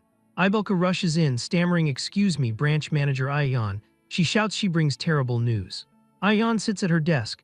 She says if she means the merchant's bodies the bandits sent, she already knows. She asks sharply what the Oak Tree mercenaries are doing. Ibelka flinches. Ibelka looks down, saying about that. She stammers that they can't reach the Oak Tree mercenaries at all. Ayan freezes. She asks what she said and what she means. Ibelka reveals the liaison's corpse was found near the forest outside Marseille yesterday. She adds it was in a truly horrific state. A panel shows shadowy silhouettes of bodies hanging from trees against a red sky. Ayan stands silently in the dark room. She trembles. She thinks the Oak Tree mercenaries have military strength comparable to a city's. She clenches her hands, thinking she can't imagine them losing to a mere bandit gang. She slams her hands on the desk with a boom, screaming Ibelka's name. Ibelka jumps back, screaming, yes, ma'am. Ayan's eyes glow green in the dark. She orders Ibelka to bring her Sutulga, the mage of the Ifel River. She declares they need to find out whether they really were taken down or not through his prophecies. The scene shifts to the Ifel River at night, glowing with blue light. Water cascades down luminous rocks. A wrinkled hand touches the water surface. The mage hums thoughtfully. He says, oh ho, I see. He speaks to the reflection, telling Katana they have got it wrong. He stands cloaked in shadows under the moon. He states searching for the Oak Tree mercenaries won't change anything. The mage sees Johann's smiling face reflected in the water. He laughs softly, saying, ho. He identifies Johann as the man who killed the emperor's hunting dog and fled. He notes now he is hiding inside Marcel's money pouch. His face is hidden in deep shadow. He smiles sinisterly. He distorts the water, declaring things won't go the way that bastard thinks it will. The mood back at the Katana Trading Company's Marcel branch is heavy and oppressive. The door creaks open as Lord Sutulga enters, clearing his throat. His sudden appearance makes Ibelka blurt out in surprise before she hurriedly welcomes him, expressing her gratitude for him answering Katana's request. Lord Sutulga, however, gives her a dark glance and questions how she can claim to be thankful after she sent someone who drives the carriage like a maniac, remarking that his back was about to snap. Terrified, Ibelka immediately apologizes profusely. She then turns to announce that she will go fetch Lady Ayan, but Lord Sutulga stops her, saying it is unnecessary. Confused, Ibelka asks for clarification, and Lord Sutulga explains that if the matter was truly urgent, Ayan would have come on her own. Ibelka stands frozen in an awkward silence, unsure how to respond. As she seems about to speak, Lord Sutulga sternly warns her not to make him repeat himself. She instantly complies, affirming her obedience. Taking a seat, Lord Sutulga clears his throat once more, stroking his long beard, and he states that according to the voice of the Ifel River, he was destined to meet someone here. At the same time, outside the building, Johann looks up in excitement at the Marcel branch of the Katana Trading Company before him. He reflects that the day he will finally meet Marcel's governor has arrived. Filled with determination, he resolves to win the governor's favor, settle down permanently in Marcel, put an end to his wandering life, and escape being hunted by the emperor. He proudly thinks to himself that he has made it to the second round of an interview at a major corporation. Throughout the long corridor, only Johann's footsteps echo. As he walks, he mutters to himself with a hint of excitement, wondering what the governor might like and thinking that perhaps he should have asked beforehand. Suddenly, Karamev comes to an abrupt halt and lets out a low growl. Finding this strange, Johann asks what is wrong with him. At that moment, he realizes that Lord Sutulga is standing right in front of them. Stroking his beard, the old man calmly remarks that the name Karamev does not seem fitting for a divine beast. Seeing Lord Sutulga before him, Johann cannot help but feel tense. Inwardly, he questions how this old man could possibly know that Karamev is a divine beast. Without hesitation, Johann directly asks who the man is. Lord Sutulga pauses briefly before replying that it seems Johann does not know him. He then introduces himself straightforwardly, stating that his name is Sutulga and that he is the sage of the Ifel River, repeating the title as if to emphasize it. Johann narrows his eyes slightly and expresses his doubt, murmuring about the word sage. Seemingly understanding his hesitation, Sutulga summarizes it simply by saying that he is a mage. Only then does realization dawn on Johann. He reacts in astonishment, his face flushing with excitement as he recalls that this world truly has magic. Growing more animated, he exclaims to himself that although he had come to meet the governor, he has unexpectedly encountered a mage as well, and that big cities are indeed different. Johann then rushes forward and holds Sutulga's hands tightly, expressing that it is an honor to meet him and confessing that he has always wanted to meet a mage at least once in his life. Those words make Sutulga blush deeply. Embarrassed, he awkwardly asks if that is really so, but then hesitantly points out that for someone being hunted by the emperor, Johann seems to be doing rather well. Johann instantly freezes in place, his eyes widening in shock as he asks how Sutulga knew about that. Calmly stroking his long beard, Sutulga explains that it was through magic, specifically through the mystery of the Ifel River. He states that through the river he is able to see both the past and the future. At that point, Johann can no longer remain cheerful. With a serious expression, he asks whether Sutulga intends to report him to the emperor. Looking straight at Johann, Sutulga calmly asks why he would do such a thing. Johann is deeply shaken by this response, his eyes filled with confusion. Turning slightly, Sutulga explains that Johann should consider who he truly is. He describes himself as one who knows the secrets of the Ifel River, a seeker of mysteries within the laws of nature, and declares that he has no interest whatsoever in the petty political struggles of the secular world. He firmly states that only the voice of the Ifel River moves him. Johann begins to feel curious about that place and silently repeats the name of the Ifel River in his mind. Sutulga glances at him and continues, adding that if he had intended to report Johann, he would have done so quietly and questioned why he would openly mention it right in front of him otherwise. Only then is Johann able to breathe a sigh of relief. Smiling faintly to reassure himself, he admits inwardly that Sutulga is right. Regaining his composure in an instant, Johann suddenly grabs Sutulga's hand and earnestly asks if he could hear about magic from him and whether that would be acceptable. Caught off guard and still embarrassed, Sutulga lets out a confused sound. Looking into Johann's eyes, which are overflowing with excitement, he cannot help but feel puzzled, wondering what is wrong with this man and thinking that a normal knight should have behaved very differently. He recalls how people in the past had looked down on him, mocking mages as cowardly scholars who knew nothing of honor in battle and who spent their days muttering creepy nonsense. Returning to the present, Sutulga suddenly realizes that this must be the reason why he is so confused. He cannot understand why this knight is lighting up with excitement over magic. Johann continues pressing eagerly, asking how magic is used and whether even an ordinary person like himself could use it. Faced with such enthusiasm, Sutulga grows unaccustomed and hesitates awkwardly. In contrast, Johann has already begun plotting for his own future, thinking that this is his chance to learn magic and become a magic swordsman, believing that if he achieves that, his chances of survival will surely increase. Sutulga takes a small step back and strokes his beard to calm himself before finally agreeing. He states that their meeting is a matter of fate and that it is not as though he cannot tell Johann about magic. Johann looks up with a hint of disappointment and lets out a small sound of reaction. Sutulga then continues, adding that teaching him outright for free would be too boring. He proposes that if Johann manages to win even a single round in a game against him, he will teach him magic. Still somewhat dazed, Johann reacts with mild dismay before lifting his head in confusion and asking what kind of game Sutulga means, wondering if it is chess and suggesting whether they could do something else instead, such as arm wrestling. In Johann's imagination, he could easily defeat Sutulga in an arm wrestling match, and he even envisions himself shouting triumphantly. At the same time, a reminder surfaces in his mind, warning him not to use his strength against the elderly or the weak. Hearing this, Sutulga cannot help but laugh, remarking that arm wrestling would obviously give Johann the advantage. He clarifies that he is not referring to chess and instructs Johann to follow him instead. As he turns and walks away, Sutulga confidently states that although the game of kings is entertaining, it cannot compare to the game of gods. Johann follows behind with growing unease, silently wondering what the so-called game of gods might be. Sutulga then produces a Go board and places two small containers on the table. Johann, overwhelmed with tension, nearly cries out as he realizes what it is. Upon seeing several stones already placed on the board, he immediately recognizes that it is Go. Noticing Johann frozen in place, Sutulga tells him to sit down for the time being. Stroking his chin, Sutulga asks whether it looks complicated and reassures him not to worry, promising to go easy on him. On the other hand, Johann reassures himself internally that luck is once again on his side. He recalls his past with pride, remembering that he had once won a 4th Dan Go tournament. With a confident smile, he convinces himself that he can win. As he picks up a handful of stones, he admits to himself that he does not know how skilled the old man truly is, but he firmly resolves that he will defeat him. Across from him, Sutulga begins the match by announcing that he will start with an easy move. Johann, full of confidence, tells himself that victory is certain. He responds politely, expressing his thanks in advance. As Johann makes his opening move, an intense energy radiates from him, and he inwardly declares that he will make Sutelga's knowledge of magic his own. 50 minutes later, the atmosphere grows heavier than ever. Johann stares intently at the board, straining under the pressure. Sutelga lifts his head and lets out a deep sigh. Johann hesitantly addresses him, but before he could finish, Sutelga abruptly widens his eyes and asks to take back a few moves. Johann flatly refuses, pointing out that Sutelga has already taken back moves 5 times. In frustration, Sutelga slams his fist onto the board, sending stones flying everywhere. In agony, he exclaims that none of this makes sense and questions how he could be losing in the game of gods. He then stares at Johann in disbelief, demanding to know whether this is truly Johann's first time playing and declaring that even the Sultan of the Eastern Empire had never surpassed him.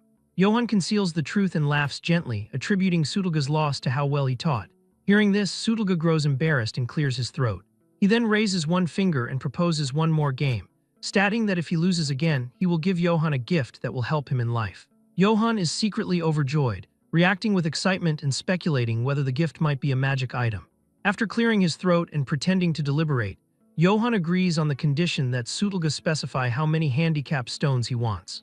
Sutelga becomes visibly tense, blushing as he struggles to regain his composure before finally asking for 3 handicap stones. Johann accepts without hesitation and makes the first move, announcing that they should begin. Sometime later, under dim lighting and in near silence, Sutelga curiously asks why Johann, being of noble birth, is so interested in magic. Johann frowns and explains helplessly that the Emperor wants him dead, and that it would be better to have more tools at his disposal. Sutelga studies Johann's move and asserts that if Johann intends to use magic for combat, they should stop there, as the knowledge he can offer is not meant for that purpose. Johann is stunned by this revelation and questions whether magic truly cannot be used in combat. This visibly irritates Sutelga, who asks whether Johann had seriously planned to fight using magic. Lowering his head as he picks up another handful of stones, Sutelga states that although he had made a promise, he would at least answer that question. He explains that he has heard of individuals who do apply magic to combat. Johann excitedly interrupts, expressing his delight upon learning that such people exist. Sutelga immediately raises his voice and demands that Johann listen first. Johann freezes in confusion and falls silent. He listens as Sutelga explains that those commonly referred to as mages are primarily people who uncover the mysteries of nature. Some through the wind, others through fire, and a few through the smoke of burning sulfur. Sutelga calmly recounts that a certain fool had once even bragged about discovering a mystery within the Black Forest. As Johann listens, he silently assesses the story, thinking to himself that the last part sounded strangely personal. Sutelga continues his explanation, stating that those discovered mysteries are known as spirits, and that mages borrow the power of those spirits. He then offers a cautious warning, explaining that spirits usually lend their power without asking for anything in return, but that there are times when their whims demand a fatal price. Fixing his gaze firmly on Johann, Sutelga emphasizes that even if one comes into contact with a mystery, one has to be careful not to go against its will. Johann reacts quickly, nodding as he replies that he understands, though his thoughts are already in turmoil. He reflects inwardly on how dangerous the setting of this world truly is, deciding that he will not risk his life trying to explore the laws of nature. His inner voice grows subdued as he abandons the idea of becoming a magic swordsman altogether, doubting whether magic items even exist in the first place. He muses that it's no wonder things had gone so smoothly for him until now. At that moment, a shout suddenly echoes through the area as someone exclaims in shock that Lord Sutelga is present. Hurried footsteps ring out in the hallway outside. Ayan angrily demands to know why she had not been informed earlier. In response, Ibelka panics as she explains that Sutelga had strongly insisted that no one be told. Still fuming, Ayan complains that mages are truly troublesome to deal with, adding that she had even told him the situation was urgent. Before long, they arrive at their destination. Someone points out that he is indeed there. Ayan, wearing a friendly expression, opens the door to greet him, but the sight before her is a grave and tense atmosphere between Sutelga and Johann. She freezes in confusion, letting out a small, startled sound. Panic rises within her as she realizes that Sutelga is once again teasing someone with the so-called game of gods, and that this time it appears to be Sir Johann. Bewildered, she lets out another confused sound. Suddenly, Sutelga springs to his feet in agitation, pleading to be allowed to take back a single move. Johann, utterly helpless, calls out to him. Meanwhile, Ayan stares in disbelief, wondering how it is possible that Lord Sutelga is actually losing in the game of gods. Her curiosity deepens as she looks at Johann, who is smiling brightly across the board, and she questions just what kind of person Sir Johann truly is. Johann, filled with excitement, urges him to simply accept his loss. At that point, Ayan speaks up again, exclaiming in surprise as she greets Lord Sudolga, remarking that she had not realized he was there. She approaches him warmly and remarks that if he had come to Marcel, he should have contacted her, asking whether he had been enjoying a pleasant time with Sir Johann. Sudolga laughs heartily as he strokes his long beard, replying that he had merely been playing a few games with the knight. Aijan responds in understanding. Using her arrival as an excuse, Sudolga moves to clear the go board, remarking that since the branch manager has arrived, they will unfortunately have to end the game there. Johann, who had been preparing to make his next move, freezes when he sees that the board has already been cleared. Just then, Sudolga places 2 flasks, one red and one blue, onto the table and instructs Johann to take them. Johann stares at them in confusion and asks what they are. Sudolga swiftly explains that he had not forgotten his promise, revealing that they are water flasks containing the final secrets of the Ifil River, known respectively as the Water of Wrath and the Water of Blessing. In a flashback at the Oak Tree Mercenaries' outpost, their banner flies under a blood-red sky. Captain Brattle and his men are in complete terror, totally overwhelmed by an unseen threat. From the shadows of the forest, a pair of menacing red eyes emerges, fixated on the doomed mercenaries. The attacker is revealed to be a mysterious woman in dark clothes, and her face is obscured by shadow except for a terrifying, glowing red smile. Brattle screams in horror, realizing this terrifying entity is no mere bandit. The reflection in his eye captures the crimson glow of his approaching doom. The flashback ends with a final, blood-curdling scream echoing through the night as the mercenaries are slaughtered. Back in the present, the scene shifts to the Katana Trading Company's Grand Branch in the city of Marcel. Inside, Johann inspects the 2 magical flasks given to him by Sudolga, identifying them as the Water of Wrath and the Water of Blessing. As he does, Sudolga explains his lifelong, fruitless quest to understand the Ifil River's secrets of life and death, and he reveals that it wasn't until Johann's arrival that the river's mysteries began to unravel for him. After that, he details the incredible power of the red flask, which can heal any wound as long as the victim isn't decapitated. In contrast, the green flask is a deadly poison capable of melting a person with a single drop. Johann is ecstatic to finally own magic items, believing the powerful potions will put his mind at ease for the dangers ahead. Just then, Ayan consults with Sudolga, confirming she called him because of the prophecy and the recent civilian casualties caused by bandits. She reports that the elite Oak Tree mercenaries were dispatched to handle the situation, but the company has since lost all contact with them. He gravely informs the shocked branch manager that the mercenaries already failed their mission 3 days ago. She is stunned into silence by the news that their top-tier group has been defeated. Then he recounts the prophecy foretold by the Ifil River. The will of the oak tree shall be trampled on by a rock of steel, and he concludes that the Oak Tree mercenaries have most likely been wiped out, failing to stop a greater threat that now looms over the city. Recognizing the dire situation, she tells Johann that they must attend a city council meeting as it is time for him to act under its banner. With a grim expression, he agrees, understanding that his peaceful life is already over. After that, the scene changes to an opulent but empty city council chamber, awaiting the arrival of Marcel's most powerful figures. Soon, the various nobles and representatives of Marcel's influential families begin to file into the chamber. Among the attendees is a man with a particularly elaborate and ridiculous mustache, who is revealed. The extravagantly dressed Baron Einbeck Vivant Auvergne makes a grand entrance announcing his fashionable lateness. After that, he takes his seat and with a flourish calls the council to order in the name of Marcel and the Emperor. A comedic effect highlights the sheer absurdity of his curled mustache. Johann can't help but internally mock the man's ridiculous mustache, lamenting the number of weirdos in this era. Just then, the true leader of the council prepares to speak, drawing everyone's attention. The charismatic dark elf introduces himself as Velako Traniani, the governor of Marcel. Johann instantly recognizes the governor's power and resolves to make a good impression to secure his future in the city. Just then, the governor formally welcomes the influential families, thanking them for attending the urgent meeting. Before addressing the bandit issue, he announces his intention to introduce a new noble to the council. The spotlight falls on a nervous Johann as he is presented as a member of House Yates, sponsored by Katana. He forces a smile and stammers through a pleasant introduction, promising to do his best. The council members give him a lukewarm reception, their expressions a mixture of curiosity and disinterest. Feeling the pressure of the room, he sits uncomfortably waiting for the real meeting to begin. Baron wastes no time gleefully bringing up the failure of the mercenaries the trading company had hired, and he smugly suggests the bandit problem would already be solved if they had simply requested aid from the Holy Empire. His suggestion ignites the anti-emperor faction, whose members furiously argue that the emperor is the cause of the problem and should lower their taxes. In response, the pro-emperor faction erupts, shouting down their opponents and calling their words blasphemous. The two factions devolve into a shouting match, trading accusations about the Emperor's schemes and the uselessness of their hired mercenaries. Johann smiles blandly, completely lost in the political bickering and complaining internally that his ears hurt. Yet his amusement turns to dread as he realizes how many people here are loyal to the Emperor, which puts him in grave danger of being exposed. Throughout the chaos, Governor remains silent, his calm and unreadable expression a stark contrast to the scene unfolding before him. With a sharp and commanding voice, he finally demands order, and his authority instantly silences the room. A heavy pressure falls over the chamber as the arguing nobles immediately cease their squabbling, and Johann is visibly surprised by the governor's absolute control over the volatile council. Ayan then clears her throat, preparing to step in and present the governor's official course of action.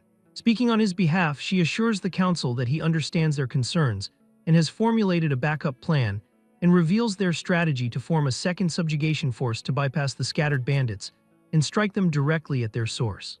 This bold plan to take the fight to the bandits' home base leaves the council members utterly shocked. Baron Einbeck laughs heartily, praising the governor's wisdom and his loyalty to the emperor's desire for peace in Marseille. Then he renews his offer, stating that the emperor's troops are on standby and can be deployed at a moment's notice. The idea of imperial troops arriving sends Johann into a cold sweat as he imagines being captured and sent to the guillotine. Governor politely acknowledges the baron's generous contributions and his offer of assistance. However, with a charming smile, he firmly but respectfully declines the emperor's military aid, and he cleverly cites the emperor's ongoing struggles with a rebellion in the north, claiming he wishes to lighten his majesty's burden. Instead, he declares that Marseille will handle the threat themselves by organizing a new mercenary force that will include Sir Johann, and Baron gracefully accepts the decision. Wryly hopping, the emperor will recognize the governor's display of loyalty. Johann breathes a quiet sigh of relief, thankful that the immediate threat of imperial soldiers has been averted. Still, he observes the friendly exchange between the governor and the pro-emperor baron, questioning if he is truly safe. Then he remembers what Eldon said, that the emperor couldn't touch Marseille, yet here everything is the opposite. As the council meeting concludes, the members are invited to a post-meeting gathering. While others begin to leave, Baron remains seated, watching the proceedings with a thoughtful expression. Just as a startled Johann stands to leave, Governor calls out, asking for a private word. He approaches with a wide, friendly smile that does little to ease Johann's tension. His mind races as he prepares to flee, convinced that if the governor is pro-emperor, this meeting is a trap. He curses his terrible luck, fearing his brief respite is over and that he's about to become a fugitive once more. Just then, Governor cheerfully invites him to his office and Baron watches them go, his expression shifting from flamboyance to cold calculation. After entering his lavishly decorated office, the governor cordially invites him to take a seat. Once they are settled, he begins a subtle interrogation, casually asking him to remind him of his house name, to which Johann awkwardly maintains his cover story, stating he is Johann Yates of House Yates. Velaco's eyes widen in feigned recognition, exclaiming that he knows of House Yates. To Johann's utter shock, he correctly identifies the fictional house as a real family famous for its liquor, revealing that his bluff was coincidentally true. Proving his point, he produces a bottle of what he claims is the Yates family's signature date palm-infused liquor. Then he picks up the one from the two ornate crystal glasses on the table. And with a warm smile, he offers a glass to Johann, kindly suggesting it might cure some of his homesickness. Trapped, he has no choice but to accept the drink and play along, thanking the governor. As he pours, the governor subtly watches his every move, gauging his reaction. But he fakes a nostalgic laugh after taking a sip, all while admitting to himself he'd never even heard of the drink before. The governor shares a laugh, pleased that the young man is seemingly enjoying the taste of his supposed home. With the trap set, Velaco's demeanor shifts slightly as he casually asks if House Yates has been doing well. His tone turns grave as he mentions the tragedy of the emperor's recent purge in the north. The words trigger a painful memory for Johann, who recalls the night his own home was set ablaze. He continues his probing, noting that many survivors of the purge are now scattered across the land as bandits. Then he mentions that among the purged families, one specific individual is wanted for treason, causing him to tense up. With his eyes turning a dangerous red, he drops the charade and reveals the wanted man's family name, House Yates. Johann attempts one last bluff, feigning ignorance and claiming he's never heard the name before. A close-up on Velaco's crimson eye shows he sees right through the lie, but he lets out a hearty laugh, dismissing his intense line of questioning as mere small talk, and Johann forces a nervous laugh in return, desperately trying to de-escalate the increasingly dangerous situation. Velaco stands and with a smile tells him there's one more thing he should know. Just then, he reveals the final piece of his trap. The drink wasn't the famed Yates liquor at all, but just cheap local whiskey. The truth dawns on Johann, who whose face contorts in shock as he realizes his cover has been completely blown. Dropping all pretense of friendliness, his expression turns deadly serious as he demands they stop the pointless wordplay and confronts him with his true identity, Johann 8. With his true identity exposed, Johann is left completely floored. Vlaco turns his back, making a surprising promise that he will not hand him over to the Emperor. He immediately follows this with a menacing condition, however, adding, or maybe he will, which leaves Johann trapped in uncertainty. Tense, Johann demands to know what the governor means by his cryptic threat. In response, Vlaco calmly explains his decisions are driven by one thing only, the benefit of Marcel. He elaborates on the city's delicate political balance, which exists between the pro- and anti-emperor factions. He then adds his intention to use this balance for the city's protection and clarifies that the most urgent task at hand is the bandit gang. Following this, he lays out his terms. In order to earn merit and prove his value to Marcel, Johann must wipe out the bandits. Vlaco then threatens him, stating that failure will result in being sent straight into the Emperor's arms. Completely overwhelmed, Johann collapses against a wall. He laments that his plans for a peaceful life are now in shambles and that Marcel, which was supposed to be his sanctuary, has become just another shackle now that Vlaco knows his secret. He is haunted by memories of the bloody conflicts he has already endured and realizes he cannot simply run away. With a renewed sense of determination, he decides he will play the governor's game, vowing to win his favor so he can finally settle down. Just then, Godin excitedly points toward the massive subjugation force that has been assembled. Johann gazes at the impressive army, finding himself wondering if this is the force Vlaco gathered specifically for him. From the city walls, they watch together as the second bandit subjugation force approaches. Godin then begins to identify the formidable groups present, pointing out the dwarven red iron mercenaries and the holy knights from two different monasteries. He expresses his awe that such famous big shots are gathered, which prompts Johann to ask about their reputation. Godin explains that the St. Galanto Monastery is an all-male order of holy knights renowned for its alchemy. He adds that, in contrast, the St. Iena Monastery consists of female holy knights who are said to be powerful enough to hunt trolls. After that, he describes the red iron mercenaries as masters of siege warfare, loyal dwarven warriors who uphold both honor and loyalty while possessing an open-minded outlook. He then points out the arrival of yet another group, Count Bardak's elven knights, who are famous for their skill and bravery. Johann makes a dry comment that elves are typically rude as hell, which makes his companion flinch at the bluntness. Following a quick apology, he decides it is time to meet the people he will be fighting alongside. Down below, the boisterous Captain Kumel of the Red Iron Mercenaries gives an enthusiastic greeting to Lady Aijan, who in turn formally introduces Johann as the knight representing the Katana Trading Company in the battle to come. Johann then says he will be in their care. He politely declines the captain's offer for them to speak casually, citing the importance of upholding Kumel's pride in front of his men. The captain, impressed by his thoughtfulness, assures him his authority is absolute regardless. Seeing the dwarf's sincerity, Johann graciously accepts the offer for them to speak informally. Kumel then turns toward the leaders of the Holy Knights to coordinate their movements for the mission ahead. The commanders from both monasteries agree to move their forces in conjunction with the captain's mercenaries. The commanders are formally introduced as Valian of the St. Iena Monastery and Agante of the St. Galanto Monastery, for whose cooperation the captain formally expresses his gratitude. Johann privately appraises the dwarf, making a mental note that he seems to be a surprisingly reasonable and decent leader. His thoughts, however, are cut short when someone suddenly chimes in, asking her why such a large and powerful force was assembled just for fighting bandits. The speaker is an arrogant elven knight named Gustav, who boasts that his knights alone would have been more than enough for the task. His smirking subordinates are quick to agree, adding that their count must have had a reason for sending them.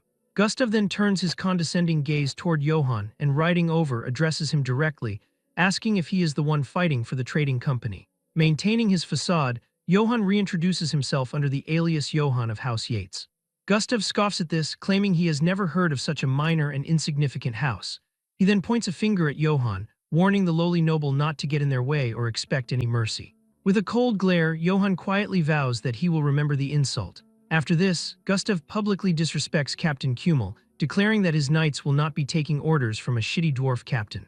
Changing the subject, he arrogantly demands that she prepare a grand send-off feast in his name, a request she quickly agrees to. With one final shout, the pompous elven knights ride away. Johann sighs, now realizing that dealing with insubordinate nobles is the exact reason the captain must so carefully navigate issues of command authority. He feels a shred of hope despite the obnoxious elves, believing the army's overall strength should be sufficient to wipe out the bandits. Just then, Ibelka hurries over to the branch manager bearing an urgent message.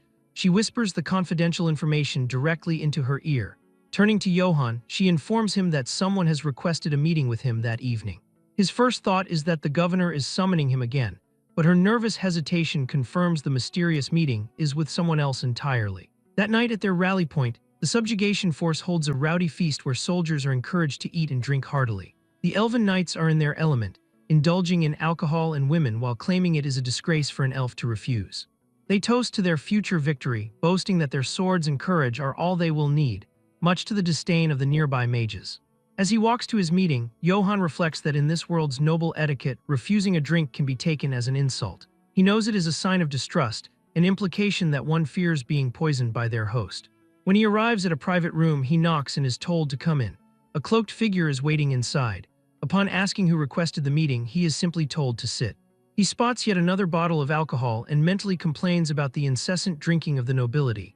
He is reminded of the cheap whiskey Velaco used to test him yesterday, a memory that gives him a headache. The cloaked figure then identifies him by name and cuts straight to the point, assuming his only motivation is money.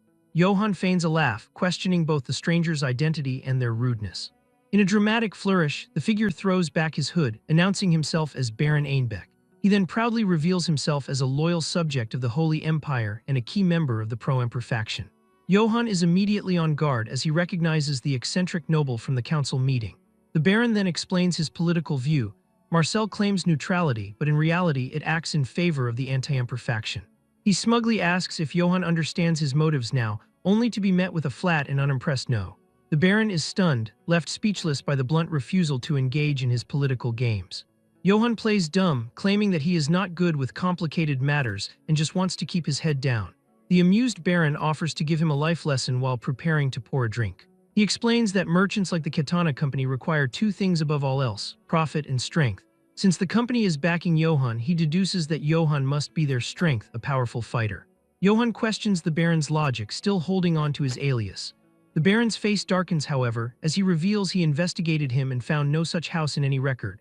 Johann is shocked, realizing his cover has been blown for a second time. But Einbeck continues, mentioning the eerily similar name of House Eights, which does exist in the records, and he recounts the fate of that house, which was wiped out for treason in a massacre that killed everyone down to the last serf. He dismisses the name as irrelevant, though, stating that the company only took Johann in because they saw his strength. Tired of the games, Johann cuts to the chase, demanding to know what the Baron wants from him. Finally, Baron Einbeck lays his cards on the table. He wants Johann to abandon the bandit subjugation and serve the Emperor in exchange for a greater reward. He dangles the prospect of becoming a core member of the Empire's elite. He also promises Johann a formal knighthood and his own fertile domain if he pledges loyalty. With manic excitement, Einbeck justifies that only dazzling glory awaits those who follow the Emperor. Johann then reveals his cruel philosophy, arguing that it is the natural order for the weak to spill their blood for the strong.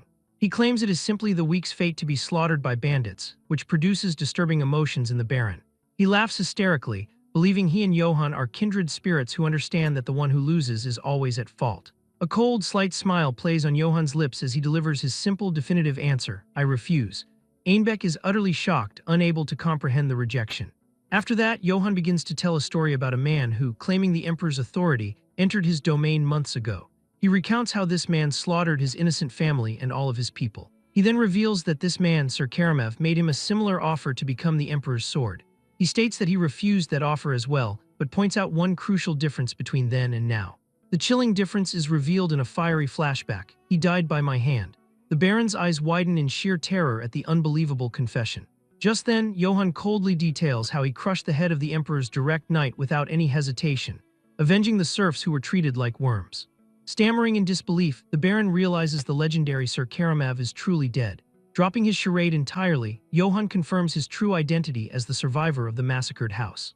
The Baron is paralyzed with fear, trembling uncontrollably as the horrifying truth sinks in. He says, why would Johann do something so foolish?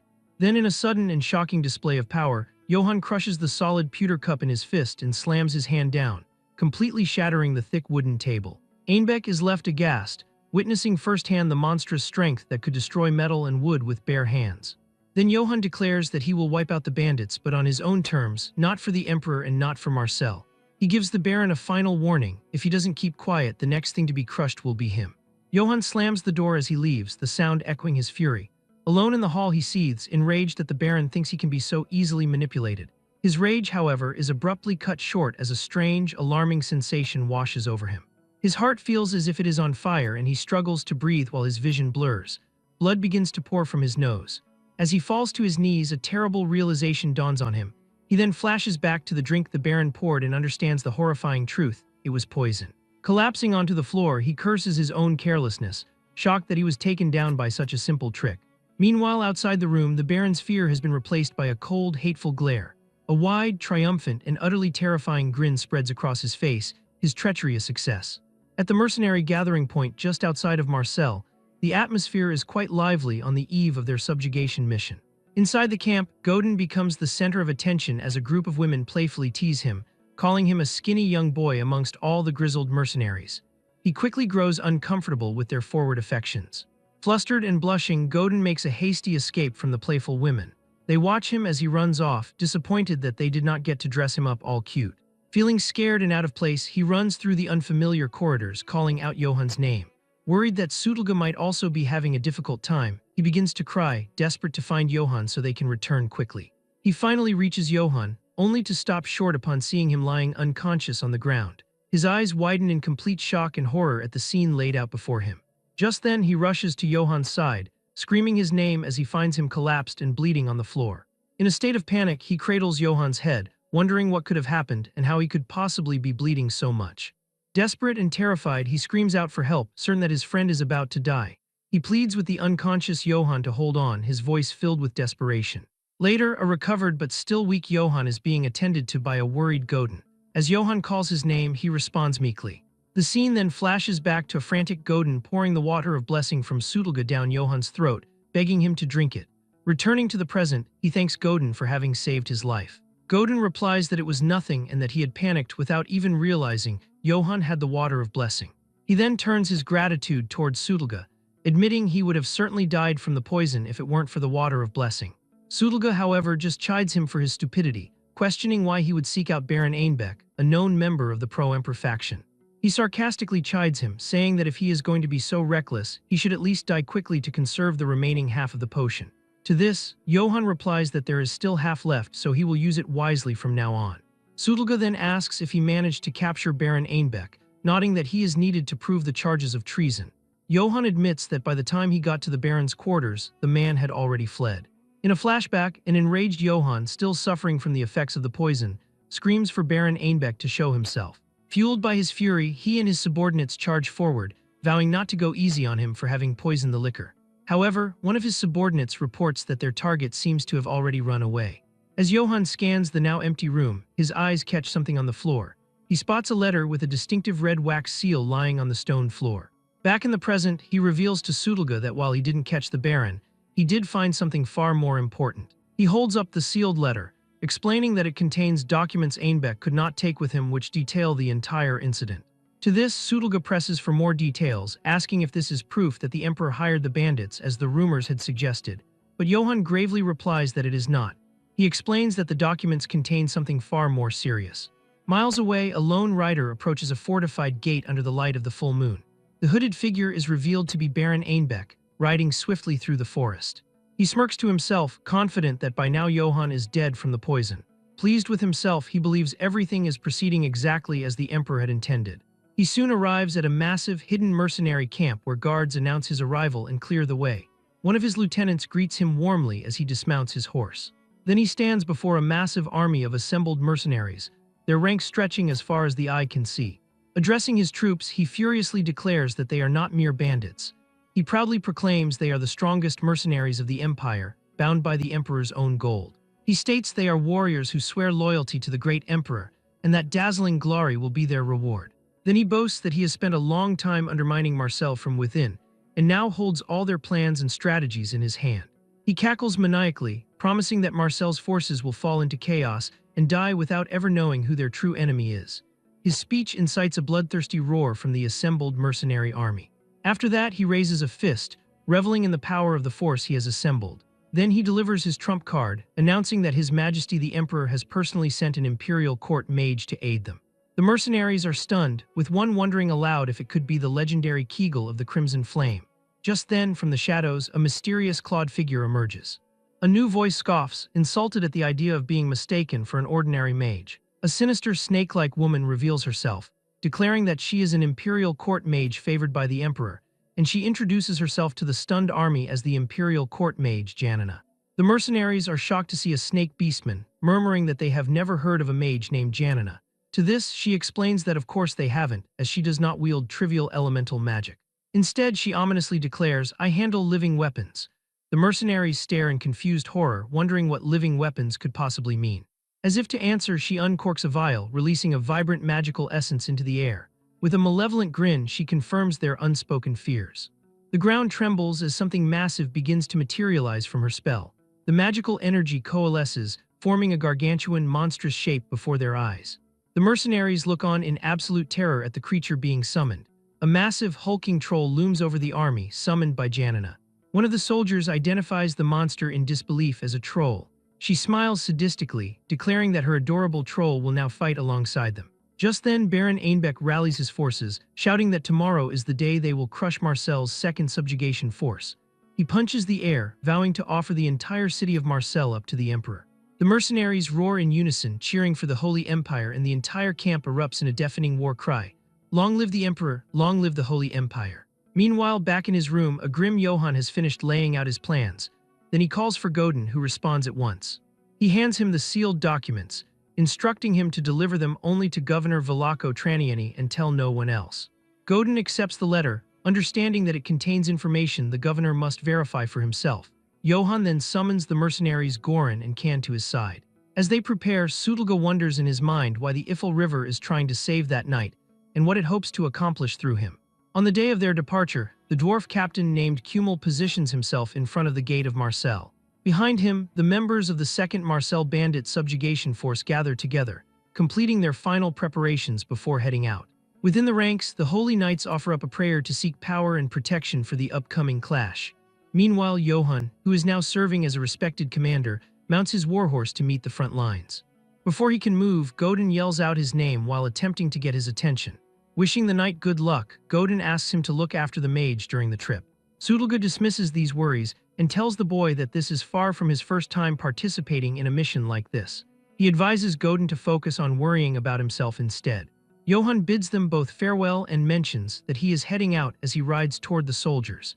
He travels through the lines of waiting troops to find the other leaders at the vanguard. Captain Kumel asks if Johann has reached his position yet, to which the knight answers that he is here and ready to fight. Shortly after, the leader of the subjugation force gives the signal to start the march. At this sign, he bellows for all the troops to commence their advance. His thunderous command to move out rings across the field, which even surprises his own second in command. At the same time, the proud elven knights who follow Gustav charge forward to lead the way at the front. While the main army proceeds, Gustav's unit rides significantly farther ahead and creates a great cloud of dust. Johann watches their movement and realizes with some shock that the dwarf captain was truly granted full command over the group. A soldier in Kumel's group blows a horn, and the captain instructs him to repeat the signal one more time. With a final loud blast, Kumel orders the entirety of the force to advance toward the area controlled by the bandits. Inside the city of Marcel, Velako gazes out at his town as Ayan, the Katana branch manager, walks up from behind him.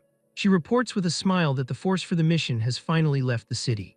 The city magistrate looks toward her to discuss the current situation. He holds a letter that was delivered by Johann and asks if she has already looked at what it says. Ayan confirms that the document was found inside Baron Einbeck's quarters only one day ago. Velako shows his frustration that this evidence appeared in the Baron's quarters just one day before they were supposed to deploy. He expresses a lack of belief that the letter is real, knotting the web of deep grudges that exists between the different noble houses. She argues back, promising the magistrate that the crest stamped on the letter belongs to House Einbeck. She clarifies that she has read the text herself and verified the Baron's guilt. To this, Velako admits that the combination of that specific crest and the contents of the letter make the Baron seem responsible. Ayan further reports that they tried to interrogate Einbeck, but explains that he had already escaped from the city. She views his disappearance as additional proof of his involvement. Velako remains skeptical, however, and declares that he does not trust the young knight. He worries that the Katana Trading Company is putting too much trust in a stranger. Ayan defends their choice and insists that the company only gives its trust to those who are worth it. The governor seems to accept this point, but gives her a warning to keep in mind. He warns her that if the actions of that night destroy the peace within the city, the Katana Trading Company will be forced to answer for it. This makes Ayan realize that Velako might actually be part of the pro-emperor faction because of how manipulative he acts. In the camp of the pro-emperor faction, a man asks Baron Einbeck if it is true that the army has set out. The Baron smiles and says that he just got that message from his courier. He gloats and feels certain that the troops of Marcel will be lured into his trap, and the city will fall to the Emperor. Duke Mayhem, who leads the Special Operations Unit, and Imperial Mage Janina laugh at this. The Duke mentions that when he takes over Marcel, his first goal is to find a brothel, a comment Janina finds revolting. The Duke then looks at Einbeck's face and asks why he is so pale and nervous. The Baron sweats and tells them there is no need for worry, though he is clearly afraid of something in reality. He asks Janina if she has received any news regarding Sir Karamov lately. He asks if something could have gone wrong with his expedition, such as a major injury. Both Janina and the Duke find the question very strange. Janina starts to laugh and says the idea of Karamov being hurt is a massive joke. She brags that he is the most powerful swordsman in the Empire who is covered in legendary gear. She views him as the very center of the Empire's military power and thinks it is impossible for something to happen to him. The nervous Baron Einbeck simply agrees with her. He reflects on his meeting with Johann and smiles because he is sure the noble was lying about killing the commander. On the field of battle, Johann's senses detect that something is strange. He comments that it seems Gustav's unit cleared the place with no issues. The area is filled with the bodies of dead bandits, and each one is slowly turning into black dust. A knight serving Gustav tells the arriving dwarves that they are far too slow. Kummel and the elf begin to trade insults. Johann looks on and is baffled by how much they dislike one another. However, Kummel tells the elf that Johann is a nobleman who must be respected. He then tells the elf he will crush his ears if he does not show some deference. The knight screams back in anger and asks the dwarf what he just said. Johann looks exhausted as he realizes elves and dwarves really can never get along. Eventually, he stops them and says that it is enough. The captain apologizes to the knight. Johann turns and asks an elven knight where everyone went after the fight ended. The soldier tells him that the brave Gustav and his men cleared the entire area. He notes that the primary force is now following the bandits that survived. He says with pride that all the loot and the prisoners now belong to Gustav. He tells them they have no right to anything since they are late. At this, Kummel scoffs and tells the elf they already got paid by the company, so they can keep the loot. Johann starts to feel like something is deeply wrong. He recalls that the bandits previously killed 500 members of the Oak Tree group, yet here they were defeated easily. He notices that the elven knights do not have a single injury. Johann looks at the forest to the right and identifies it as a perfect spot for an ambush. He asks the elven knight if they check the forest, and the elf mocks him by asking if he wants to go hunt animals. This confirms what Johann suspected. The enemy left on purpose so they would be lured into a trap. He watches as the vanguard moves into the forest and realizes with fear that a trap has been set. Kummel is unaware and tells his bugler to keep moving. Johann yells out to stop him. He takes the initiative and orders the entire group into a defense stance. He commands the range units to focus all of their fire on the trees. Kummel and the knight are stunned and think attacking a forest is odd. Johann explains that the location is dangerous and an ambush is likely. Kummel says that even if bandits were there, they could just kill them easily. Johann says that these aren't regular bandits since they destroyed the entire Oak Tree group. He states that they have to make sure the path is safe before moving any deeper. The elf continues to laugh at the plan. The captain hesitates and worries that the elves will mock him and destroy Johann's reputation if there is nothing there. Johann declares that he would throw away his reputation as many times as it takes if it means saving the lives of his soldiers. This moves the dwarf captain and he agrees to follow the plan. Johann thinks to himself that the only reason they listened to him this time is because of his noble title. Kummel screams for everyone to form a line of defense and tells the range units to aim. The knights and the dwarves group their shields together to make a wall. Heavy metal shields are driven into the ground. Shooters are told to aim at the flanks of the forest. The dwarf cannons are positioned for battle. Kummel orders the troops to fire. A massive volley of arrows and cannonballs strikes the trees and breaks them apart. Suddenly, the shots hit something hard and metal is revealed within the shadow of the forest. Armored warriors appear. The elven knight stares in complete shock. Kummel is horrified and realizes an ambush was actually waiting for them. At that moment, a gargantuan monster in horned armor comes out from the woods. This makes it clear that they are not dealing with a bandit gang. On the eve of battle, Johann questions his mercenary allies, Goran and Kan, asking if they have heard of the Bullhead mercenaries.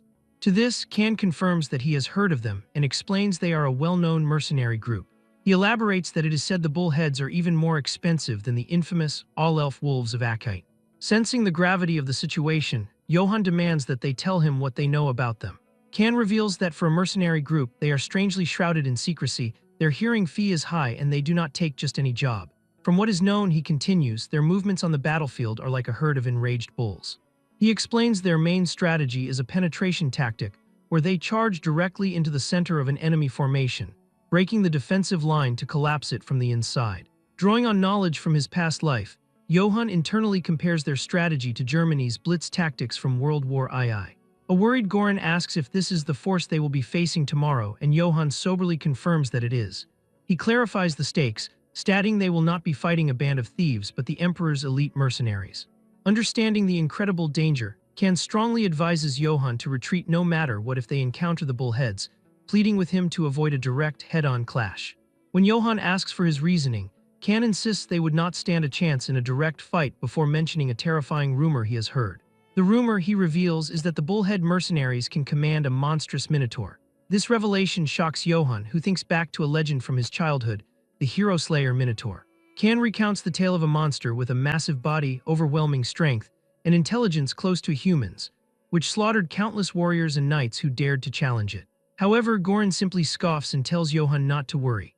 Inspired, both he and Can pledge to risk their lives to cover Johann's retreat, vowing they will only accept payment if they survive the battle. Johann is visibly touched by their loyalty and tells them with a smile that he was already planning to ask for their help. The mercenaries are thrilled by this, admitting they are eager to see the legendary enemy for themselves, even if they have to run without getting a good look. But Johann's expression turns serious as he tells them that while he appreciates the offer, he needs them to do something else entirely, leaving Can and Goran to wonder what he has planned.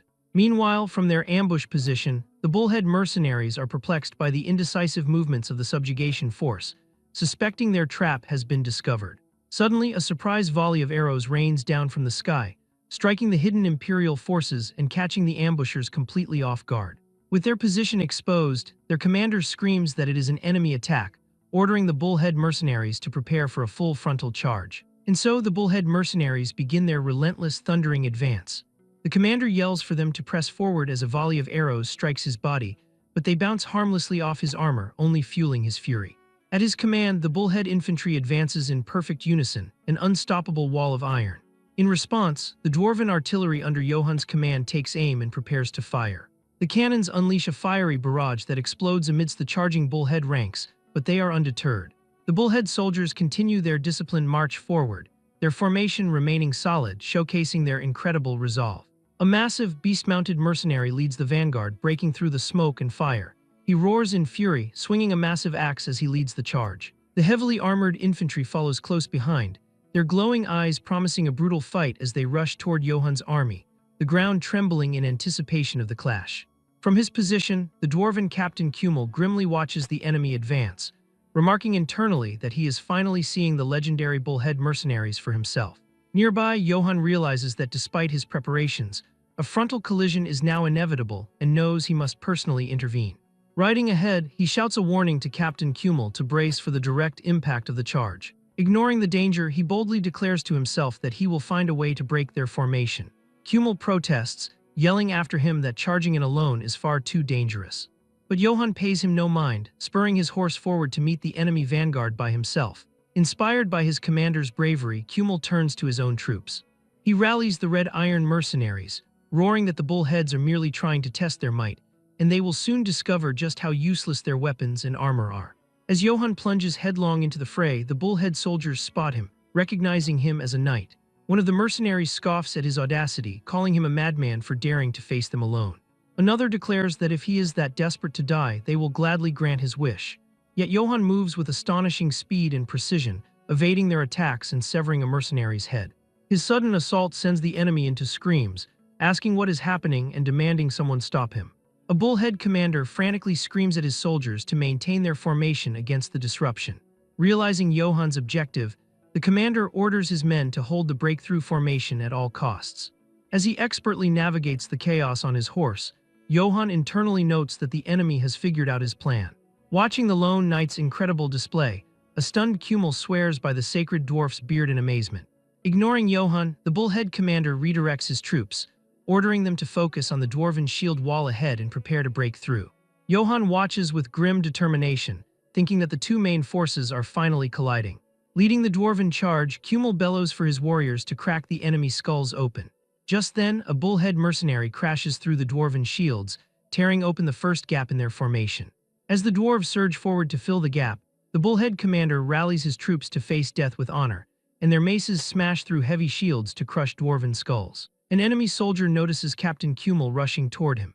Enraged, Kumel lets out a thunderous war cry and charges into the heart of the enemy. He swings his mighty hammer, severing the soldier's leg. With the warrior down, he follows up with a strike to the neck, causing the bullhead warrior to collapse. Even so, the remaining enemy soldiers stare down their opponents, their discipline unbroken in the brutal melee. Just then, the dwarven captain roars, rallying his comrades as he raises his weapon. Their enchanted weapons begin to glow with a fiery power. Kumel bellows for his warriors to drench their burning weapons in the blood of their enemies. Surveying the battle, Johann sees the dwarves are holding their own and is inwardly pleased, confident that he does not need to worry about that flank. With the dwarven line secure, his expression hardens as he concludes that what is left now is the main objective. He turns his focus and charges directly at the imposing bullhead commander, initiating a head-on clash between leaders. The bullhead mercenaries spot the lone rider charging toward them, one of them screaming that a night bastard is coming. Another mercenary frantically questions who it is, while a third declares that nobody would dare do this to Numeros, the captain of the 100. One of his subordinates recognizes the approaching figure as the knight who tried to break their formation, as the commander, Lord Numeros, dismissively thinks what an idiot, soaked in hero fantasies. A subordinate, a squad leader of 10, steps forward and asks Lord Numeros to allow him to face the bastard. Numeros grants him the chance, and the squad leader thanks his lord for the opportunity. An announcement rings out through the ranks that Lord Numeros has given permission. The squad leader and his men charge forward, shouting for their forces to tear that night bastard to pieces. The clash is brutally swift. In a flash of steel, Johann cuts down his opponent. The remaining mercenaries are stunned, with one of them questioning how the squad leader was taken out so quickly, as Johann continues his charge uninterrupted towards their commander. He comes to a stop before the towering minotaur, realizing with grim certainty that real minotaurs actually exist. He thinks to himself that the rumor Can mentioned was true. He then speaks aloud, asking the mercenary if he is the captain of these mercenaries.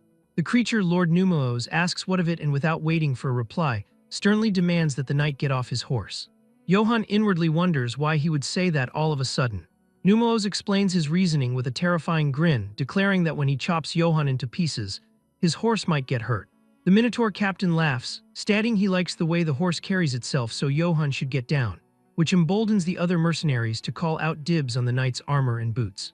Johann remains calm, replying that he also wouldn't want the horse to get hurt, revealing that it was named after his brother. Then he issues a chilling counterthreat, stating that if he wins, he will make a stew out of the Minotaur's tail. Johann tells him to come at him, calling him a gift-set-looking bastard. The Minotaur is taken aback, confused by the strange taunt, and asks what a gift-set-looking bastard even means.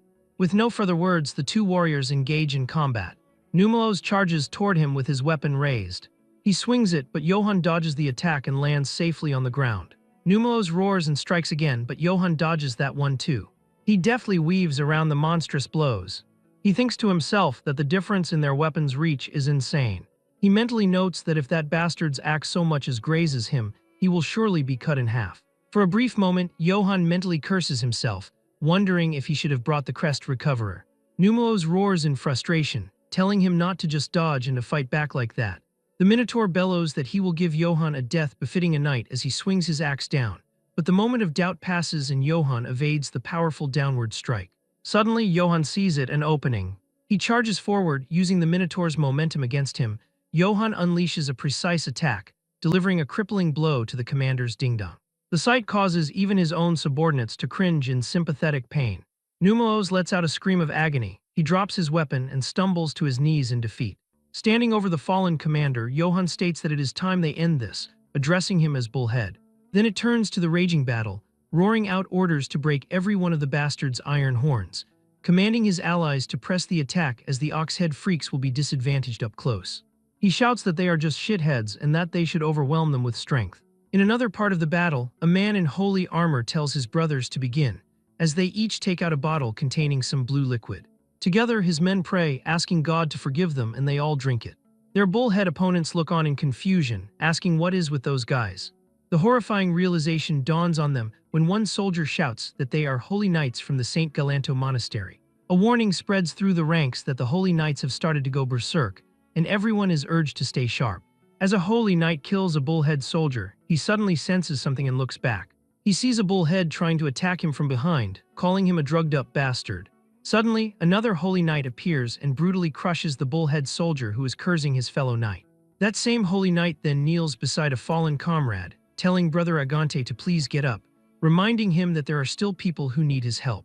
The berserk holy knight's twisted mindset is revealed, where he thinks screams are hymns and fresh blood is holy water, stating that the light will be with them. An officer attempts to rally the bullhead mercenaries, commanding them not to fall back. He assures them that Lord Numos will crush that knight bastard and return to help them. His words are met with the sight of Johan's decisive victory. Back with Johan and his vanquished foe, he asks the hero slayer if he has any last words before he dies. The once-proud Minotaur is now a trembling mess on the ground. He stammers that he is sorry for mouthing off, pleading for his life, but Johan coldly tells him he needs to make a stew and to stick his tail out. The defeated creature tries another tactic, insisting that killing him will not help the knight's honor. He explains that it is because he is not a real Minotaur. Johan asks him what he is talking about. The mercenary explains that he is only a half-Minotaur, not as strong or smart as a pureblood, repeating that killing him won't be an achievement. Johan appears confused by this, saying he does not know what achievement he is talking about. He then spots a soldier and calls out to the bugler. He gives him an order to inform the ones who went ahead. He commands the bugler to tell them that they have been defeated, and the bugler nervously affirms the order. Johan then turns back to the groveling Minotaur, calling him a bone broth gift set. He tells him there is something he needs him to be a witness to, and he must tell only the truth. The creature can only let out a weak and confused moo in response. On the main battlefield, an officer yells for the struggling bullhead mercenaries not to fall back, promising Lord Numos will join them soon if they can just hold on. Suddenly, the triumphant blast of a bugle echoes across the field, and a mercenary asks what that sound is. The realization sinks in for another soldier who mutters in disbelief, wondering aloud if the captain of the 100 lost to just one knight. A familiar voice cuts through the chaos, as Kummel declares that from what he can see, their captain got wrecked by their knight. The bugler continues to sound the victory call, as Kummel shouts that this is the first victory of the battle. The scene then transitions to the Katana Trading Company branch in Marseille. Ayan reports to the city magistrate Velako Traniani that he has good news, stating the suppression force has won its first victory. Velako Traniani chuckles, replying that he heard as well and adding that the Elf Knights of Bardock did great work. Ayan's expression becomes grim as he reports that unfortunately, they have lost contact with them. Velako stands abruptly, shouting what he just said and asking what lost contact means, reflecting that there is no way Elf Knights would lose to mere bandits. Ayan explains that would be true for an ordinary bandit gang, but as Sir Johan claimed, they were a mercenary group hiding their identity. He then presents a newly arrived document, asking the magistrate to read it. She states that the bullhead mercenaries confessed to everything, which reveals it was all at the instigation of Baron Einbeck. Velako reads the document, processing the information. He muses that if it's the captain of the 100, then it must be that Minotaur he had heard about. He realizes that for the captain to have confessed, he must have been captured alive, and Velako wonders aloud who could possibly do something so absurd. Ayan simply smiles, stating that there is someone who did exactly that absurd thing, and as Velako asks who that could possibly be, the scene flashes to an image of Johan standing victorious over the battlefield. Johan is met by Sutelga, who tells him that he's returned and has worked hard. An ecstatic Godin lunges toward him, screaming his name, but Johan holds him back, telling Godin to calm down. He then tells Sutelga that he's come a long way back to the outpost and tries to stand up. Sutelga tells him not to get up, adding that Johan has pushed himself hard and needs to rest now.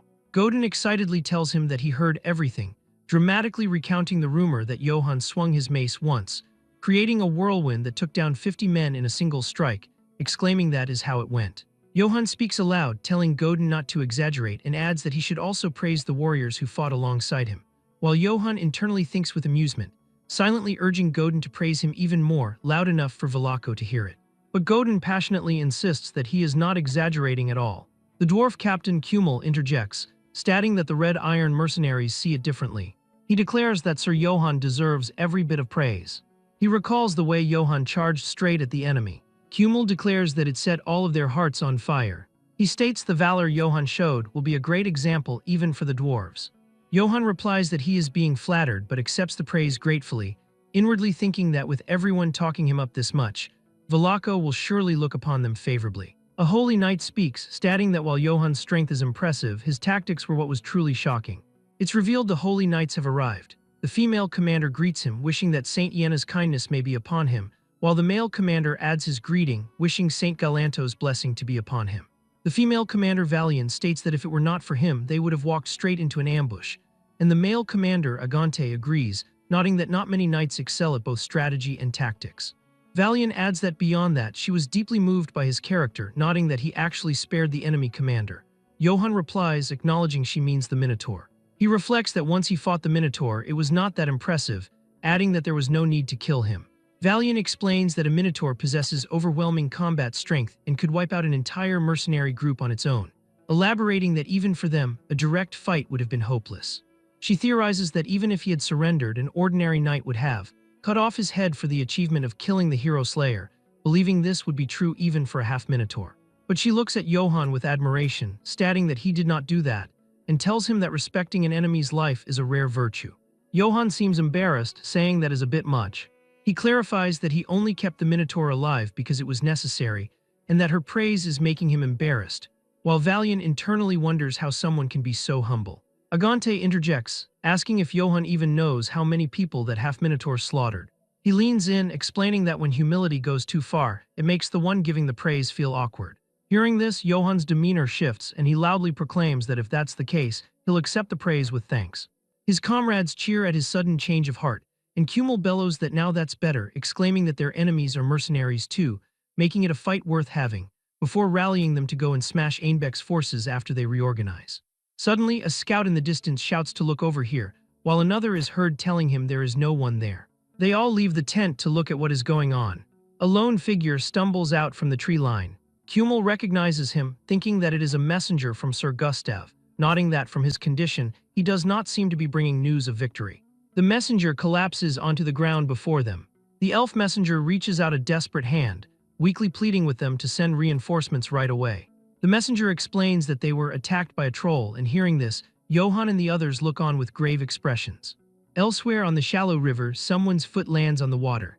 It turns out there are many people running, they are the enemies, and behind them are the elf knights. These knights suddenly accelerate, and they catch up to the fleeing enemy. One knight cuts down the head of an enemy. As his body falls, his head rolls on the shallow river. But the other enemies do not stop to fight, they continue running.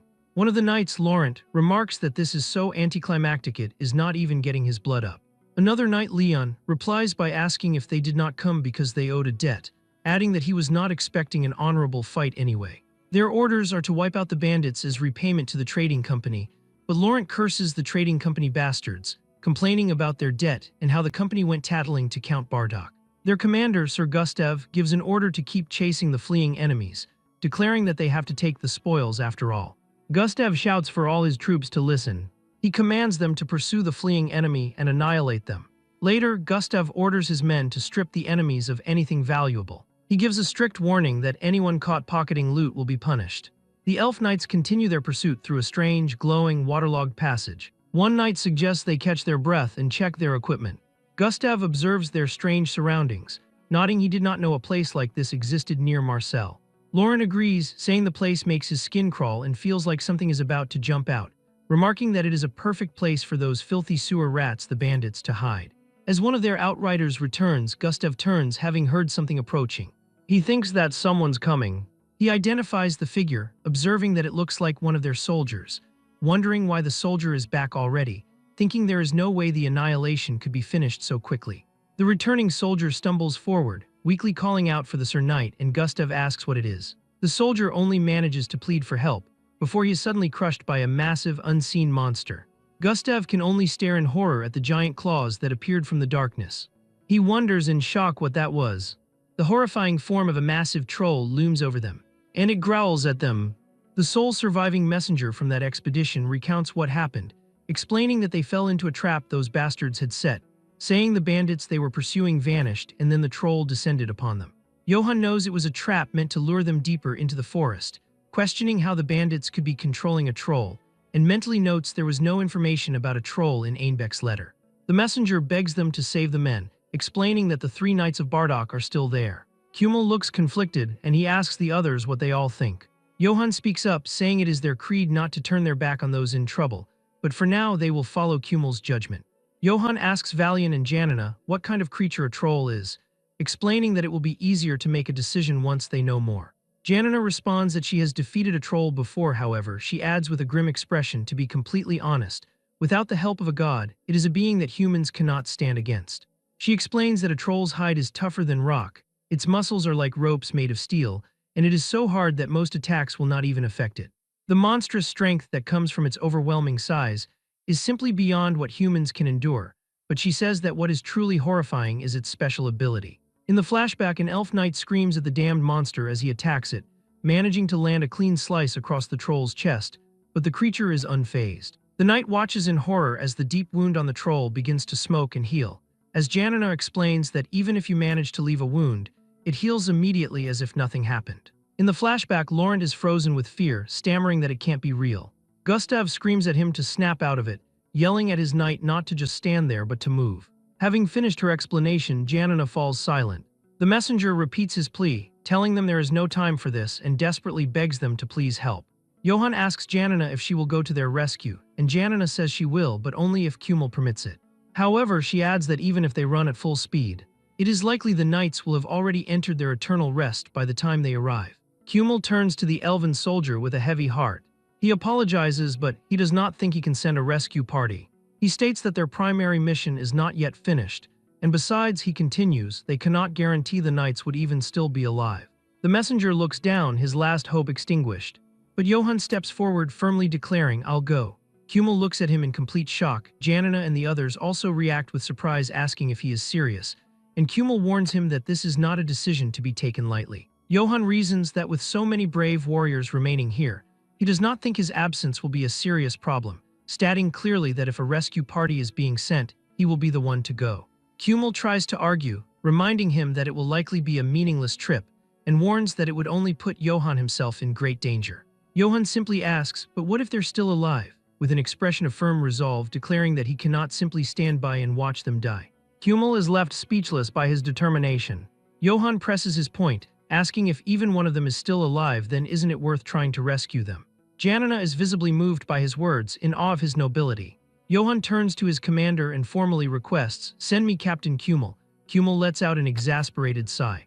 He yells honestly, telling Johann that he surprises him every single time before reluctantly agreeing with an impressed expression, "Fine, I'll organize a rescue party." As Johann prepares, Godin looks on with admiration, wondering to Sutelga just how noble Sir Johann's character can possibly be. Observing from a distance, Sutelga has other thoughts.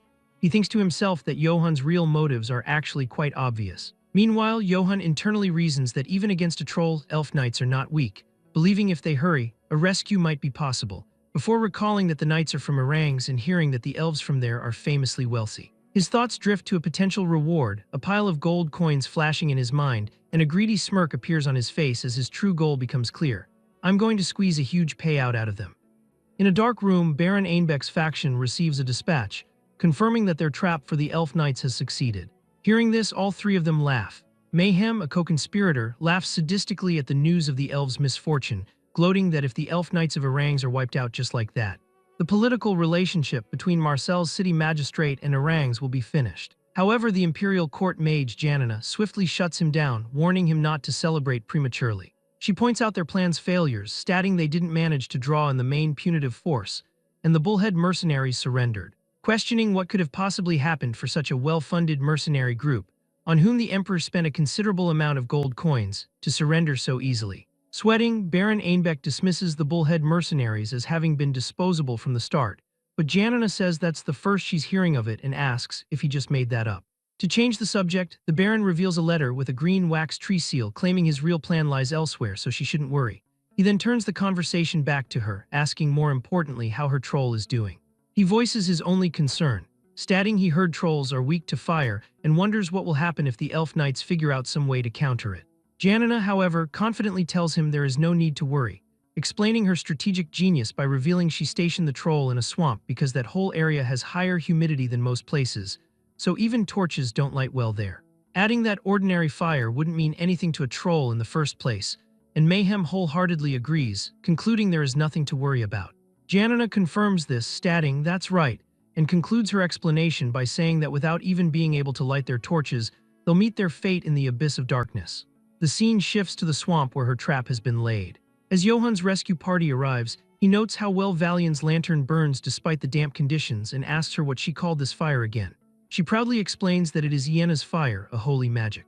She elaborates that it's a spell passed down through their monastery for generations, mainly used when exterminating monsters, and as they speak, they run through the swamp while Johan's divine wolf, Karamav, leads the way. Johan then confirms with her, asking if they hunted trolls with Yenna's fire, and she affirms this, stating, "Exactly so."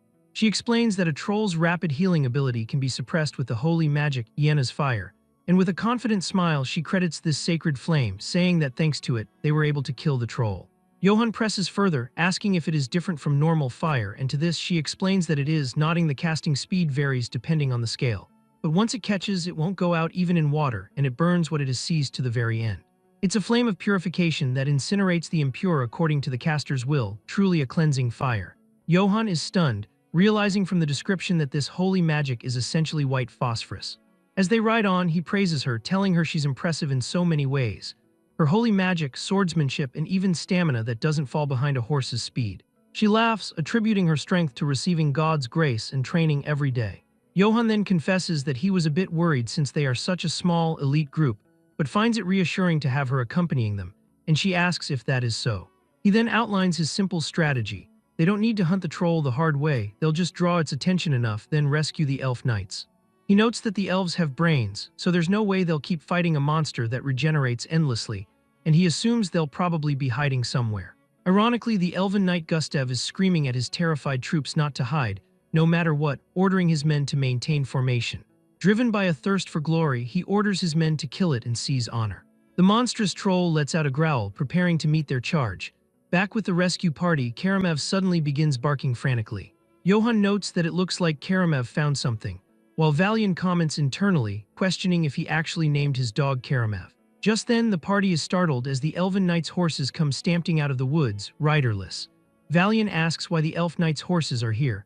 A blood-curdling scream from the direction of the fight reaches them. Johan tells Valian that he thinks his prediction was wrong, cursing the idiots, unable to believe they've been fighting this whole time. Valian, however, excitedly declares that's actually good news because it means they're still alive. She then warns Johan that with flames of this level, they can't handle a troll and asks him to please wait a moment while they prepare a stronger flame. Johan starts running from where the scream came, announcing, "All right, then I'll go first and buy us some time." Panicked, Valian yells after him, trying to clarify that's not what she meant. Ignoring her, he orders Karamav to go herd the horses that ran off. Valian watches him go, then orders her sisters to focus, stating they have to create a stronger Yenna's fire to help him.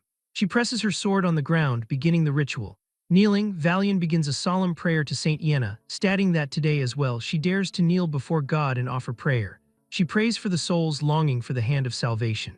The holy fire in her lantern burns brighter as she and her knights create a ritual circle with their swords in the water, their combined prayers calling upon their God to grant them thy holy flame and guide the wandering with God's light. Meanwhile, amid the chaos of battle, the troll swings its massive fist, aiming to crush Gustav. However, Gustav sidesteps, narrowly dodging the attack. But the troll raises its arm once more and tries to attack, but this time Gustav charges towards it. Gustav manages to land an attack on the troll's arm. He then steps back and looks up. The troll's arm regenerates in an instant. He curses in frustration. The troll roars at him. Gustav says it's not over yet. He realizes that the soldier's morale is broken and his comrades are exhausted. He gasps for breath, wondering what they should do, realizing that right now, all they can do is maintain this standoff. Suddenly, the sound of a sword hitting the water breaks his concentration. Gustav calls out Laurent's name, asking what he's doing. Laurent apologizes to Gustav, admitting he can't go on any further. He urges Gustav to leave him behind, take the men, and go while that damn troll finishes him off, but Gustav screams, telling him not to be absurd. But before he can act, the troll notices Laurent and attacks him. Gustav screams his friend's name. Laurent closes his eyes, bracing himself for death, but nothing happened to him and he looks up in confusion, trying to process what he's seeing. A spear suddenly impales the troll's head, bursting through its jaw with tremendous force. The troll recoils and the elf knights are stunned, wondering how someone managed to drive a spear into that hard body and who in the world it could be. Suddenly, Johan calls out to Gustav, who looks back. Johan charges toward them, screaming, "Don't just stand there blankly, make haste and run." At the Katana Merchant Group's Marcel branch, the night sky is dark. Inside, Velako Traniani sits at his desk, pondering aloud if a ghost letter has arrived. He examines a sealed envelope, explaining that the 500 men of the Oak Mercenary Group are requesting that Marcel's gate be opened at midnight tonight. Standing nearby, Aijan confidently declares that the letter has Baron Ainbeck written all over it, and Velako completely agrees, recalling that the Oak Mercenary Group was the first subjugation force dispatched to handle the bandits. He notes that what actually awaited them were the Emperor's elite mercenaries, and caught off guard, the group was annihilated. Examining the wax tree seal closely, the magistrate deduces that Ainbeck used the late Brattle's seal to forge a fake letter. He concludes that the letter is just a deceptive ploy to breach Marcel's final line of defense, a deduction that Aiyan wholeheartedly agrees with. She declares with a fierce smile that even if there really are survivors, they will not be allowed inside tonight, and they will deal with them tomorrow at sunrise. Velako smiles in satisfaction, pleased that they are finally of the same mind, and reveals that he has already instructed the captain of the guard. Looking out over the dark city, he promises that not a single threat will pass through Marcel's walls tonight, while over at the camp, Godin kneels in prayer. The boy earnestly asks that the claws and fangs of the profane do not harm his master, but is suddenly startled when Sutulga asks if he is worried about Johann. The sage looks down solemnly as Godin admits he knows his lord is brave, but points out that trolls are not enemies that humans can defeat. Sutulga sits down, acknowledging that normally it takes a legion to bring down a troll, but reassures the worried boy that there is no need to panic. He explains that Johann possesses the two waters that hold the secrets of the Ifil River, prompting Godin to gasp as he happily recalls the water of wrath and blessing. Sutulga explains that if the volatile water of wrath is applied to a weapon, it can deal a fatal blow. The old man states that Johann will know how to use the item wisely, just as Johann's spear brutally slices across the troll's face. Gustav looks back and sees it's Johann. Johann rides his horse through the water, calculating that with his strength, he can still pierce the creature's thick hide, but the troll will just regenerate immediately, so he just needs to buy enough time for everyone to escape. He completely forgets that he possesses the water of wrath. Johann looks ahead and sees Leon trying to attack the troll. Johann can't believe what this idiot Leon is doing. Gustav desperately orders Leon to fall back because this is impossible for them. But Leon refuses, declaring that if a human knight can fight, then they can too. But the troll just punches him, sending him flying. He rolls multiple times before he hits the tree. As Leon coughs up a massive amount of blood, Johann curses at him for being an idiot, as they just came here to save him. The monster grabs the spear that impaled its jaw and throws it away. Johann speeds up and charges toward the monster with another spear, the monster's eyes focused entirely on him. Johann thinks that if Gustav and the soldiers can escape, that will be enough, as even for him, a deathmatch with a troll isn't something he would volunteer for. Seeing an opening, Johann decides to act, taunting the beast that its fly is open and telling it to watch its leg as he impales the spear into the troll's leg.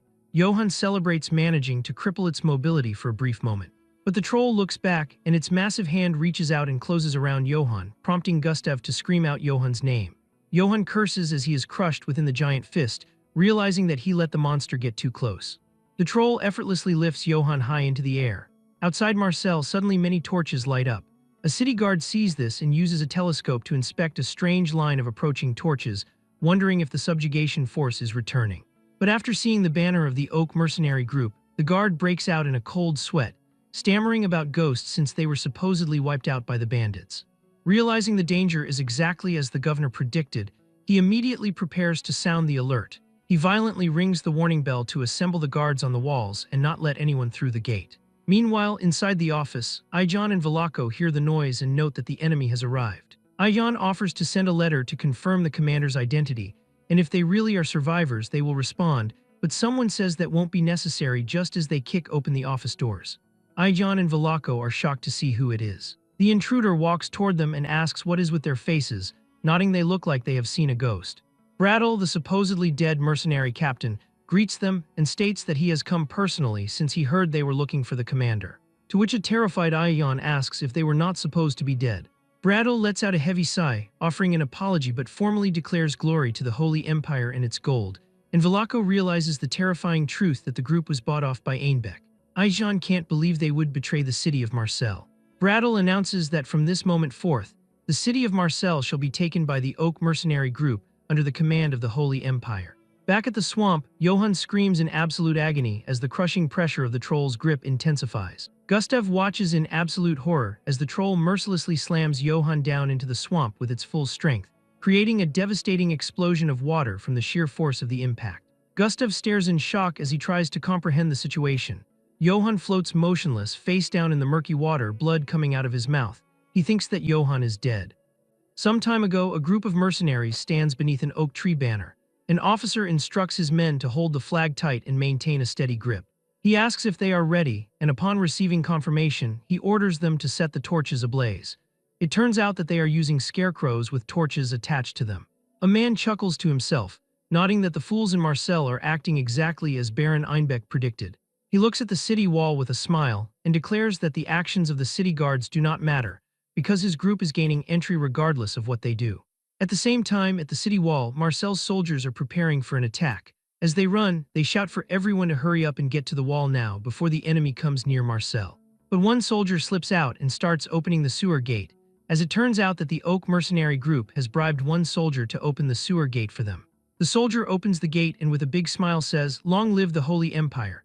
An arrow comes flying from the sewer and hits him in the head instead of a reply, killing him instantly. As the body falls to the ground, one man comes out of the sewer holding a crossbow and replies to the dead soldier, "Glory to the Emperor." The man looks back at the sewer, as another man comes out of it and reports that the bribed guard has been successfully dealt with. It is Brattle, the leader of the Oak mercenary group.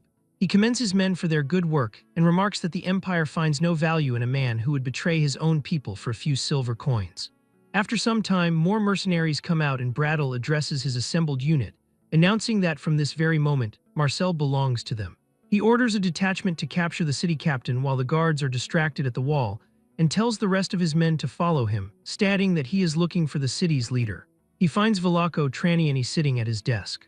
Brattle tells the dark elf not to look at him with such hostility. He explains that even though they are seizing control of the city, they will allow Velako to retain his title and authority. This statement enrages Lady Ayan, who shouts at Brattle that he has a lot of nerve to speak in such a manner after attacking Marcel, and she asks how they could ever trust him.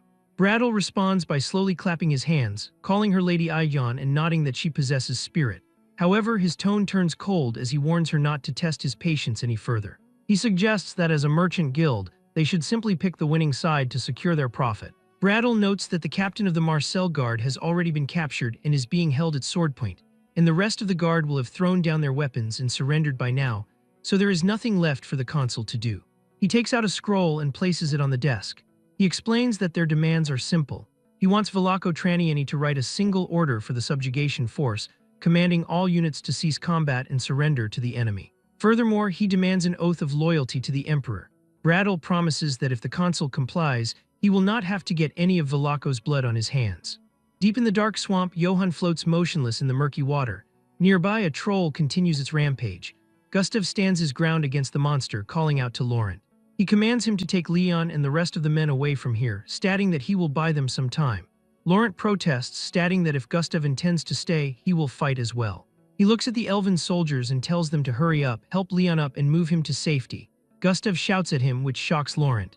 Gustav declares that this is not a request from a friend but a direct order from a superior. He screams at them to leave the area immediately. Gustav turns back to the beast, calling it a monster and inviting it to come forward. He demands an honorable death as he charges with his blade. The troll roars and prepares to strike. Meanwhile, Johann remains submerged, drifting through the dark water. He recalls his master saying to carve words into his very soul, to never fight an opponent he cannot beat and to run if a situation is too dangerous. However, if he must fight, he must kill them all. He commanded Johann never to dare to die. Johann apologizes to his master, thinking that this might be as far as he goes. His body refuses to move and he feels incredibly tired. Below the surface, he sees the bodies of fallen knights. He reflects on his life, realizing it has been full of nothing but pain. He feels his heart beginning to slow and wonders if it is finally going to stop. He just wants to rest now, thinking that everything will be peaceful soon. Suddenly, a blue light flickers in the depths, and a spirit made out of water comes near him and kisses him on the cheek. Johann's eyes snap open, thinking, "No, I do not want to die." He clenches his fist and hits himself on the armor where his heart is, thinking that if he cannot escape death, then he must kill death. The punch is so powerful that it makes a massive dent on the armor, and his heart begins to beat with energy. Johann immediately stands up, gasping for air. He repeats the words once more, "If you cannot escape death, then kill death." As the troll raises its hand to attack, Gustav sees the movement and charges at it, shouting for his honor and for errance. Just as the troll is about to strike, a spear comes flying through the air and hits the troll's hand. This attack is so powerful that it injures the troll and the monster screams in pain. Gustav stops in his tracks, staring in disbelief. As he looks around, he sees Johann holding a spear and asks him how he is still alive. Johann glares at him, telling him he is in the way. "Get lost, you pointy-eared bastards." At Baron Einbeck's outpost near Marseille, a soldier approaches and reports that they have received word that the city of Marseille has officially fallen. Upon hearing this, Einbeck pumps his fists and shouts in pure triumph, exclaiming that he told everyone this would happen and that everything has gone exactly as he planned. Janina, the snake beastman, sits across from him and admits that she honestly thought he was just a useless brat riding on the coattails of his family's name. But he actually seems to have some use after all, so she asks him to confirm that the situation is not over yet. Einbeck smiles, confirms that she is correct, and announces that Velako and Aijan will be executed. He wonders how mere merchants could ever think they have the right to meddle in their politics. He intends to round up every single merchant involved in the anti-imperial union who caused him trouble and give the city of Marseille a thorough purification. In doing so, not just Marseille, but every merchant guild on the entire continent will realize the truth and submit to the Holy Empire. He snaps his fingers, and a maid comes in with drinks for them. Baron Einbeck raises a cup and declares that no matter how much gold a merchant hoards, they can never buy noble blood or honor. Janina says, "Long live the Holy Empire," and they all cheer, saying, "Long live the Holy Empire." Mayhem then announces that he will head off immediately to deliver this good news to the Emperor personally, and Einbeck tells him to go ahead. But he demands that Mayhem make sure the Emperor knows that he, Einbeck, was the one who conquered Marseille with his own 2 hands. As Mayhem walks away through the dark forest, he thinks that Einbeck is an arrogant fool for believing he will receive all the credit, as there is absolutely no way he will report the events exactly how Einbeck wants them reported. Instead, he plans to stir up trouble by providing a creative report to the Emperor. Mayhem suddenly stops when he notices horses standing in the deep forest and wonders why horses would be in a location like this. He thinks that they appear to be the horses of fallen knights. He approaches a white warhorse and tells it to be steady, calling it a good boy. He mounts the horse and notes that he does not know which noble household it belongs to, but it is a magnificent warhorse, thinking that he should be able to reach the capital in no time at all on such a mount. He kicks the horse and shouts for it to go. However, the horse refuses to move and comes to a dead stop, leading Mayhem to ask the horse why it has stopped. Suddenly, a terrifying growl echoes through the trees, and when he looks toward it, he screams in terror as he sees Karamav, the divine wolf, wreathed in blue flames and baring its teeth. Back in the humid swamp, Johann tells the elves that they are in his way and demands that they get lost, to which Gustav can only say, "Okay." The massive troll lets out a deafening roar that shakes the swamp. Laurent asks Gustav if it is truly alright to let a human knight fight the monster all by himself and wonders if they should jump in and help him. Gustav watches his trembling hand, nodding that they slashed and pierced the troll dozens of times, but despite the wounds, the creature did not even let out a whimper. Yet the moment the troll was hit by Johann's spear, it actually screamed in pain, making him realize that they could not even manage to land a wound significant enough to cause such a reaction. He tells his men that if they were to join the battle now, they would simply be dead weight. For now, they must bear witness to that human knight's honorable battle. Johann stares at the beast with glowing blue eyes, his face set in a grim expression. The troll roars and charges at him through the murky water. Johann just stands there holding 3 spears. He steps forward and takes an attack position. He raises a spear and aims at the beast's location, and with incredible speed he throws all 3 spears. All 3 spears pierce through the troll's chest, but the attack is not that powerful. Gustav is confused by the strategy, wondering why Johann is throwing more spears when it seems unlikely to deliver a fatal blow. He wonders what on earth Johann is planning to do. Johann runs toward the troll and ducks under the monster's attack. After that, he continues and reaches the troll and delivers a powerful punch that destroys many bones, and it coughs up blood. Gustav and the other elves are shocked, shouting in disbelief that he is fighting a troll with his bare hands. Johann is relentless as he dodges every attack from the troll and delivers punch after punch. But suddenly, the creature notices him and raises its hand to attack. But he doesn't dodge this attack. Instead, he meets the monster's punch with his own. As both of those attacks collide, Johann's power is so strong that it destroys the troll's arm and the monster screams in pain. Johann doesn't give it any time. He jumps, grabs the troll's head and slams his knee into it. Blood sprays from the troll's mouth, and its massive body falls into the swamp. Laurent asks Gustav if he can explain what they just saw, but Gustav screams for Johann to fall back now that he has the chance, urging him to retreat before the troll regenerates its wounds. Johann ignores the plea. Gustav asks what he is doing as Johann stands on top of the troll's body. Johann sits on the troll's neck, reaches down and grabs its lower jaws with his hands. The monster screams as Johann begins to pry its mouth open. The troll swings its massive hand in a panic and finally manages to grab Johann, but it is already too late. With a final surge of strength, he tears apart its jaw. Gustav and Laurent cannot believe what they are seeing. Johann takes a deep breath and drops that part of the lower jaw into the water. Johann stands above the now-dead troll and says that if he does it like this, it will not be able to regenerate. In the dark woods near the city of Marseille, the elven horses are running back. Karamav is running behind them with Mayhem caught in its jaws as he screams in terror, demanding that the beast let him go. As the wolf pulls him along, he sees the horses running nearby and wonders if the creature intends to eat him alongside the animals. He groans in despair, fearing that his life is going to end in such a pointless manner. Back at the edge of the swamp, the elven knight Leon is at death's door. He tells Gustav not to make a sad face and asks if dying in this manner wouldn't be an honorable end for a knight of Orangs. Gustav looks at him with concern as Leon struggles to breathe, and he asks Gustav to tell his father how he fought because it looks like he won't be able to tell him himself. Gustav cries and replies that he will definitely tell his father how bravely he fought, leading Leon to thank him and offer a final farewell to his brothers and friends of Bartok, stating that the moments he spent with them were the greatest of honors. Gustav weeps, calling out his friend's name.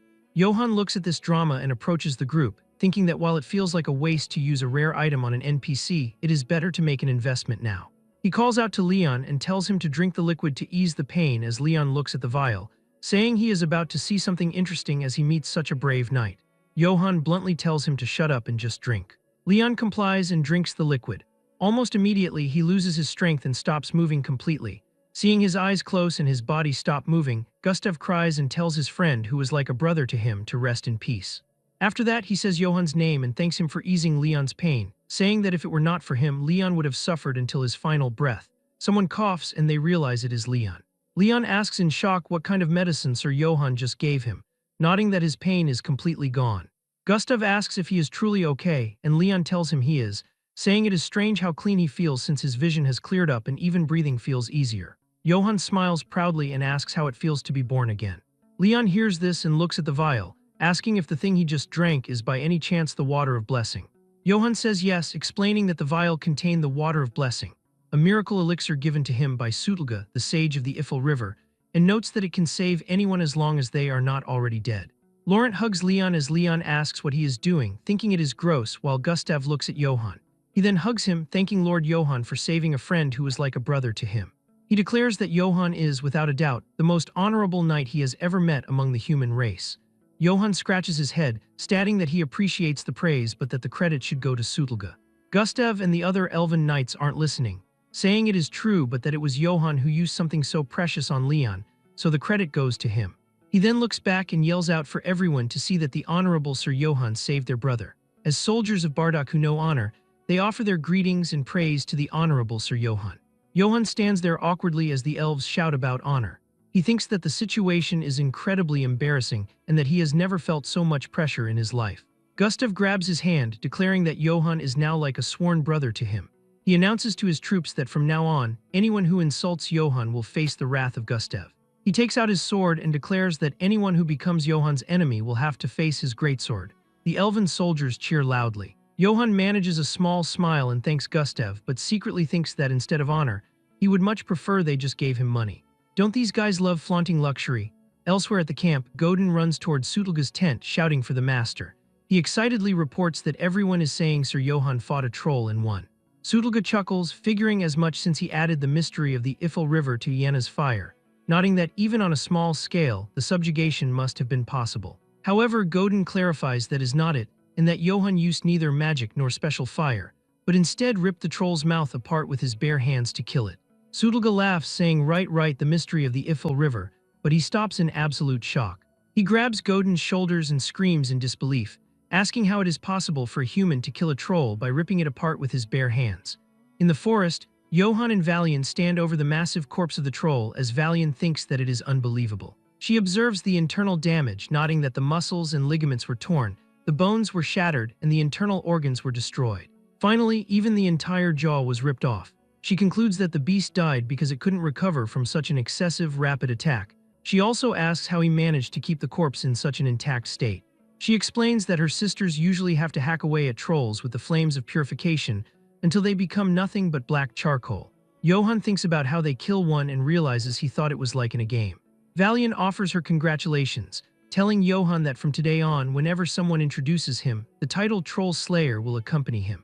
She offers to take care of distributing the troll's corpse for him, nodding that since the hide and blood are so well preserved, they can be sold for a very high price at the Marcel Trading Company. As Johan's eyes light up with the thought of money, he reflects on his previous life where no matter how hard he tried, he was only ever called trash. He then remembers that Bullhead Guy mentioned achievements too, and realizes that when one defeats a strong individual, a corresponding title is granted, just like in a game. He smiles, thinking that Troll Slayer is his first achievement in this world. The moment of peace is broken when a soldier screams that a monster is approaching, shouting that the beast followed the horses that ran away. Valian realizes it looks like Sir Johan's puppy brought the horses back and tells him she will go explain, though he tries to stop her and she doesn't listen. Valian smiles and tells the soldiers to calm down, explaining that what they see is not a monster, but the puppy that Sir Johan is raising. She looks up and sees Karamav still in its original form, carrying a terrified Mayhem as the man begs for help. Valian draws her sword and calls upon the holy flame, declaring that the creature is definitely not a puppy. After some time, Johan asks Mayhem if he is just a traveler and notes that the wolf attacked him out of nowhere. Mayhem replies that yes, that is exactly what happened. But Johan calls the story a load of crap, pointing out that this area is a battlefield between disguised bandits and Marcel's expeditionary force, before asking why a traveler would come here knowing that. The man nervously laughs, saying that it might be hard to believe but he just likes this kind of thing, and then asks if he can go now. Gustav steps forward and asks his honorable brother Johan if he can have a talk with the fellow, to which Johan agrees. Gustav walks over and immediately stabs his dagger through the man's hand, pinning it to the ground. The man screams in agony. Gustav tells the traveler to listen well, stating he doesn't care who he is, but since he is in a bad mood, he is going to cut off his fingers one by one starting now. The man breaks instantly, confessing that he is Lieutenant Brandon Mayhem, a member of the Imperial Army's Special Operations Unit. Gustav is impressed, nodding that Sir Johan's intuition was spot on and admits he was actually just guessing, making Johan realize Gustav stabbed the guy without even suspecting him. Johan asks if, besides the name and affiliation, he found out anything else, to which Gustav reveals that he found a gold mine, the exact location of Baron Einbeck's command post, which leaves Johan shocked. He realizes that if they catch Einbeck, they can end this battle once and for all. He smiles and requests that Gustav launch a surprise attack right now with his high-mobility troops before Einbeck realizes what has happened. Gustav agrees enthusiastically, calling Johan his honorable human brother, and stating that his unit is basically Johan's unit since it is a great honor to fight alongside the Troll Slayer. Johan tells the men to prepare quickly so they can end the expedition with a single strike. Gustav shouts at the soldiers to prepare quickly as the glorious end of the defense battle for Marcel is right before their eyes. A few hours later at Baron Einbeck's disguised bandit command base, the silence is shattered by the sound of charging hooves. Gustav leads the charge, shouting that it is harvest time. The Elven Knights crash into the camp, slaughtering the Imperial soldiers. Soldiers scream in confusion, realizing it is a surprise attack and shouting for everyone to run. Gustav orders the Knights to find Einbeck and declares that they don't need the rest, so they should kill them all. As the chaos continues, Janina looks out from a distance and is horrified to see the Elven Knights, wondering how they survived and if her cutie was defeated, as she decides that shouldn't be possible. She screams for his Imperial Majesty and flees into the jungle immediately. As the fighting settles, Johan and Gustav walk through the ruined base toward one specific tent. Gustav says it is here and that there is a gift for him inside. An elven soldier reports that the man Sir Johan spoke of is inside the tent and has been thoroughly beaten up, so Johan thanks him and steps inside. Baron Einbeck is shocked to see him and stammers, asking if he is seeing a ghost. Johan towers over him and declares that he has come to judge him. The camp is a flurry of activity as soldiers begin packing up their gear, while an officer orders the troops to fall back and withdraw. The Agante Holy Knights of St. Galanto Monastery report that they have successfully eliminated the bandits and are preparing to head out. As Johan tells them, it was an honor to fight alongside them. He declares that they will never forget the service and dedication of their brothers and sisters. Johan offers a wave as the Holy Knights march away into the distance. After some time, he and the Elven Knights start returning to the city of Marcel. They have also captured Baron Einbeck, who is currently bound and being led away with them. Meanwhile, Einbeck sighs and stares at Johan's back, mentally wondering how that bastard is still breathing. He clearly spiked Johan's cup with a lethal poison called Nico's Tears, wondering if he should have wasted the entire vial instead of just a portion. He is further irritated by the Elven Knights following Johan as he remembers them beating him. Specifically, Leon hitting him with a chair while yelling, "What, you poisoned Sir Johan, you traitor scum, die already." And Laurent kicking him while shouting, "You're getting deleted from here." He looks back and wonders why those damn people are following Johan. Leon sees him and asks what he is staring at, calling him an insect, while Laurent asks if he is looking to die. He insists to himself that his plan was perfect and everything was supposed to work out. The scene shifted to several months ago at Gozen Castle in the Eight's territory. Someone threw a glass at Baron Einbeck and it hit him on the head, but he didn't react and offered a greeting to Lord Jessen, saying, "I hope you've been doing well." Lord Jessen Eitz, Johann's father, looked down from his seat and asked if the noble had finally brought the war funds he owed. Einbeck gave a scroll to a servant, and that servant gave it to Jessen. Jessen opened the scroll to see what was written in it, but he saw that there was nothing written on the scroll. He looked up and asked, "What the hell is this?" He asked why Einbeck was handing him a blank piece of paper. Einbeck told him that His Imperial Majesty needed Baron Jessen Eitz's help once again. Jessen told him to cut the bullshit and asked if he thought he would let him use him again. He was visibly angry, recalling how he had fought in countless wars following Einbeck's orders while he was used in past wars and tossed into a miserable corner of the north, knowing Einbeck had kept every single reward that should have been his. Jessen asked if he thought by saying the Emperor needed him, he expected him to believe that now, and told him to get out of there before he split him in two with an axe. Einbeck asked for help once more and told him to just put his seal on this document. He explained that it was a blank document with the Eitz family seal, claiming it would serve as a symbol of loyalty to the Emperor. In return, he promised that the Emperor would personally grant Jessen the title of Count, and Einbeck swore this on the name of the noble Auvergne family. Jessen mocked Einbeck, nodding that it had been 50 years since the Auvergnes fell and that Einbeck was still clinging to his pathetic pride. Despite his clear hatred for the man, he stamped the seal onto the blank document. He threw the paper at Einbeck, warning him that if he stole credit again, he would rip out Einbeck's tongue and feed it to the dogs. Einbeck picked up the paper and said that Sir Jessen's loyalty would be a massive help in advancing the Emperor's cause. A wicked smile appeared on his face.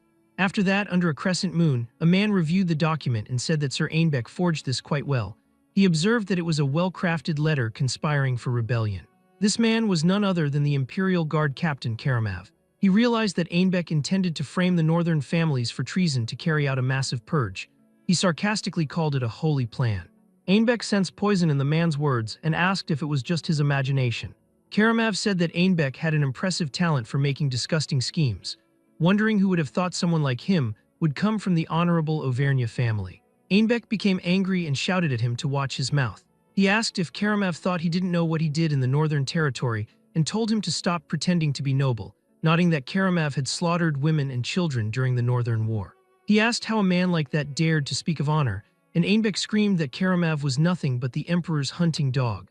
Karamav suddenly grabbed Einbeck by the throat and lifted him off the ground. He said his full name, Baron Einbeck Bivang d'Auvergne, and asked how someone like him dared to talk about honor to him. He had sworn to become the Emperor's sword and acted only according to sacred orders. He declared that the Emperor's honor weighed more than every life on this continent, and that was his own honor. He added that someone like Einbeck, who survived through dirty tricks and betrayals, was nothing like him. He threw Einbeck to the ground, where the noble coughed and gasped for air.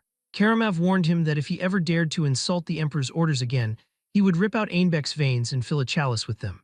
In the present, Einbeck grinds his teeth in anger, blaming Karamav for his current situation. He thinks about how Karamav, that idiot who only knows how to talk about being the Emperor's sword, couldn't even kill a single human knight who was just rotting away in a backwater corner. However, Einbeck begins to smile, thinking that in the end he will be the one who gets to laugh. Suddenly, a soldier rushes toward Johann, shouting that it is an emergency. Johann asks what has happened. The soldier reports that the city of Marseille has been taken by traitorous mercenaries. The group is paralyzed by the news as Kummel, Godin, and Sutelga look on in absolute shock.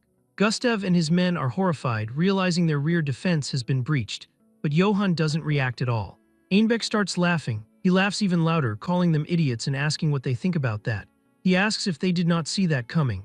He mockingly asks Johann if he really thinks everything would go according to plan.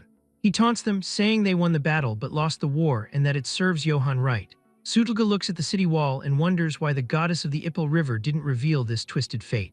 Gustav tells Johann that it is too dangerous to enter the city and suggests they should abandon Marseille. Johann looks at him with a confident smile, stating that it is too early to give up, and announces that they are going to advance and face the situation head-on. Einbeck gives him the middle finger, saying that the only thing going to break is the knight's head, as he reflects on how Bradel captured Governor Velaco Traniani and remains certain that the mercenary will bring the document for Marcel's surrender. He decides that once the city is taken, the first thing he will demand is Johann's body. He plans to cut his tendons and parade him across the entire empire. As a bonus, he will broadcast the incompetence of Imperial Guard Captain Karamav as well. Einbeck envisions putting Johann on the gallows once he is no longer useful. He imagines leaning in at the very last moment and whispering in Johann's ear that he was the one who killed his father. The group approaches the massive gate of Marcel. As the heavy gate begins to rise, they see the silhouette of Brattle standing before them. Einbeck grins widely and claims that he has won. He runs forward and calls out for Brattle, telling him the plan worked exactly as he said it would, as he demands that they bring the knight to him. As he runs, the silhouette becomes clear and his expression shifts to one of pure shock. Standing there are Velako Traniani, Goran, and Can. Einbeck stammers in disbelief, asking why the governor is even there. The elven knights behind him are equally confused, wondering what is happening inside the city. Velako steps forward and offers a deep bow to Johann Eitz to thank him. He states that as the governor of Marcel, he recognizes Johann's efforts and sincerely congratulates him on his safe return.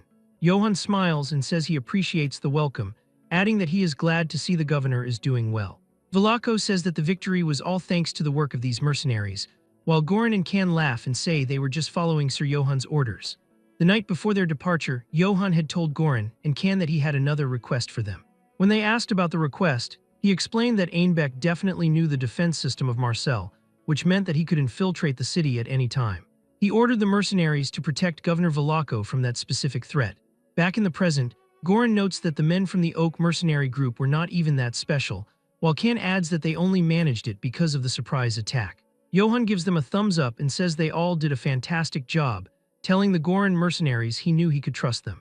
The mercenaries are surprised and ask why Sir Johann is swearing all of a sudden, while Johann is surprised to learn that his words are considered a swear here. Velako looks at the bound noble, telling him he will pay for all of his crimes and demanding that he accept his fate quietly. Einbeck is dragged away by city guards, screaming out for Brattle in desperation. On the city walls, the imperial banner is torn down and cast aside. A guard rings the victory bell and shouts that the bandit subjugation was a success, signifying that the mission of the Second Subjugation Force is officially concluded. In the streets of Marcel, the citizens recount how shadows once fell upon their city of freedom and trade. Traitorous mercenaries, bandits, and a troll attempted to devour the walls, but then Johann's intelligence shone like a star. Everyone now refers to him by a specific title, the Troll Slayer of Marcel, Johann Eitz. The people proclaim they shall sing of his deeds, saying his name is like a war hammer and his courage is like flames while they pay homage to the hero. Johann Eitz is hailed as the man who seizes victory with his own fists and dominates a troll with his overwhelming strength. By his side, his companions and the citizens alike call him righteous. He has already become a legend, the hero who managed to kill a troll with his bare hands. Goran and Can watch the celebration from a bridge. Goran observes that the city used to be full of corpses, but Johann brought peace, as Can asks if they really should leave without saying goodbye. Goran says they should go, for if mercenaries like them hang around just to get a greeting, they would only get in the way. Can agrees and reflects that now no more children will die because of bandits in Marcel, while Goran tells him it is time to get back to making money because there is no work in peaceful places. Later, Johann sits in a private office with Ayan, who thanks him for leading the difficult battle and pours some tea, asking if he would like a drink before they settle up the finances. Johann agrees and then asks if he can request the payment now. Ayan bows and presents the report for the mission reward and the division of spoils. Meanwhile, Johann takes a sip of tea, thinking that after the division, his share probably won't be very big. Ayan reads the numbers aloud, stating the subjugation mission reward is 40 silver coins. She adds that the indemnity from the Oak mercenary group is 30 silver and 130 copper. Johann tries to look calm, but inside he wonders why the amount is so high, as it is completely different from when he looted those bandits in Rutsek. Ayan continues with the sale value of the monster spoils, noting the troll hide sold for 10 gold coins and 60 silver. Troll blood, tendons, and special cuts of meat sold for 25 gold and 100 silver. Johann suddenly spits out his tea in shock and asks how much that is in total. Ayan reports that the total amount is 35 gold coins, 230 silver, and 130 copper. Johann looks at her and tries to hold back his happiness. But inside, he is overcome with joy and laughs hysterically. With this, Johann has obtained an immense fortune through war rewards. Will he finally be able to end his wandering life like this? Under a bright crescent moon, the sound of laughter and clinking glasses fills the air. Gustav shouts out to his brother, asking if he is seriously planning on calling it a night already. He tells him that he cannot leave on the very night of their grand victory. Johann, appearing slightly flushed from the alcohol, tells Gustav that he has had more than enough to drink, and insists that he is perfectly fine where he is. Gustav playfully tells him not to be that way, and begins pouring more red wine into a wooden mug. He cheers for his friend to drink up. A week has passed since the intense battle for Marcel ended, and the group has been spending their days enjoying simple, peaceful times. Johann reflects on the fact that this weird guy, Gustav, has basically glued himself to his side. He wonders if all his previous hard work was specifically so he could eventually live a life as calm as this one. Gustav stands up on a table, raising his glass high for everyone to see. He bellows for everyone to raise their glasses in a toast to his brother, Johann, who bravely took down the troll. He adds a toast to Lady Valiant, who saved their brothers in arms, and finally to the great sage, Lord Sutelga. Sutelga watches them, thinking it is incredible to hear elven knights say things like that, nodding that they have truly changed. Gustav screams cheers, and the entire room erupts into a massive cheer. Later that evening, Gustav is surrounded by a group of admiring noblewomen. He regales them with his version of the fight, claiming that the damn troll tried to kill him with an arm the size of a tree trunk. He insists that, of course, he wasn't scared at all and was fully prepared for an honorable death.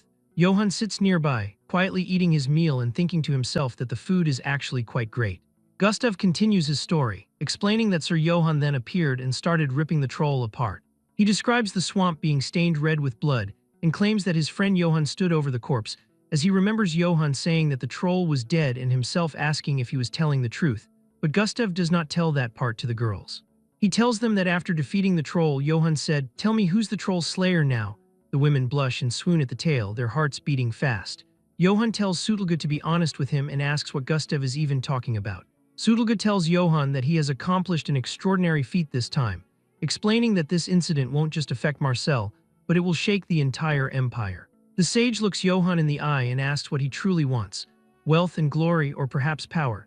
Johann continues eating and dismisses the idea, telling Sutelga he must be joking and declaring that he just wants to live a quiet life here in Marcel. Sutelga remains silent for a moment and reflects on the fact that someone who is actually able to kill a troll with their bare hands wants to live a quiet life. Johann reminds him that he almost actually died during that fight.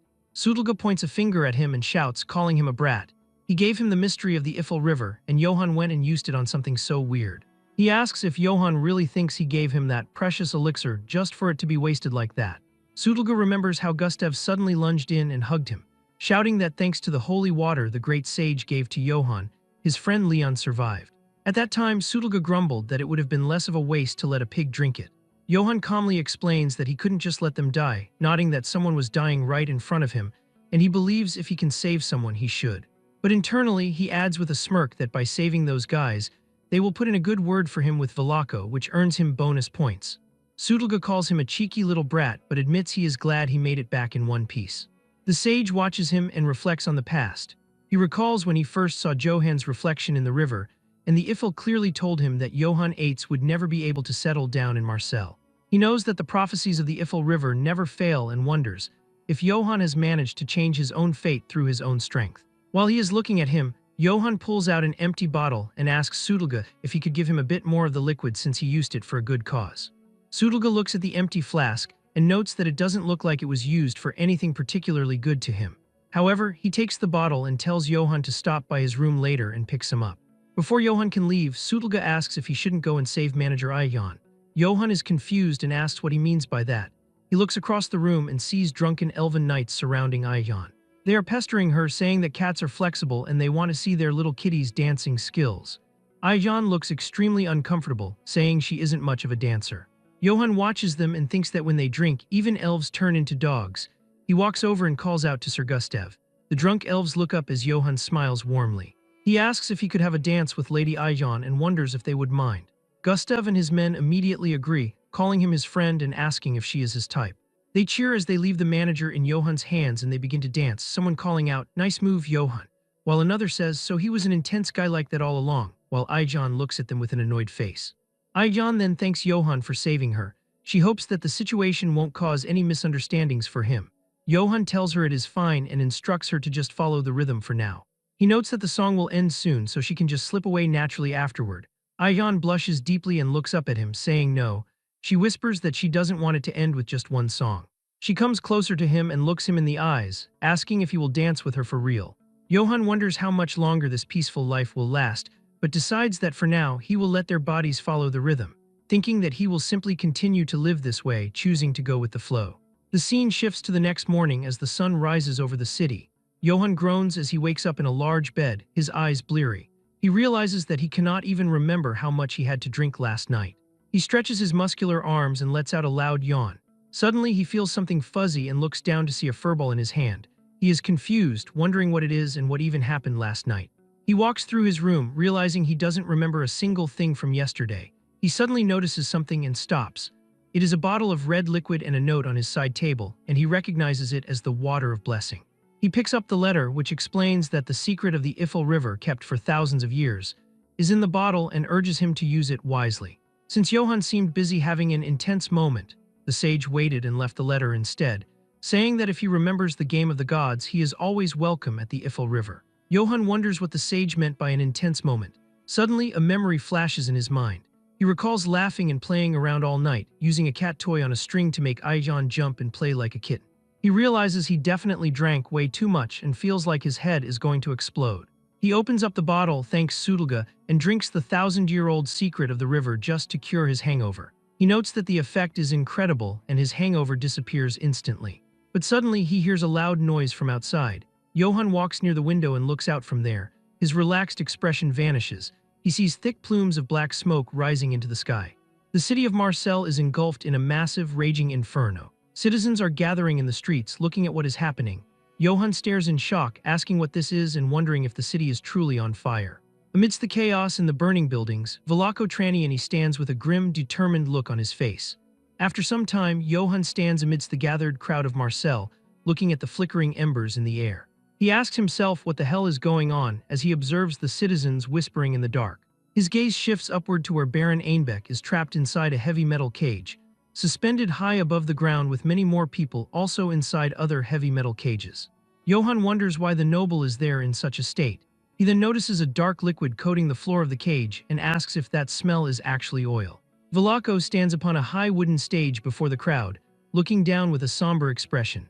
He calls out to the dear citizens of Marseille and addresses the visitors as well, offering his sincerest apologies to everyone present and explaining that due to administrative negligence on the governor's part, a shadow of chaos has temporarily fallen over their city.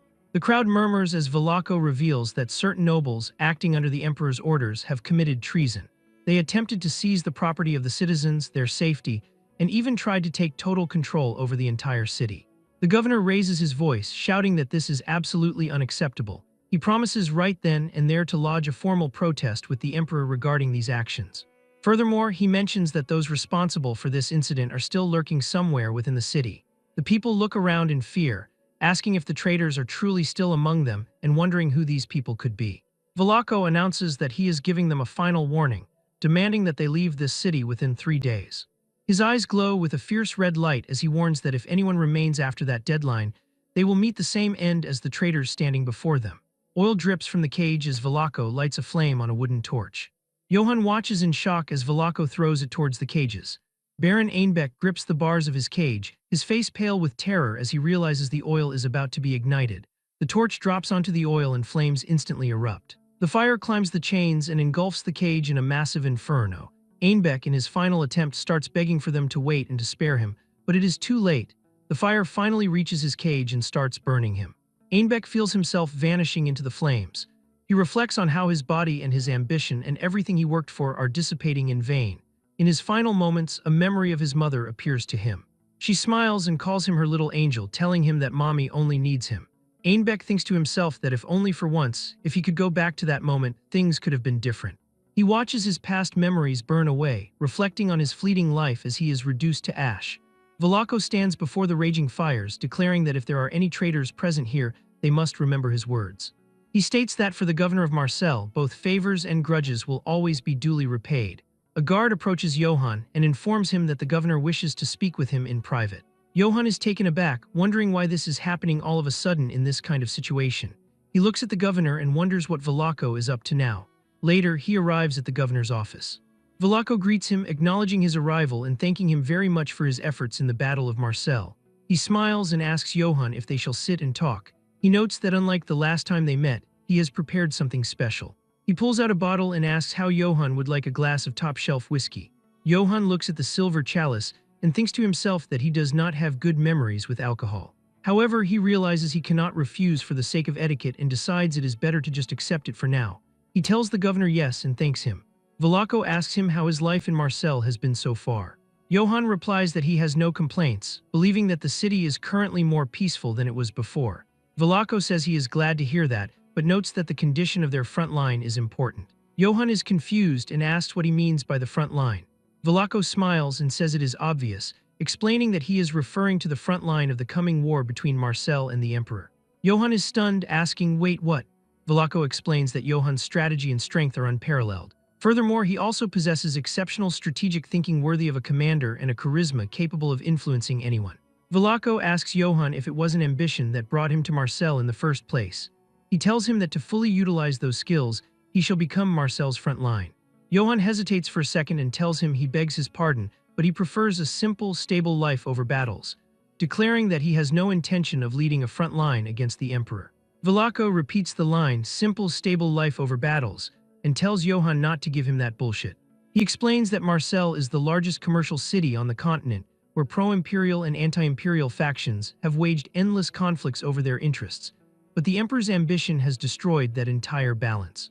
Furthermore, he tells him to remember the countless massacres committed in the north, pointing out that one of them was Johann's very own territory of Ates. Velako growls that as long as the Emperor lives, the peace Johann mentioned will no longer exist in this empire. Johann remains silent, sweating as the governor pours more whiskey. Velako asks if he now understands why they must prepare for war. He drinks his whiskey and slams his cup onto the table, declaring that it doesn't matter how much money is spent or how many people die, because none of that will be relevant anymore. He looks Johann in the eye and admits that while he may not be able to become emperor himself, he has the power to create one with his own hands. He tells Johann to follow him and promises to make him an emperor. Johann is left speechless, his face pale as he processes the offer. The scene shifts to a bright sunset outside the city walls. Johann is overseeing the preparations for a journey. A guard reports that they have loaded provisions for 2 weeks, and Johann asks if the weapons and luggage are ready. He checks the flexibility of his new, high-quality armor. He has equipped a custom set consisting of a spalder for 3.5 gold, a bracer for 3.5 gold, a breastplate for 1 gold, and a gauntlet for 3 gold, totaling 11 gold coins. He thinks that even though he has only equipped one side of the armor, it is heavy but fits perfectly and gives him a sense of security. He tearfully hopes the expense was worth it, noting that 11 gold is the price of a warhorse. Godin approaches him and says they are ready to depart. Johann tells him right and commends him for the good work. He then shouts for everyone to go. As they start leaving, Johann looks up and sees Velako standing on the road. The governor offers a formal bow, and Johann returns the gesture with a respectful nod. As they finally leave the city gate, Godin looks at Johann and asks where they are going with the troops all of a sudden, asking if they are going to war or something. Johann falls silent for a moment, remembering his talk with the governor after Velako's proposal to make him an emperor. He smiles and decides that he is out. Velako is stunned by this and asks why, seeing it as an opportunity to obtain massive wealth and glory with the direct support of Marcel. Johann closes his eyes and reflects on how he learned from a young age the hard way that money is needed to survive in this world. However, watching Velako made him realize he can't live just for money. After some time of silence, Velako tells him that he is misinterpreting things. He leans forward, his voice turning even more grave as he warns Johann that the world is standing on the edge of a precipice. He believes it is only a matter of time before a massive, all-consuming war erupts across the lands. He insists that even if Johann attempts to flee from the battlefield and seek a quiet life, it will be futile. In the end, no matter where he hides, the knight won't be able to avoid the fight. Velako asks where Johann plans to live his life in these times of absolute chaos. Back in the present, outside the city walls, the sun begins to set. He looks back at Godin and tells him that their destination is a place full of romance and adventure. He thinks about how his plan to settle down in Marcel was destroyed by Velako, but he chooses to move forward anyway toward a world full of adventure and romance.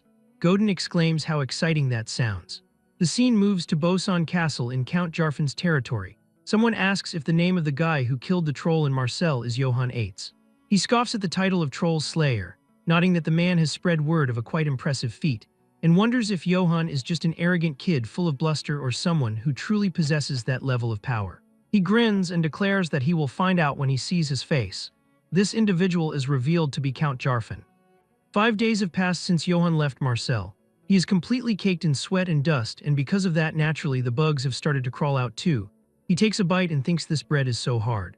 He is starting to think it could actually be used as a weapon.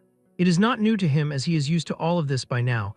He looks back and sees 2 beast girls, thinking that what he finds really hard to stomach is the pungent stench of these furballs. He reflects that it is not a human smell, so he just cannot get used to it. He wonders if he will really be able to endure this journey. For now, he decides he has no choice but to shake off the dust and keep moving forward. He looks at the letter in his hand and thinks about it. The story went back one day before he departed from Marcel. Ayan approached Johann and said she heard he was looking for mercenaries, which he confirmed was right. They entered inside a shop and she told him it was perfect timing because the Gatana merchant group was just about to introduce a mercenary unit.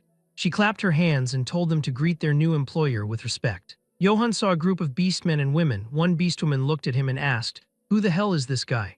Johann looked at them and thought that he had expected them to be rough since they were from the merchant group, but even among them, these guys looked especially brutish. Ayan asked if they could all introduce themselves first, but warned them not to try and flex their strength. One introduced herself as Dyke, Hyena Kin and the squad leader of 10, and said it was a pleasure, while another introduced herself as Shuka, a Weasel Kin and a squad leader as well. He introduced himself as Johann Eitz and told them that he would be the one hearing them, adding that he was counting on them. Internally, he thought he did not care who they were as long as they fought well. Dyke and Shuka repeated his name, and they asked him in shock if he was the Johann Eitz from the rumors, the troll slayer of Marcel, while Ayan told them to show some respect and call him sir. Dyke and Shuka wondered why a knight who killed a troll with his own bare hands would need to hire them, thinking that perhaps he had some weird taste. Johann explained that it was not uncommon to run into bandit bands in remote areas, noting that when it comes to facing them, numbers are still an advantage. Dyke said that made sense and told him they should work well together. Johann said he was counting on them as well, and the contract with the Gatana mercenary group was concluded. After that, Dyke told her squad that he was an important guest who would be with them for a while. She warned them that anyone who showed their teeth would lose all of them. Ayan said she heard he was leaving Marcel tomorrow. Johann chuckled and said that was just how things turned out. She said it was a shame he was leaving just when they were starting to get close. She mentioned she had a gift for him and asked if he could lean forward a bit. She stood on her toes and placed a necklace around his neck. Ayan told him that it was done, and Johann asked what that was. She explained that it was the Troll Slayer emblem, and it was a gift for him as a representative of the Gatana group. Johann looked at the emblem, thinking how cool it looked. Ayan then asked what his destination was. Johann stammered that he did not have one. She asked if he really decided to set out without a destination but decided that was fine. She told him that she had already thought of a place for him. She pulled out a paper and told him a letter had arrived for him. Johann took the letter and asked what it was, and she suggested that since he had received it, it would be better to visit whoever was looking for him. He looked at the letter and was surprised. Back in the present, Godin asks Johann what that paper is. He asks if Johann forgot to show him and explains it is a letter he received while in Marcel, saying someone wants to meet him because he killed a troll. When Godin takes that letter and sees what it is, he screams in shock, asking if it is a letter from Count Jarfin. Johann asks if the man is famous, and Godin shouts in frustration that, yes, he is incredibly famous in the Southern Territories. He explains that Count Jarfin earned great merit in a monster subjugation campaign. He notes that just like Johann, the Count has killed a troll before and built his fame and fortune on that. And Godin adds that Count Jarfin is the only one in the region who can grant knighthood. Johann reflects on the concept of knighthood, thinking that it is a ceremony where a titled noble recognizes another person and elevates them to the status of a knight. He understands it functions as a guarantee and a type of sponsorship, giving the individual a chance for rapid advancement and solid support. He realizes it is a massive promotion. His face becomes red as he thinks that the Count is more important than he thought, and that if he plays his cards right, he might actually get knighted. He decides it is perfect since he can get money and a knight's title all at once. Dyke, walking before them, tells everyone to stop as she notices something. She calls out to Johann and warns him there is a checkpoint ahead but that there is a strong scent of blood. Johann thinks this is not a good sign. He orders everyone except those responsible for protecting Godin to stay vigilant, and the mercenaries shout, "Yes, sir." Near the checkpoint, a guard tells another to look over there as a wagon is coming. He asks what the hell that smell is and notes the traveler looks like a knight. The lead guard tells him to shut up, saying knight or not. A knife to the throat kills anyone the same way and tells them to get ready to loot him. As Johann and the others get near the checkpoint, the guard shouts for them to stop and identify themselves for an inspection. Johann states he is Johann of the Eitz family and asks what they are all doing here. Suddenly, there is movement in a bush nearby, and Dyke and Shuka realize that there are people hiding behind it. The guard lies, saying they are conducting a simple inspection after receiving orders to control the area. He says if Johann gives them a small gift, they will let him pass without any inspection. Johann reveals he is a guest of Count Jarfin and tells the guard to explain the situation first. He demands they state their identities and affiliation, asking who they are to be performing an inspection. Otherwise, he has no intention of cooperating. The guard thinks about what an annoying guy he is and calls for the crossbowmen as many enemies appear from the bushes. The guard calls Johann a shitty knight and says he should have just shut up and handed over the money. He yells that Johann tried to humiliate him in front of his men. He says he will spare Johann's life but tells him to hand over everything he has. He repeats that this is just an inspection and tells him not to take it personally. Johann says if the man insists on shedding blood, he will not stop him. But he warns him that for the sake of his subordinates, it would be better to avoid a massacre. The guard calls him a bastard and asks if he will not drop the act until the very end. He asks if Johann thinks they have never seen knights acting important before and orders his men to fire the crossbows. As they take their aim, Johann quietly calls for Karamav. Karamav appears in his divine wolf form and tears through the guards with ease. The guards scream in pain as they are slaughtered. The lead guard is shocked, asking what is happening. But before he can do anything, Dyke swings a massive morning star into a guard's face, asking what he thinks and saying this is what is going to happen to him. Another guard orders his men to advance. Shuka moves with incredible speed and quickly defeats all of them in a second. Other beastmen also charge forward, calling each other animals and telling one another to cut the enemy to pieces. They slaughter the remaining guards with ease. Johann watches the battle and thinks for some reason this reminds him of when he was chased by the wolves of Akate. He recalls how they attacked him in a group all day long, and while fleeing desperately from the encirclement, he managed to escape by hiding in a caravan. He realized back then that, unfortunately, he could never make it through a blockade, but now he observes that in just 30 minutes, everything was resolved with a single order from him. Shuka reports that they have all been subjugated and Johann tells her good work. A male mercenary finds a necklace on a corpse. His companion asks if he thinks it was his, suggesting he probably looted it. The first mercenary says it doesn't matter because it is his now. Dyke and Shuka look at the scene with disgust and say that those guards are not even worthy of being called animals. They have found many bodies of civilians and realize where the smell of blood was coming from. Johann approaches a bloodied survivor and tells him to say who they are and what they were doing here. The man cries and stammers that they are deserters. He explains they were attacking Count Jarfan's Boson castle, but things went south and so they fled. Johann is shocked and asks what he said about attacking the castle. The man asks if he did not know and reveals that Count Jarfan is currently at war. Johann stares in disbelief at the news.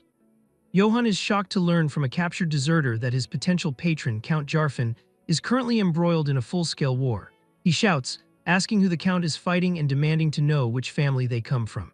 The terrified and bloodied soldier struggles to speak, coughing up blood as he identifies himself and his group as deserters from the Abnur family. Johann repeats the name Abnur, mentally nodding that he has never heard of that family or place before. He demands more information, asking the dying man to explain the current situation at Jarfan Castle. The soldier explains that the Abnur family has surrounded the castle with a massive force. However, he reveals that they were led by a terrible commander whose incompetence caused the soldiers' morale to plummet. He describes how their supplies were eventually cut off, leading the entire army to starve. The man confesses that he and other exhausted soldiers deserted their posts and began looting and killing just to survive. But when Johann asks for the specific size of the Abnur troops, the man coughs violently and begins to choke. He cries out to the gods and begs for forgiveness as his hand goes limp and he dies. Johann looks at the corpse and closes the soldier's eyes, stating that the man should have asked for forgiveness from the people he murdered. Later that night, Johann and Godin sit by a campfire. Godin asks what they are going to do next, pointing out that they will have to cross an active battlefield to reach Count Jarfan. He wonders if the Count invited them specifically, hoping Johann would participate in the war as the famous troll slayer. Johann thinks that Godin's reasoning makes sense. He realizes that if he joins the conflict and achieves great feats, there is a high chance the Count will grant him a knighthood. However, he needs to meet the Count to discuss the war and what the reward will be. But he worries about how he will even manage to get inside Jarfan Castle with the Abnur army blocking the way.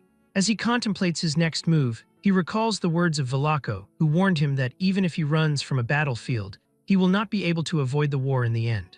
Johann thinks to himself that there is war everywhere he goes and wonders if the governor's grim prediction was right.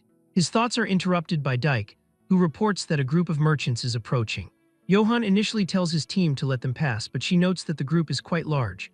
Johann looks out and sees a massive line of wagons so long that he cannot see the end of it. He reasons that it is natural for merchants to show up when a war has broken out.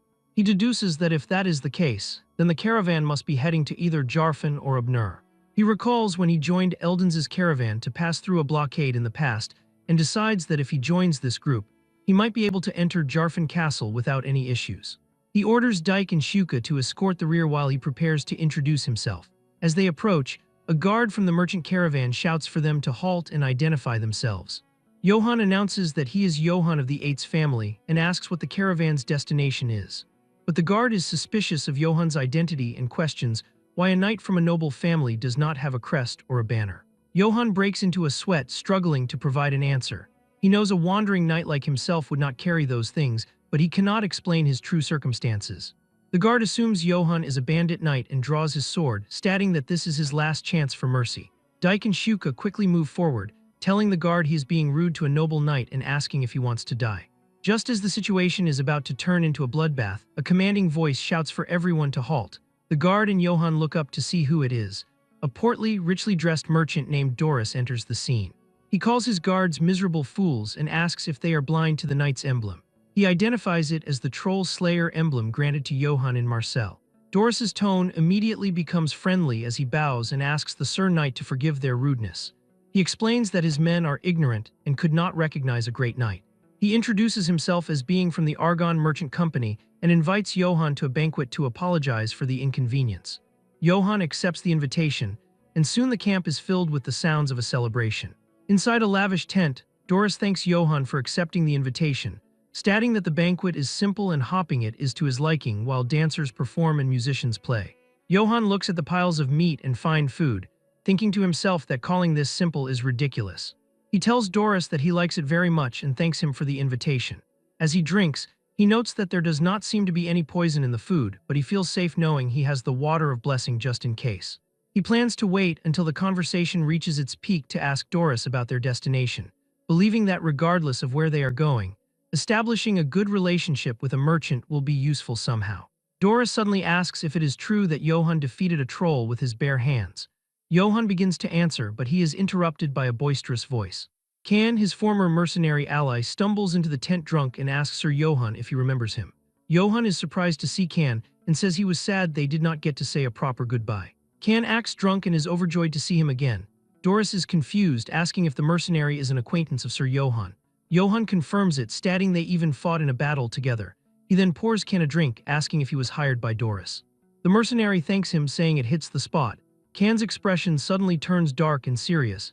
He asks Johann if he happens to remember Sir Gamson.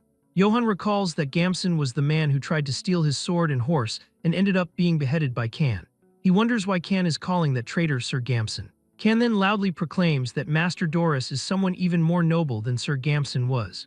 Doris tells him to stop saying that because it is embarrassing. Can looks Johann in the eye and swears that Master Doris will treat him with exceptional care, much better than Gamson did. Johann realizes this is a coded warning. He smiles and tells Can that his loyalty to his employer is truly impressive. He flips Can 2 gold coins as a tip, saying his attitude should serve as an example to many. Can thanks him, but internally he is shocked by the amount of money he received. Johann asks Can to give him a moment alone so he can have a frank conversation with Doris. Can smiles and begins to leave the tent, telling Johann to have a great chat. Once he is outside, his fake drunk expression vanishes and he tosses the glass away. Inside, Johann remarks that Doris truly seems to have a noble personality for Can to speak so highly of him. Doris is flattered, saying it is just the basic duty of a human being to be kind. Johann then puts his hand on the merchant's shoulder, his friendly smile disappearing. He says that it is only right that he returns the favor exactly as he was treated. The merchant is happy to hear this and asks if Sir Johann is going to share some valuable information. Johann sets his cup down. He leans in toward the merchant and menacingly declares that actually, Gamson was a backstabbing son of a bitch. Realizing he has been exposed, Doris screams for his guards in a total panic. At that exact moment, Johann seizes his neck and applies intense pressure to his throat. This sudden explosion of violence sends the dancing women in the tent into a state of pure shock and terror. Despite the frantic commotion, Johann only continues to increase the pressure on the merchant. Sensing the chaos within, the 1st Division commander of the bodyguards bursts into the tent and demands to know the reason for the commotion. Before the man can even react, Johann unleashes a swift and powerful attack with a single devastating punch, knocking the commander out cold and sending him crashing onto the floor. The leopard-cloaked warrior is left unconscious and defeated in just one instant. Johann remains unfazed amidst the wreckage, having neutralized the immediate threat with ease. Suddenly, the 2nd Division commander arrives only to find his colleague lying on the ground, wondering how the situation became such a mess. However, Johann dispatches the newcomer just as easily as the first. With both of his elite bodyguards defeated, Doris is left completely at Johann's mercy and wonders how things turned out like this. 1 week earlier at the Argon Trading Company barracks, the merchant was setting the stage for his scheme. Inside a candlelit tent, Doris convened a meeting with his associates to discuss a new venture. His partners sensed a lucrative opportunity and eagerly asked for the reason they were summoned all the way out there. With a greedy smirk, he assured them that it would be a very tempting proposal. Doris revealed that they were currently supporting House Abnur by providing war supplies. His partners were taken aback, having believed they were simply going to Abnur territory to trade rather than supplying a war. At this, he condescendingly chided them for their slow information gathering and questioned how they could make a living as merchants. He then enthusiastically explained that House Abnur was currently at war with House Jarfin. The plan centered on the ongoing siege of Bosan Castle in Jarfin, a campaign led by Sir Stefan, who was the youngest son of House Abnur. With a cunning grin, Doris announced his plan to sell war materials to Lord Stefan. The other merchants were horrified and called Stefan a notorious fool, questioning how he could conduct business with such an idiot. They voiced their concern that dealing with someone so incompetent was simply a recipe for disaster. Doris explained his true angle by stating that the fool would likely squander their goods and have no ability to repay them. That was the core of his suggestion. He planned to demand double the amount from Stefan's mother, Countess Abnur, once the son squandered the materials. His associates panicked at the idea, fearing they might lose their heads if the Countess took this as an insult. However, Doris calmed them by pointing out that the Countess had a very clever daughter. They noted that Lady Ulrich was the cunning and strong-willed next house head. He then elaborated on the family history, highlighting the rumors that the two siblings were not on good terms. His partners correctly deduced that the Countess only appointed the incompetent Stefan as commander because she favored him and wanted to give him military achievements. As the pieces fell into place, his associates began to understand the devious logic. They would supply the materials to Stefan and officially bill the Countess for the cost. His partners' eyes lit up with greed as they realized the Countess would pay whatever price they demanded for the sake of her house's honor. With the plan fully explained, a gleeful Doris told his men to prepare themselves at once to help Abnur. The merchants erupted in laughter, feeling confident in their scheme to profit from the foolishness of the nobility. A few days after that meeting, Doris grew impatient with his scouts and wondered why they were not back yet. Suddenly, a strange noise caught his attention and pulled him from his thoughts. The merchant's eyes widened in shock as Johann emerged from the darkness on horseback. He recognized him as the troll slayer of Marcel by looking at his emblem. Doris realized that the rumor about Jarfin County inviting the knight was true after all. However, his fear quickly morphed into a wide, greedy grin as he considered the credit he could take in the war by capturing a future enemy noble beforehand. He then began to fantasize about the unimaginable rewards he might receive for taking Johann off the board. Back in the present, Johann sits calmly inside the trash tent and tells Doris that his plan to kidnap him was ridiculous. He asks the merchant if he knows what he has just done.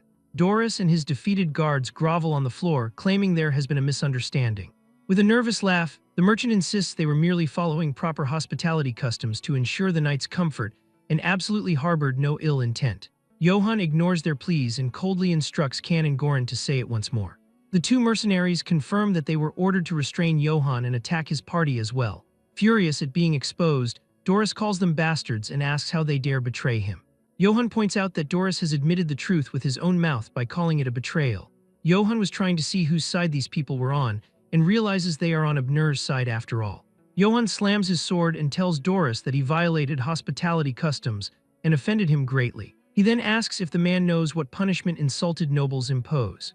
At this, Doris's mind flashes with horrific images of having his tongue pulled with hot pincers, his eyes removed, his nose cut out, or being locked in an iron maiden. Breaking down completely, the merchant begs Johann to spare him and vows to do whatever he commands.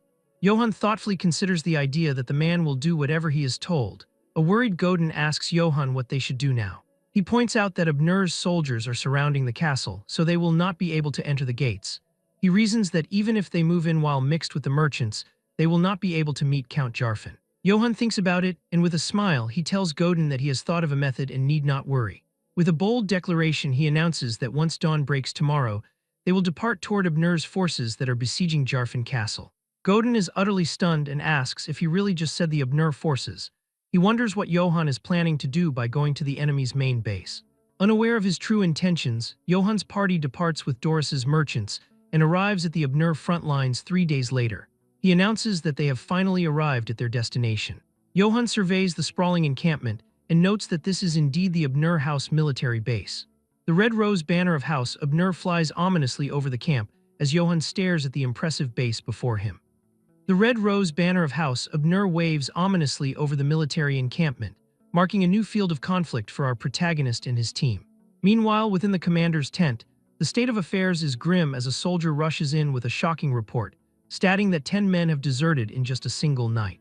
Hearing this, the incompetent commander, Stefan Abner, erupts in a fit of rage, demanding to know what the squad leaders were doing and ordering them to be brought forth at once.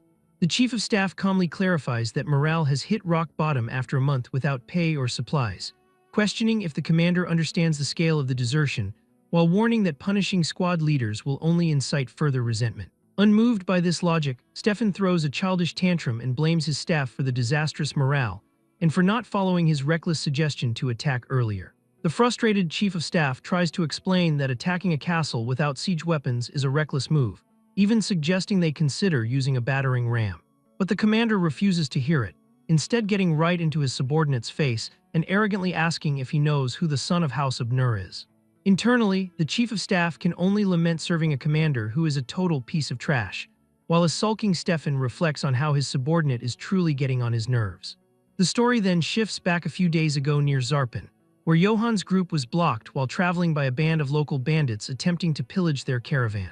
It is soon revealed that these attackers were actually deserters from the Abner army, a direct result of their commander's poor leadership while laying siege to Count Jarfan's Bosan castle with a massive force.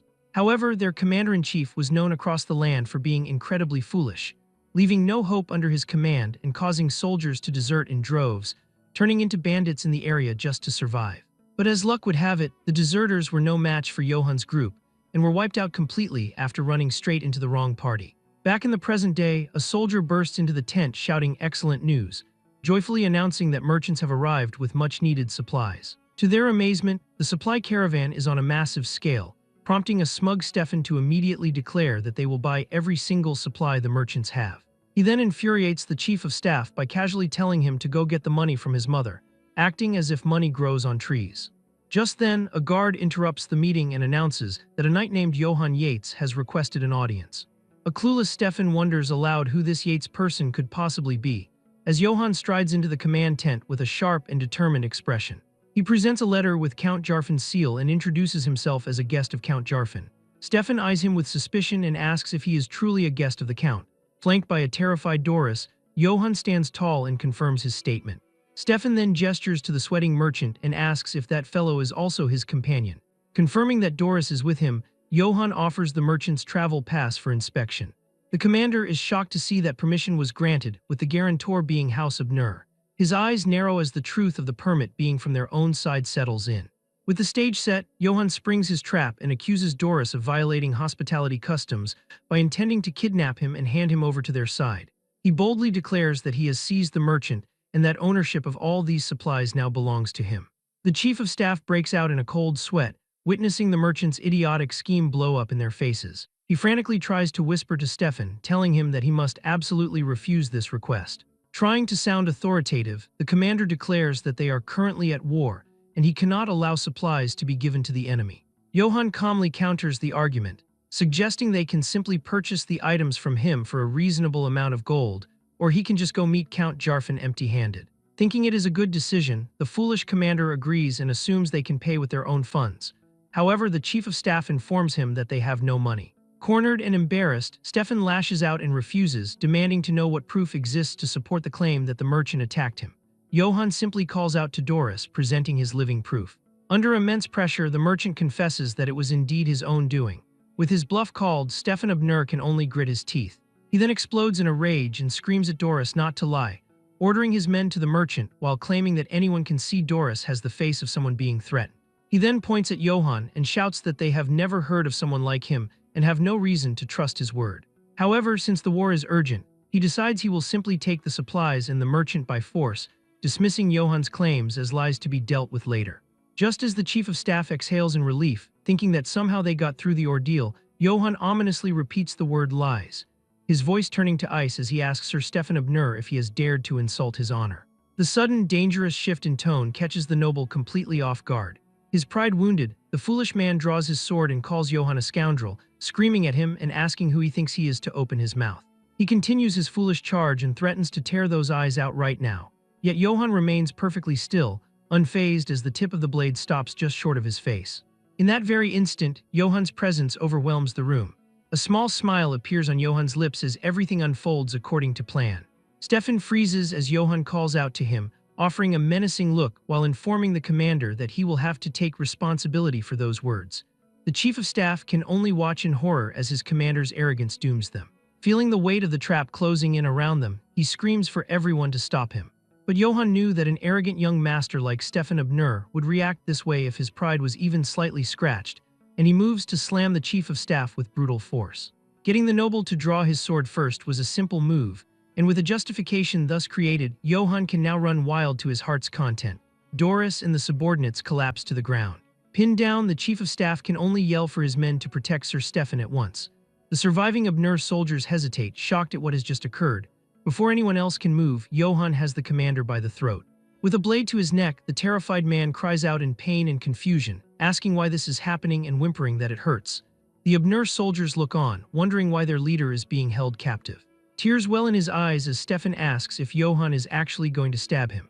At this, Johann coldly reminds him that drawing one's sword first means taking responsibility with one's life. Just then, one of the Abner soldiers stares at Johann's crest, and a sudden shock takes hold as he recognizes the symbol from somewhere. He shouts in terror, identifying their opponent as Marcel's troll slayer. Stefan, in pure terror, can only ask if he is really Marcel's troll slayer. The Abner soldiers immediately express their respect for his great achievements and beg him to put down his sword. But Johann ignores their pleas and locks his gaze on the noble, demanding to know what will be done about the honor that was insulted. He then roars at the terrified soldiers, asking what they will do to restore his honor. Johann loudly proclaims to everyone that Sir Stefan tried to steal his rightful supplies and insulted his honor by calling him a liar. He argues that since the commander drew his sword first and challenged him to a duel, it is only right to grant him an honorable death. Utterly terrified, Stefan immediately stammers out an apology and says it was all his fault, his arrogance shattered as he breaks down completely, begging for his life. The chief of staff is horrified, noting that by apologizing, the commander is openly admitting to every accusation. Johann presses his advantage and asks if he will accept all of his claims, and sobbing, the noble readily agrees that everything was his fault. With the confession secured, Johann smiles again and loosens his grip. He addresses the entire room, ensuring everyone heard the commander admit to everything. He declares himself the winner who won honorably in a duel and announces that he will be taking Sir Stefan with him. The noble is shocked, asking what he means and if he is being taken as a prisoner, wondering if Johann is not afraid of his house. Johann cheekily reminds him that he just admitted to it with his own mouth, leaving a desperate Stefan to cry out for his chief of staff to say something. But the man can only watch in dejection. The defeated chief of staff tells his lord to please comply, admitting there is nothing they can do about this. Later, at the main gate of Bosan Castle, the guards curse the tiresome Abner bastards. One of them, exhausted from the siege, spots movement in the distance. He is perplexed to see a merchant caravan coming straight through the Abner camp. Just in case, he tells the men to stay on guard. However, a commander guard comes running and orders the castle gates to be opened. The other guard looks at him and asks why the gates are being opened so suddenly. The soldier can only stammer out that the Abner commander-in-chief, Stefan Abner, has been captured. The scene ends with the shocking reveal of a bound and defeated noble delivered to the very gates of Bosan Castle. Johann's party finally arrives at the formidable Bosan Castle, the seat of power for Jarfin County. From the high battlements, the castle guards look on with growing disbelief as the company approaches. Their initial shock turns into pure astonishment as they recognize the prisoner being led toward them, none other than Stefan, the commander-in-chief of the enemy Abner army. One of the soldiers confirms the unbelievable sight of the defeated and bound enemy commander. Sensing a monumental shift in the war, the castle guard captain immediately orders the gates to be opened. The captain realizes he is looking at the man who has somehow brought this long and arduous war to an end. He can only stare at the mysterious approaching night and wonder just who he could be. Soon, Johann and his companions are escorted into the inner courtyard of the Grand Bosan Castle. Inside, the castle's inhabitants whisper among themselves, having already heard rumors of Stefan's idiotic capture right at his own command post. Overhearing the mockery of the crowd, the humiliated Stefan seethes with impotent rage. He lashes out with empty threats, asking the onlookers if they want to die while foolishly trying to pull rank, demanding respect as a son of the powerful House Abner. When his demands are ignored, he huffs and arrogantly orders the servants to take him to Count Jarfin. Meanwhile, Johann quietly observes the prisoner's bizarre confidence, completely baffled by the man's audacity as he complains about his messy hair. Just then, Johann steps forward and formally announces that he is here to see Count Jarfin. Entering the grand audience chamber, Johann can barely contain his excitement, believing his long-sought goal of earning a knighthood is finally within reach. He lays eyes on the Lord of Bosan Castle, the fierce and imposing Count Jarfin. A nervous Sir Stefan greets the formidable lord with a timid familial title, calling him Uncle Jarfin. Count Jarfin immediately reprimands his nephew, reminding him that this is a public setting where such personal titles are inappropriate. The Count looks down with pure disdain, admonishing his nephew for the pathetic display of being captured. He makes it clear that due to their family ties, Stefan will be treated as a guest within Bosan Castle rather than an enemy. The foolish young man completely misinterprets this as a sign of mercy, eagerly thanking the Count for his kindness. However, Count Jarfin clarifies that according to the customs of war, ownership of the prisoner belongs entirely to Johann, causing Stefan to panic and plead with his uncle, arguing that a precious Abner noble should not be entrusted to a lowly person like Johann. At this, the Count coldly asks if his nephew is suggesting he violate the sacred customs of war and dishonor himself by robbing a knight of his rightful ransom. Terrified, Stefan immediately backtracks and stammers that his uncle has misunderstood him. The Count commands him to stop bringing shame upon House Abner and tells him to finally act with honor. Thoroughly chastised, a weeping Stefan finally submits. As per medieval custom, a captured noble is the personal property of their captor, who can then demand a hefty ransom for their return. With the matter settled, Count Jarfin orders his chamberlain to lead the sobbing noble away, finally ending the pathetic display. At last, the Count turns his full attention to Johann and formally greets him as Marcel's troll slayer. Internally, Johann is thrilled, recognizing this as his chance to make a good impression and finally achieve his goal of being knighted. As a sign of his favor, Count Jarfin invites him to walk together for a personal tour of the castle. Once they are on the castle ramparts, the Count asks Johann if he understands the true reason he was summoned. Johann astutely replies that while the war was the initial reason, the Count's motives have since changed. The castle's strong defenses and well-trained knights suggest the war was never a major threat to Jarfin County. The Count confirms this assessment, admitting the war was a minor issue and that he was simply curious about the man himself. The Count then shares a painful memory of his youth when he too killed a troll, but tragically lost half of his knights in that reckless endeavor. Johann senses the deep sincerity and regret in the Count's voice. This is no casual story, and the suspicion is confirmed upon noticing the Count's armor is crafted from the hide of that very troll. Jarfin admits that upon hearing of a troll being taken down single-handedly, he assumed it was a lie, and reveals that his original plan was to expose this rumored hero as a fraud. Johann's heart sinks as panic begins to take hold, fearing the Count still thinks he is a liar and that all his plans are doomed. The tension escalates as the Count's personal guards suddenly close in around the nervous warrior. The Count's intense and unreadable gaze remains fixed on him. The armored knights stand ready and await their lord's command. With a dramatic pause, Count Jarfin raises his hand to signal his knights to stop. Then, in a sudden flash of movement, he grabs Johann's shoulder. As a massive, beaming grin breaks across the Count's face, while he joyfully proclaims that Johann is without a doubt the real deal. A completely bewildered Johann can only stammer out a pardon in response to the bizarre turn of events. With the test over, the Count begins to enthusiastically list Johann's incredible achievements. He praises him for capturing the enemy's entire merchant caravan and effectively crippling their supply line. He then recounts how the young knight audaciously captured the enemy commander right in the middle of his own camp. Clapping him on the shoulder, Count Jarfin declares that Johann's arrival alone was enough to bring the entire war to a close. Overwhelmed by the praise, a flustered Johann tries to be humble, which only seems to amuse the Count further. Relieved to be in the Count's good graces, our protagonist recognizes the perfect moment to press his advantage. He formally offers the entire captured merchant caravan to the Count as a token of his respect. He awaits an enthusiastic response but is instead met with a tense and awkward silence. Confusion grows as to why the Count is not reacting. The jovial atmosphere vanishes as the Count's fist clenches tightly at his side. His voice booms with unexpected anger, asking if Johann takes him for a man with no honor. Johann is completely taken aback by the Count's sudden, violent shift in mood.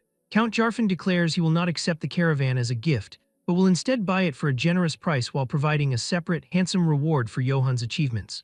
Thrilled by this turn of events, Johann eagerly accepts the Count's terms. Count Jarfin then promises him the finest treatment his castle can offer and urges him to rest and recover from his journey. With mutual respect established, Johann thanks him for his immense generosity. While the Count is fiery, he is a good man, leaving Johann optimistic about securing his future. He desperately needs a powerful ally like Count Jarfin, while the entire empire is still hunting for him, and he is determined not to make an enemy of such a man before securing his knighthood.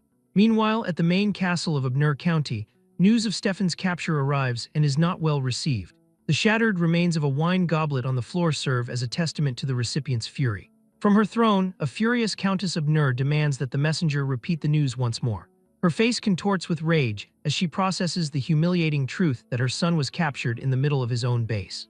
Shock quickly turns to murderous intent as she demands to know the identity of the person responsible. The Abner guards report that the captor was a knight from an unknown house named Johann Yates.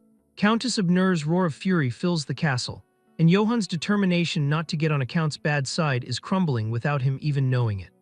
In a desperate rage, Countess Abner, the furious matriarch, turns on her soldiers, demanding to know what they were doing while her son was taken hostage. The chief of staff attempts to defend their actions, claiming they did their absolute best to assist the commander, but there was simply nothing they could do due to Stefan's own poor conduct.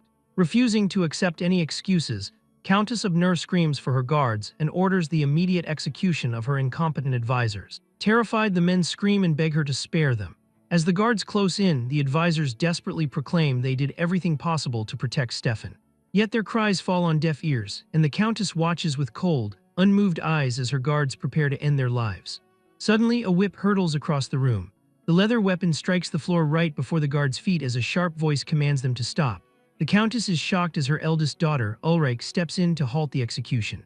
Making a dramatic entrance, Lady Ulrich, the next head of House Abner, confronts her mother, calmly stating that the advisors did their best, and that Stefan was captured due to his own fault. Lady Ulrich argues that they cannot afford to lose competent advisors over one man's mistake.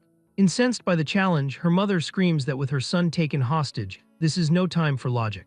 But Lady Ulrich coolly turns the tables, placing the blame for the entire situation squarely on the Countess, leaving the ruler utterly speechless under her daughter's direct accusation. Ulrich confronts her mother, asking why she appointed the useless Stefan as commander-in-chief simply to spoon-feed him military achievements. She points out the immense losses from military costs, reparations, and now the upcoming ransom, demanding to know how her mother plans to handle it all. Flustered and enraged, the Countess tries to deflect, questioning how her daughter dares to hold her responsible. Unfazed by her mother's outburst, Ulrich simply tells her to rest for a moment. With her whip in hand, she declares that as the next matriarch of the house, she will take responsibility and resolve the matter herself. In the aftermath of the war, while House Abner descends into internal conflict under a stormy sky, a much more pleasant conversation takes place under the sunny skies of Zarpin Castle. There, Johann receives a chest full of treasure which contains the goods exchanged for the captured merchant Doris. The knight can hardly contain his glee, marveling that all this wealth is now his. This newfound wealth easily exceeds the entire annual income of his former eight's estate, a fortune he never imagined earning in the past. But the castle steward reminds him that it is too early to celebrate since Sir Stefan's ransom has yet to be collected. In the high-stakes world of knightly ransoms, the rules are simple. Capturing an opponent is a high-risk, high-reward endeavor capable of bringing in a massive fortune. Conversely, being captured results in a huge financial loss for one's house. Having captured Stefan, the son of a famous house, Johann can now name whatever price he wants. Later, Count Jarfin asks if Johann likes the gifts presented for his service. The rewards include a silver shield and a sword engraved with the Troll Slayer crest, along with a suit of dwarf-made chainmail. The final gift is a famed horse named Donham, said to have monster blood in its veins, earning Johann's deep gratitude for the Count's immense hospitality. Pleased with his reaction, Count Jarfin offers to introduce him to another noble who would be a good match. Johann is excited, seeing this as an excellent opportunity to build connections with the upper class. He eagerly accepts the Count's offer, declaring it to be his honor. The Count then leads him to a table where his prisoner, a sullen Stefan, is waiting. The meeting between the captor and the captive is understandably awkward, filled with mutual disdain as they glare at each other. Count Jarfin cheerfully excuses himself, leaving the two of them to have a pleasant time. The moment the Count is gone, an enraged Stefan slams his hand on the table and immediately explodes, calling Johann a lowly brat and furiously vowing to challenge him to a duel the moment he returns to his home territory of Abner. Johann calmly calls his bluff, asking why they do not simply fight right now, which leaves Stefan stammering. The noble flusters, caught in no position to issue challenges from inside his enemy's castle. Johann mercilessly taunts him, asking if he is scared because his mommy is not here to protect him, and if he has no one else to rely on. Enraged by the insult, Stefan shouts at him to watch his mouth while boasting of his Abner bloodline, proudly declaring that he was born differently from a commoner. But Johann casually dismisses the noble posturing and cuts right to the chase, asking how much his house will pay for his ransom. Stefan scoffs, declaring he will not speak with a lowly person like him. Johann sighs at this disappointing refusal to cooperate, while a nervous Stefan watches as the knight walks calmly toward the fireplace. While calmly retrieving a glowing hot fire poker, Johann ominously tells Stefan he is not planning on doing much. With a sinister grin, he adds that the hot poker might just help them get closer. Stefan panics, screaming and asking if he does not want to receive the ransom. Johann feigns ignorance, claiming he does not even know how much the ransom is anyway, before casually suggesting searing the man a bit to loosen his tongue. Unable to withstand the threat of the hot poker, Stefan immediately breaks and screams that he will tell him everything. Under duress, he tearfully blurts out that his ransom is worth 200 imperial gold coins. Johann is delighted, knowing this will be the most money he has ever earned from a single job. A terrified Stefan is left in disbelief, recalling rumors that Johann was an honest knight and questioning how this behavior looks honest in any way. With the ransom settled, Johann smoothly asks Stefan to tell him about his mother, Countess of Nur. Revealing a pathetic and greedy motive, Stefan explains that the war began with a planned marriage alliance between the daughters of House Zarpin and House of Nur to bond their power. In this world, marriage acts as a political bond, making same-sex marriage common, with each partner taking an adoptee or a lover afterward to avoid any issues. The problem arose when the greedy Countess of Nur demanded a valuable silver mine as a pretext for the marriage. But when Count Zarpin refused the excessive demand, House of Nur declared war in protest. Now Johann fully understands the petty greed that fueled the entire conflict. He realizes Count Jarfin is likely being generous with Stefan because in the end, all the high-ranking noble houses are interconnected. Just then, a nervous servant arrives, announcing that he has brought the wine Sir Stefan requested. Stefan rudely snatches the bottle, berating the servant for taking so long and asking if he fermented the wine himself. Johann watches silently as Stefan lifts the cup to his lips, but just as Stefan is about to drink, Johann suddenly tells him to wait, startling both Stefan and the servant. He then confronts the servant directly as he senses immediate foul play. Johann looks at the terrified man with a sharp, glowing gaze, holding out the cup as he commands the servant to drink it first. As Stefan grabs the glass, Johann recognizes that they originally seized this specific wine from Doris, finding its way back to them after all. Then, catching on to a strange detail, Johann intercepts the servant before the man can leave the room, commanding him to stop. He also tells Stefan to put the glass down. The knight is curious, asking the servant why he brought the goblet already filled to the brim. Bowing deeply, the servant apologizes, claiming he was unaware of the proper serving etiquette. While the servant insists it was merely a mistake, his visible shaking and sweaty face make it clear to Johann that the man is lying. In response, Johann tells him that since his service has been so hard, he deserves a reward, offering the servant his own glass and telling him to drink it. The servant expresses his gratitude and sheepishly accepts the cup. As the servant starts to drink, Stefan asks what Johann is doing, prompting Johann to command the servant to drink the wine from Stefan's glass instead. Hearing this, the servant immediately freezes in terror.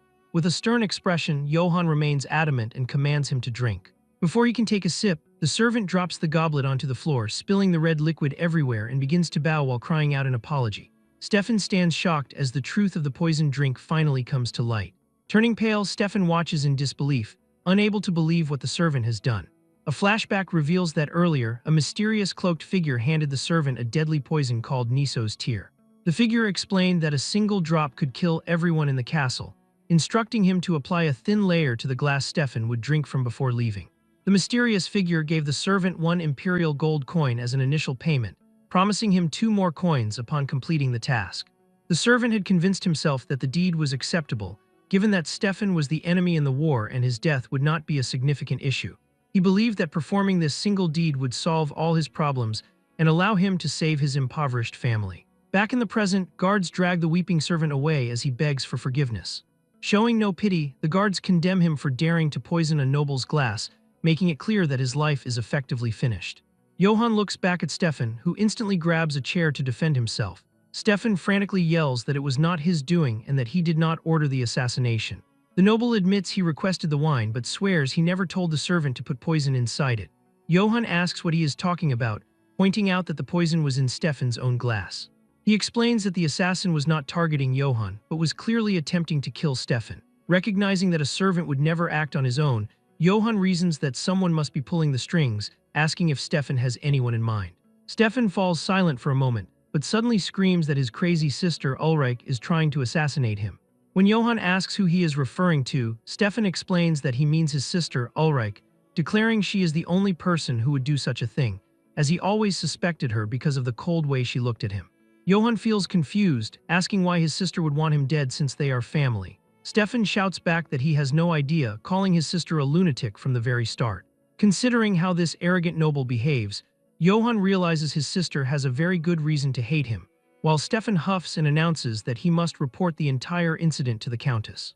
Johann sighs at this unbelievable situation, recalling a saying from his previous life that real-life siblings are genetically hardwired to detest each other. Meanwhile, at the front gates of Bosan Castle in Zarpin County, news of the attempted poisoning quickly spreads, prompting the guards to order everyone to stand back and forbid anyone from entering or leaving under threat of execution.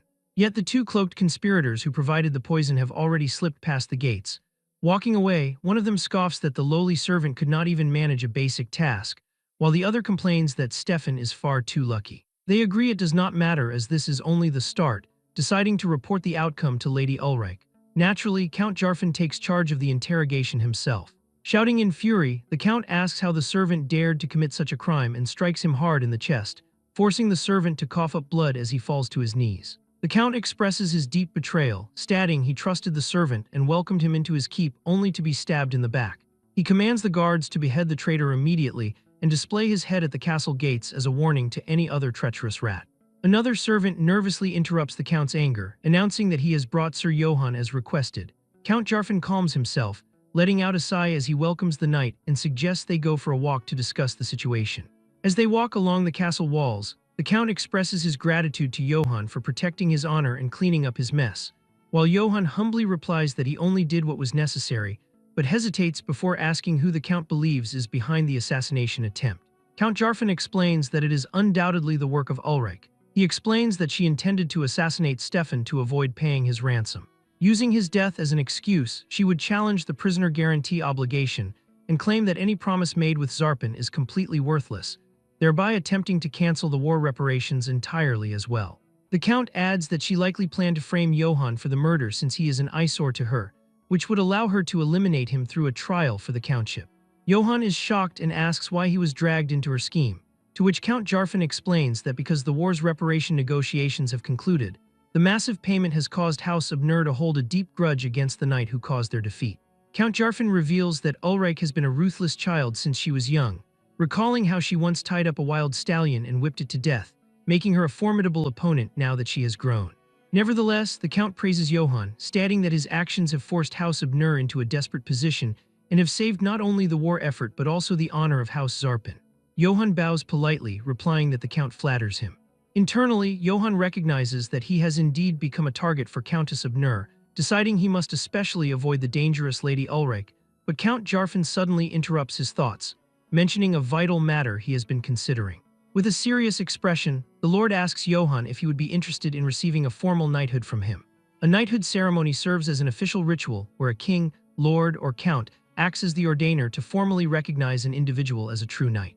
While this represents a once-in-a-lifetime opportunity for an unknown noble, it is never handed out freely to just anyone who asks. From the very moment a warrior is ordained, the ordainer must assume complete responsibility for any mistakes the knight commits. Therefore, knighthood remains a sacred ritual reserved only for a chosen few. For this reason, Johann immediately bends his knee, declaring that if such an appointment comes from a figure as honorable as Count Jarfin, he could never refuse. Kneeling before the Lord, Johann looks back on the hardships he has endured throughout his life. He grew up facing harsh discrimination from a very young age. While desperately trying to find an honest way to earn a living, Johann faced a continuous cycle of being looked down upon by others. Later, the emperor ordered his entire hometown burned to the ground, forcing him to become a nameless wanderer who had to hide his true identity. For a person like him, being offered a formal knighthood is a massive turning point, making it an opportunity he cannot afford to let slip away. Count Jarfin smiles, highly pleased by his devotion. The Count asks if he could perform one small favor in exchange for this honor. Johann asks what the Lord requires of him. Turning around, Count Jarfin explains that since Stefan is now his prisoner, they must travel to Abner territory to collect the ransom.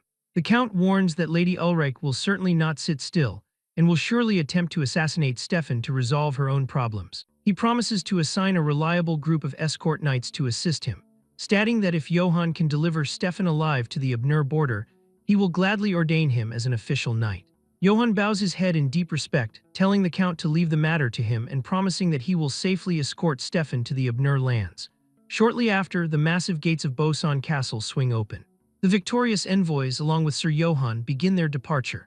Carrying the grand dream of knighthood in his heart, Johann sets out on the long road to the Abnur territory. Half a day into the journey, Stefan pulls his horse closer to Johann's mount, anxiously pointing out that the sun is about to set. He asks if Johann is truly planning to sleep on the open road. Hearing his complaints, two of Count Jarfan's bodyguard knights rebuke him, declaring that it is pathetic for a knight to display such terror on the road and telling him to show some shame. Instead, Stefan defends his fear by pointing out that they all witnessed the sudden attack from the group of bandits earlier, reminding them that Johann had to hack the attackers to pieces. Stefan frantically asks if they are all crazy for remaining so calm, screaming that he has no desire to die in a desolate place like this. The bodyguard knights only smile and reminisce about the battle with glee, admitting they were initially jealous of Johann's great reputation, but seeing his valiant figure in action firsthand forced them to reflect on their own abilities. This praise only infuriates Stefan further, causing him to complain that everyone is taking Johann's side as he loudly declares that, as the youngest son of House Abnur, he is terrified of bandits and assassins, demanding to know why no one will listen to him. Johann calls out to him, agreeing that the prisoner actually has a valid point, and deciding they should head to a nearby village to rest for the remainder of the day. Stefan is overjoyed by the decision and commands the escort to pick up their pace, calling them a lowly lot. As they ride into the settlement, Johann looks around and feels a sense of familiarity, having clearly visited the place before. Inside a house, a messenger informs the village chief that knights from Zarpan County have arrived. He immediately walks outside to greet the visitors. Upon seeing the leader, the chief stands shocked and eagerly calls out to Sir Johann. Johann is confused at first and asks who the man is, prompting the chief to eagerly introduce himself as the leader of Rutsbeck village. He reminds the knight of the time the local children messed with his sword as a prank, and how Johann had honorably forgiven them instead of punishing them. Johann smiles in recognition, finding that they have indeed arrived at Rutsbeck village.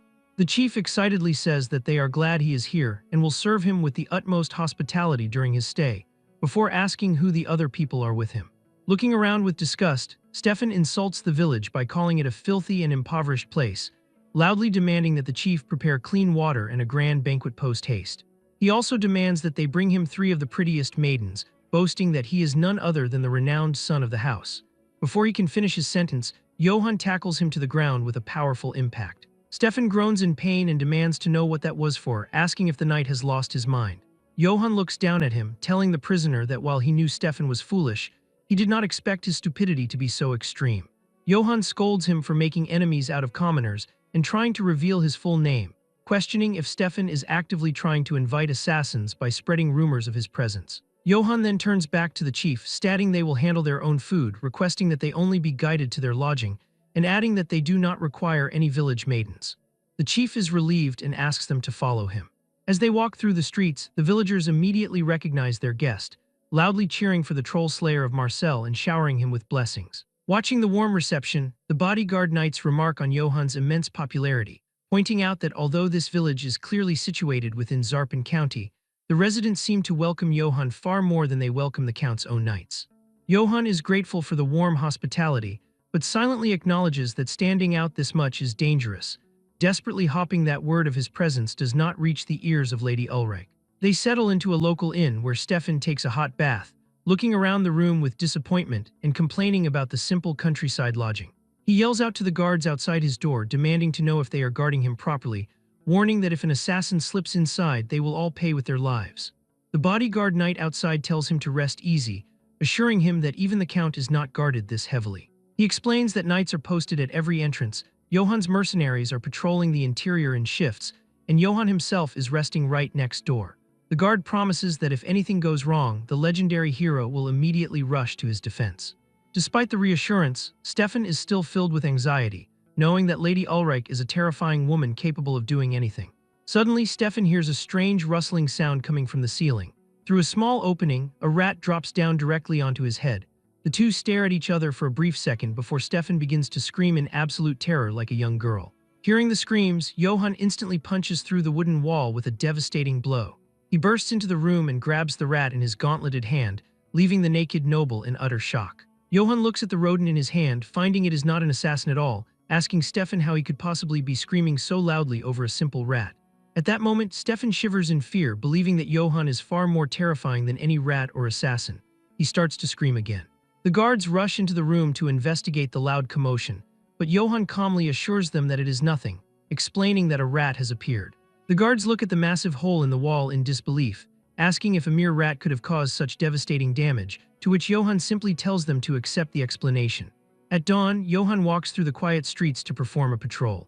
Having decided to check the area just in case, he finds everything completely peaceful, wondering if any assassins are coming at all, or if he is simply being overly protective of the prisoner. Suddenly, one of the bodyguard knights approaches him, struggling to speak, and manages to stammer out that there is a guest who has arrived to see him. Johann stands surprised, asking who could possibly be looking for him at this late hour. But before the guard can answer, Johann notices a thick red leather whip wrapped tightly around the guard's neck. From the shadows, Lady Ulrich steps forward with a confident smile, announcing that they have finally met while addressing him formally as Johann Eitz. She states that she has some good liquor, asking if he would like to have a drink with her, just the two of them.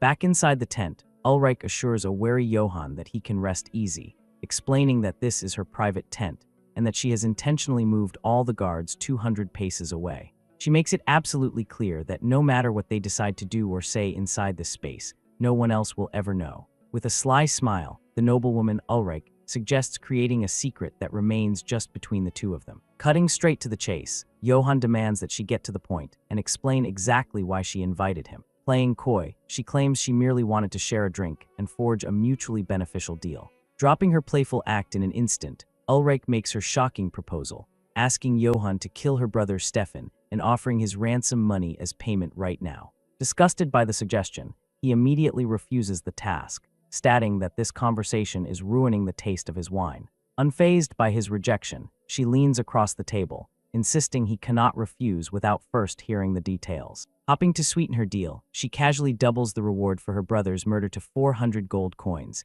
Yet, despite this sudden, effortless increase, he remains unimpressed and rejects her offer once more. Undeterred by his stubborn refusal, she tries a more seductive approach, leaning in close to make her offer impossible to ignore. Whispering an incredible sum directly into his ear, she promises him 1,000 gold coins.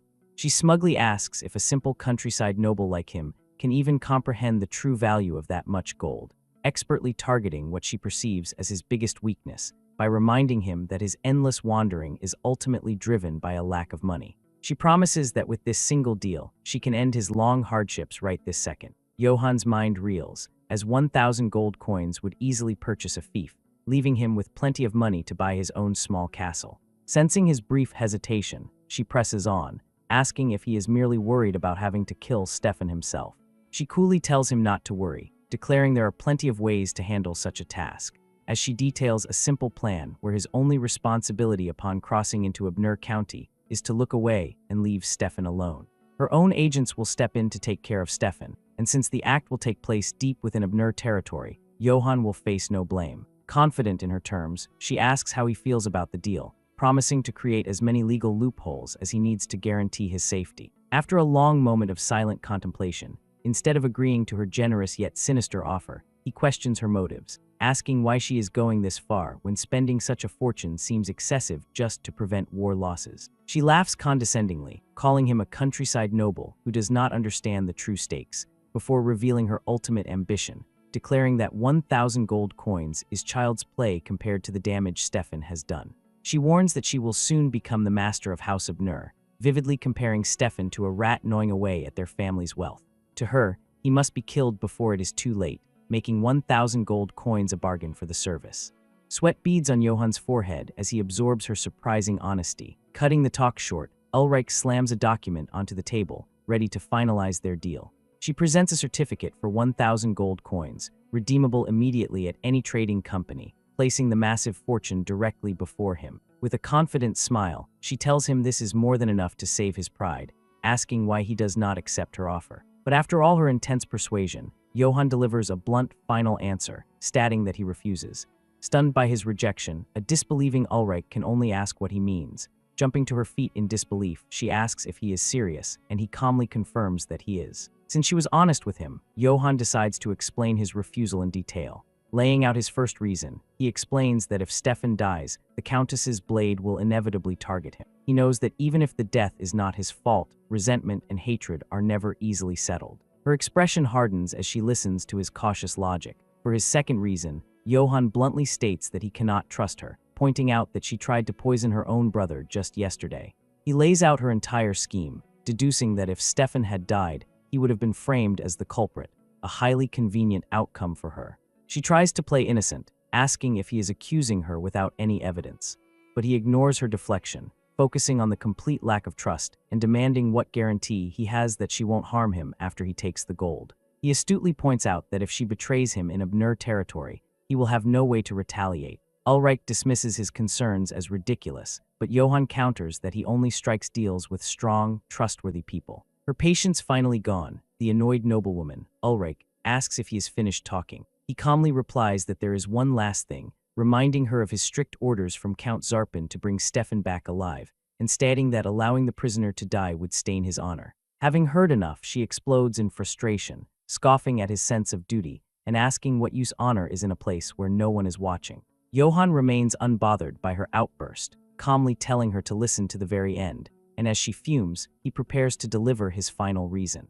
He begins by listing all of Stefan's terrible qualities, calling him clueless, frivolous, unlucky, stupid, arrogant, immature, useless, and incompetent, yet concludes that despite these flaws, the boy has done nothing to justify defying Count Zarpin's orders. There is also one silent, personal reason. Once this job is over, he will finally be knighted, and he refuses to let his grand dream be ruined. Utterly defeated by his stubbornness, she sighs, realizing there is someone even more frustrating than her own brother. With their negotiations concluded, Johann declares he is finished with his wine and prepares to leave. Watching him walk away, Ulrich mutters that the entire meeting was a waste of time. But just as he reaches the exit, Ulrich declares that his refusal ultimately does not matter. She reminds him that his entry into Abner territory tomorrow remains inevitable, warning him that since he refused her offer, he can look forward to her hospitality. She makes a sinister promise to ensure he receives a proper welcome. Johann catches her veiled threat and sweats nervously, left to ponder what kind of proper welcome she could possibly mean. The next day, Johann's party arrives at the imposing main castle of Abner County. There, the stern faces of Countess Abner, a smug Ulrich, and their assembled vassals meet them, prompting Johann to grip his sword in anticipation of a fight, dreading the reception prepared for them, as a monstrously large, roaring warrior steps forward to face him. Sometime before, as they ride along the road, Johann casually informs Stefan that last night, Ulrich offered him 1,000 gold coins to carry out his assassination. Driven to panic by this revelation, Stefan screams that Johann is a money-crazed lunatic, warning that the Countess will never let him get away with such a crime. But Johann nonchalantly tells him to calm down, explaining that he turned down the offer. Utterly stunned, Stefan can barely comprehend that Johann would reject such a massive fortune. Recalling his final conversation with Ulrich, Johann realizes her actions point toward an inevitable plot awaiting them upon arrival, while Stefan reassures himself that once they are safely inside his own castle walls, his mother will protect him from any threat Ulrich poses. As the massive fortress comes into view, Johann asks if that is the castle Stefan was referring to, prompting Stefan to proudly confirm that the grand building is indeed his home, the main castle of Abner County. With the journey nearing its end, Johann prepares for the final stage of his mission, shouting that it is time to collect the ransom for a certain idiot, while the insulted Stefan screams back at him in frustration. Soon after, a herald formally announces the entrance of Stefan and the Zarpin County delegation into the Grand Court, where the vassals of House Abner look on with cold glares, unable to hide their contempt for their disgraced young lord. Johann strides confidently into the throne room. Flanked by the Knights of Zarpin, he formally introduces himself as Johann Yates and greets Countess Abner on behalf of the Count's delegation. The Countess looks down at the sight of her beloved son, returning in such a pathetic state, while a tearful Stefan cries out to his mother for comfort, completely humiliated by his captivity. Countess Abner suddenly flashes back to memories of Stefan as an angelic child, fondly recalling how he used to eat flowers as snacks and chase after swans in the garden, while remembering his innocent declarations of love, a cherished memory that clashes horribly with the reality standing before her. Her sentimentality quickly shatters into fury as she glares at Johann, blaming this bear-like knight for ruining everything. She internally fumes at the stark contrast between Johann's smooth face and his rugged, powerful physique, blaming him for their humiliating defeat in the war, seething over the fact that he held her son hostage and made them lose the conflict. At this rate, she risks completely losing face in front of her vassals. In an attempt to shatter the heavy atmosphere, Countess Abner takes an aggressive stance, asking Johann and the visiting knights why they stand armed before her. Surprised by her sudden hostility, Johann and his companions remain silent, as one of the Zarpin knights steps forward on their behalf to explain that Count Zarpin has officially permitted them to remain armed. Exploding in rage at their defiance, Countess Abner screams that they dare disobey her in her own castle, furiously ordering her guards to disarm them at once. Abner's knights step forward to seize their weapons, leaving the Zarpin knights with no choice but to comply despite seeing right through the trap. But just as a guard tries to seize Johann's weapon, he stops the man and issues a chilling ultimatum, declaring that keeping his sword is his legitimate right, and warning that the guard will have to kill him to take it. This sends a shockwave through the hall, leaving the Abner vassals trembling, as a tense standoff unfolds in the center of the hostile court. Countess Abner stands completely dumbfounded by the sheer audacity of his defiance deep within enemy territory. But as their eyes lock, Countess Abner is suddenly struck by an unfamiliar, electrifying sensation.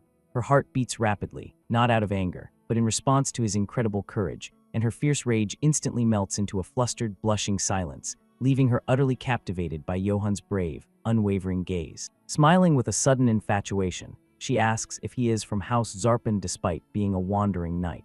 Johann explains that he was merely invited by the Count, and when she asks why he captured Stefan, he explains that he did so to protect his honor, eventually confirming that he harbors no personal grudge against her house. Smitten by his bravery and charm, Countess Abner declares that she holds his courage in high regard, granting him special permission to remain armed and thanking him for his service.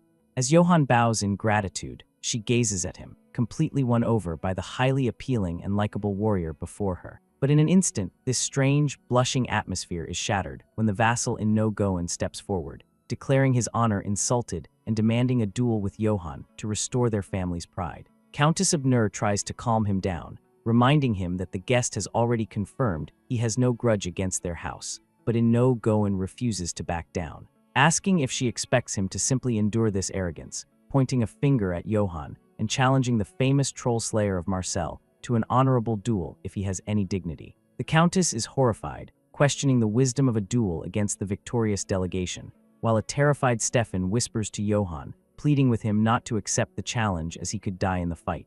Suddenly, Ulrich speaks up, mockingly advising Johann to run away to suit his cowardly nature. She vows to spread rumors of his cowardice across the entire empire, ensuring everyone knows that the legendary troll slayer of Marseille fled from an honorable challenge, vividly painting a picture of his ruined reputation, asking if Sir Zarpin would be proud of a knight who fears dueling, and questioning if he is even formally knighted yet.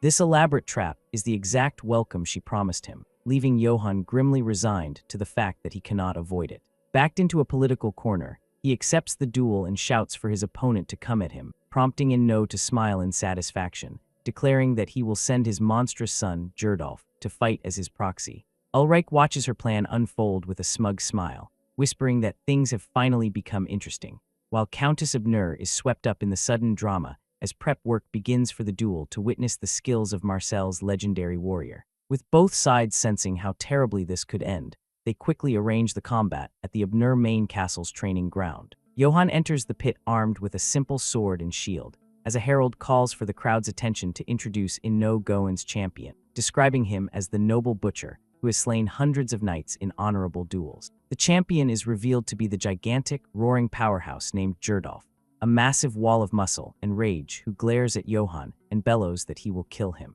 The herald then announces his opponent as the arrogant knight, Johann Yates, before officially starting the duel. Gerdolf immediately lunges forward, bringing his massive weapon down to claim Johann's head and screaming that he will crush his opponent. Johann quickly raises his wooden shield, managing to block the strike, but the sheer force of the impact is shocking, destroying his shield completely. As Gerdolf charges once again for another attack, Stefan and the guards cry out in alarm as they watch Johann get thrown to the ground by his massive opponent. Ulrich eagerly whispers for Gerdolf to hurry up and kill Johann. Hearing this, the panic-stricken countess confronts her daughter, asking if she understands the consequences if Sir Johann dies. She frantically explains that Count Zarpin will use his death as an excuse to restart the war, leading to unbearable losses. But Ulrich coldly dismisses her mother's concerns, stating they can easily collect emergency funds in return. She smugly declares that without an incompetent commander, war is a piece of cake, prompting her mother to demand to know why she is trying to kill Johann.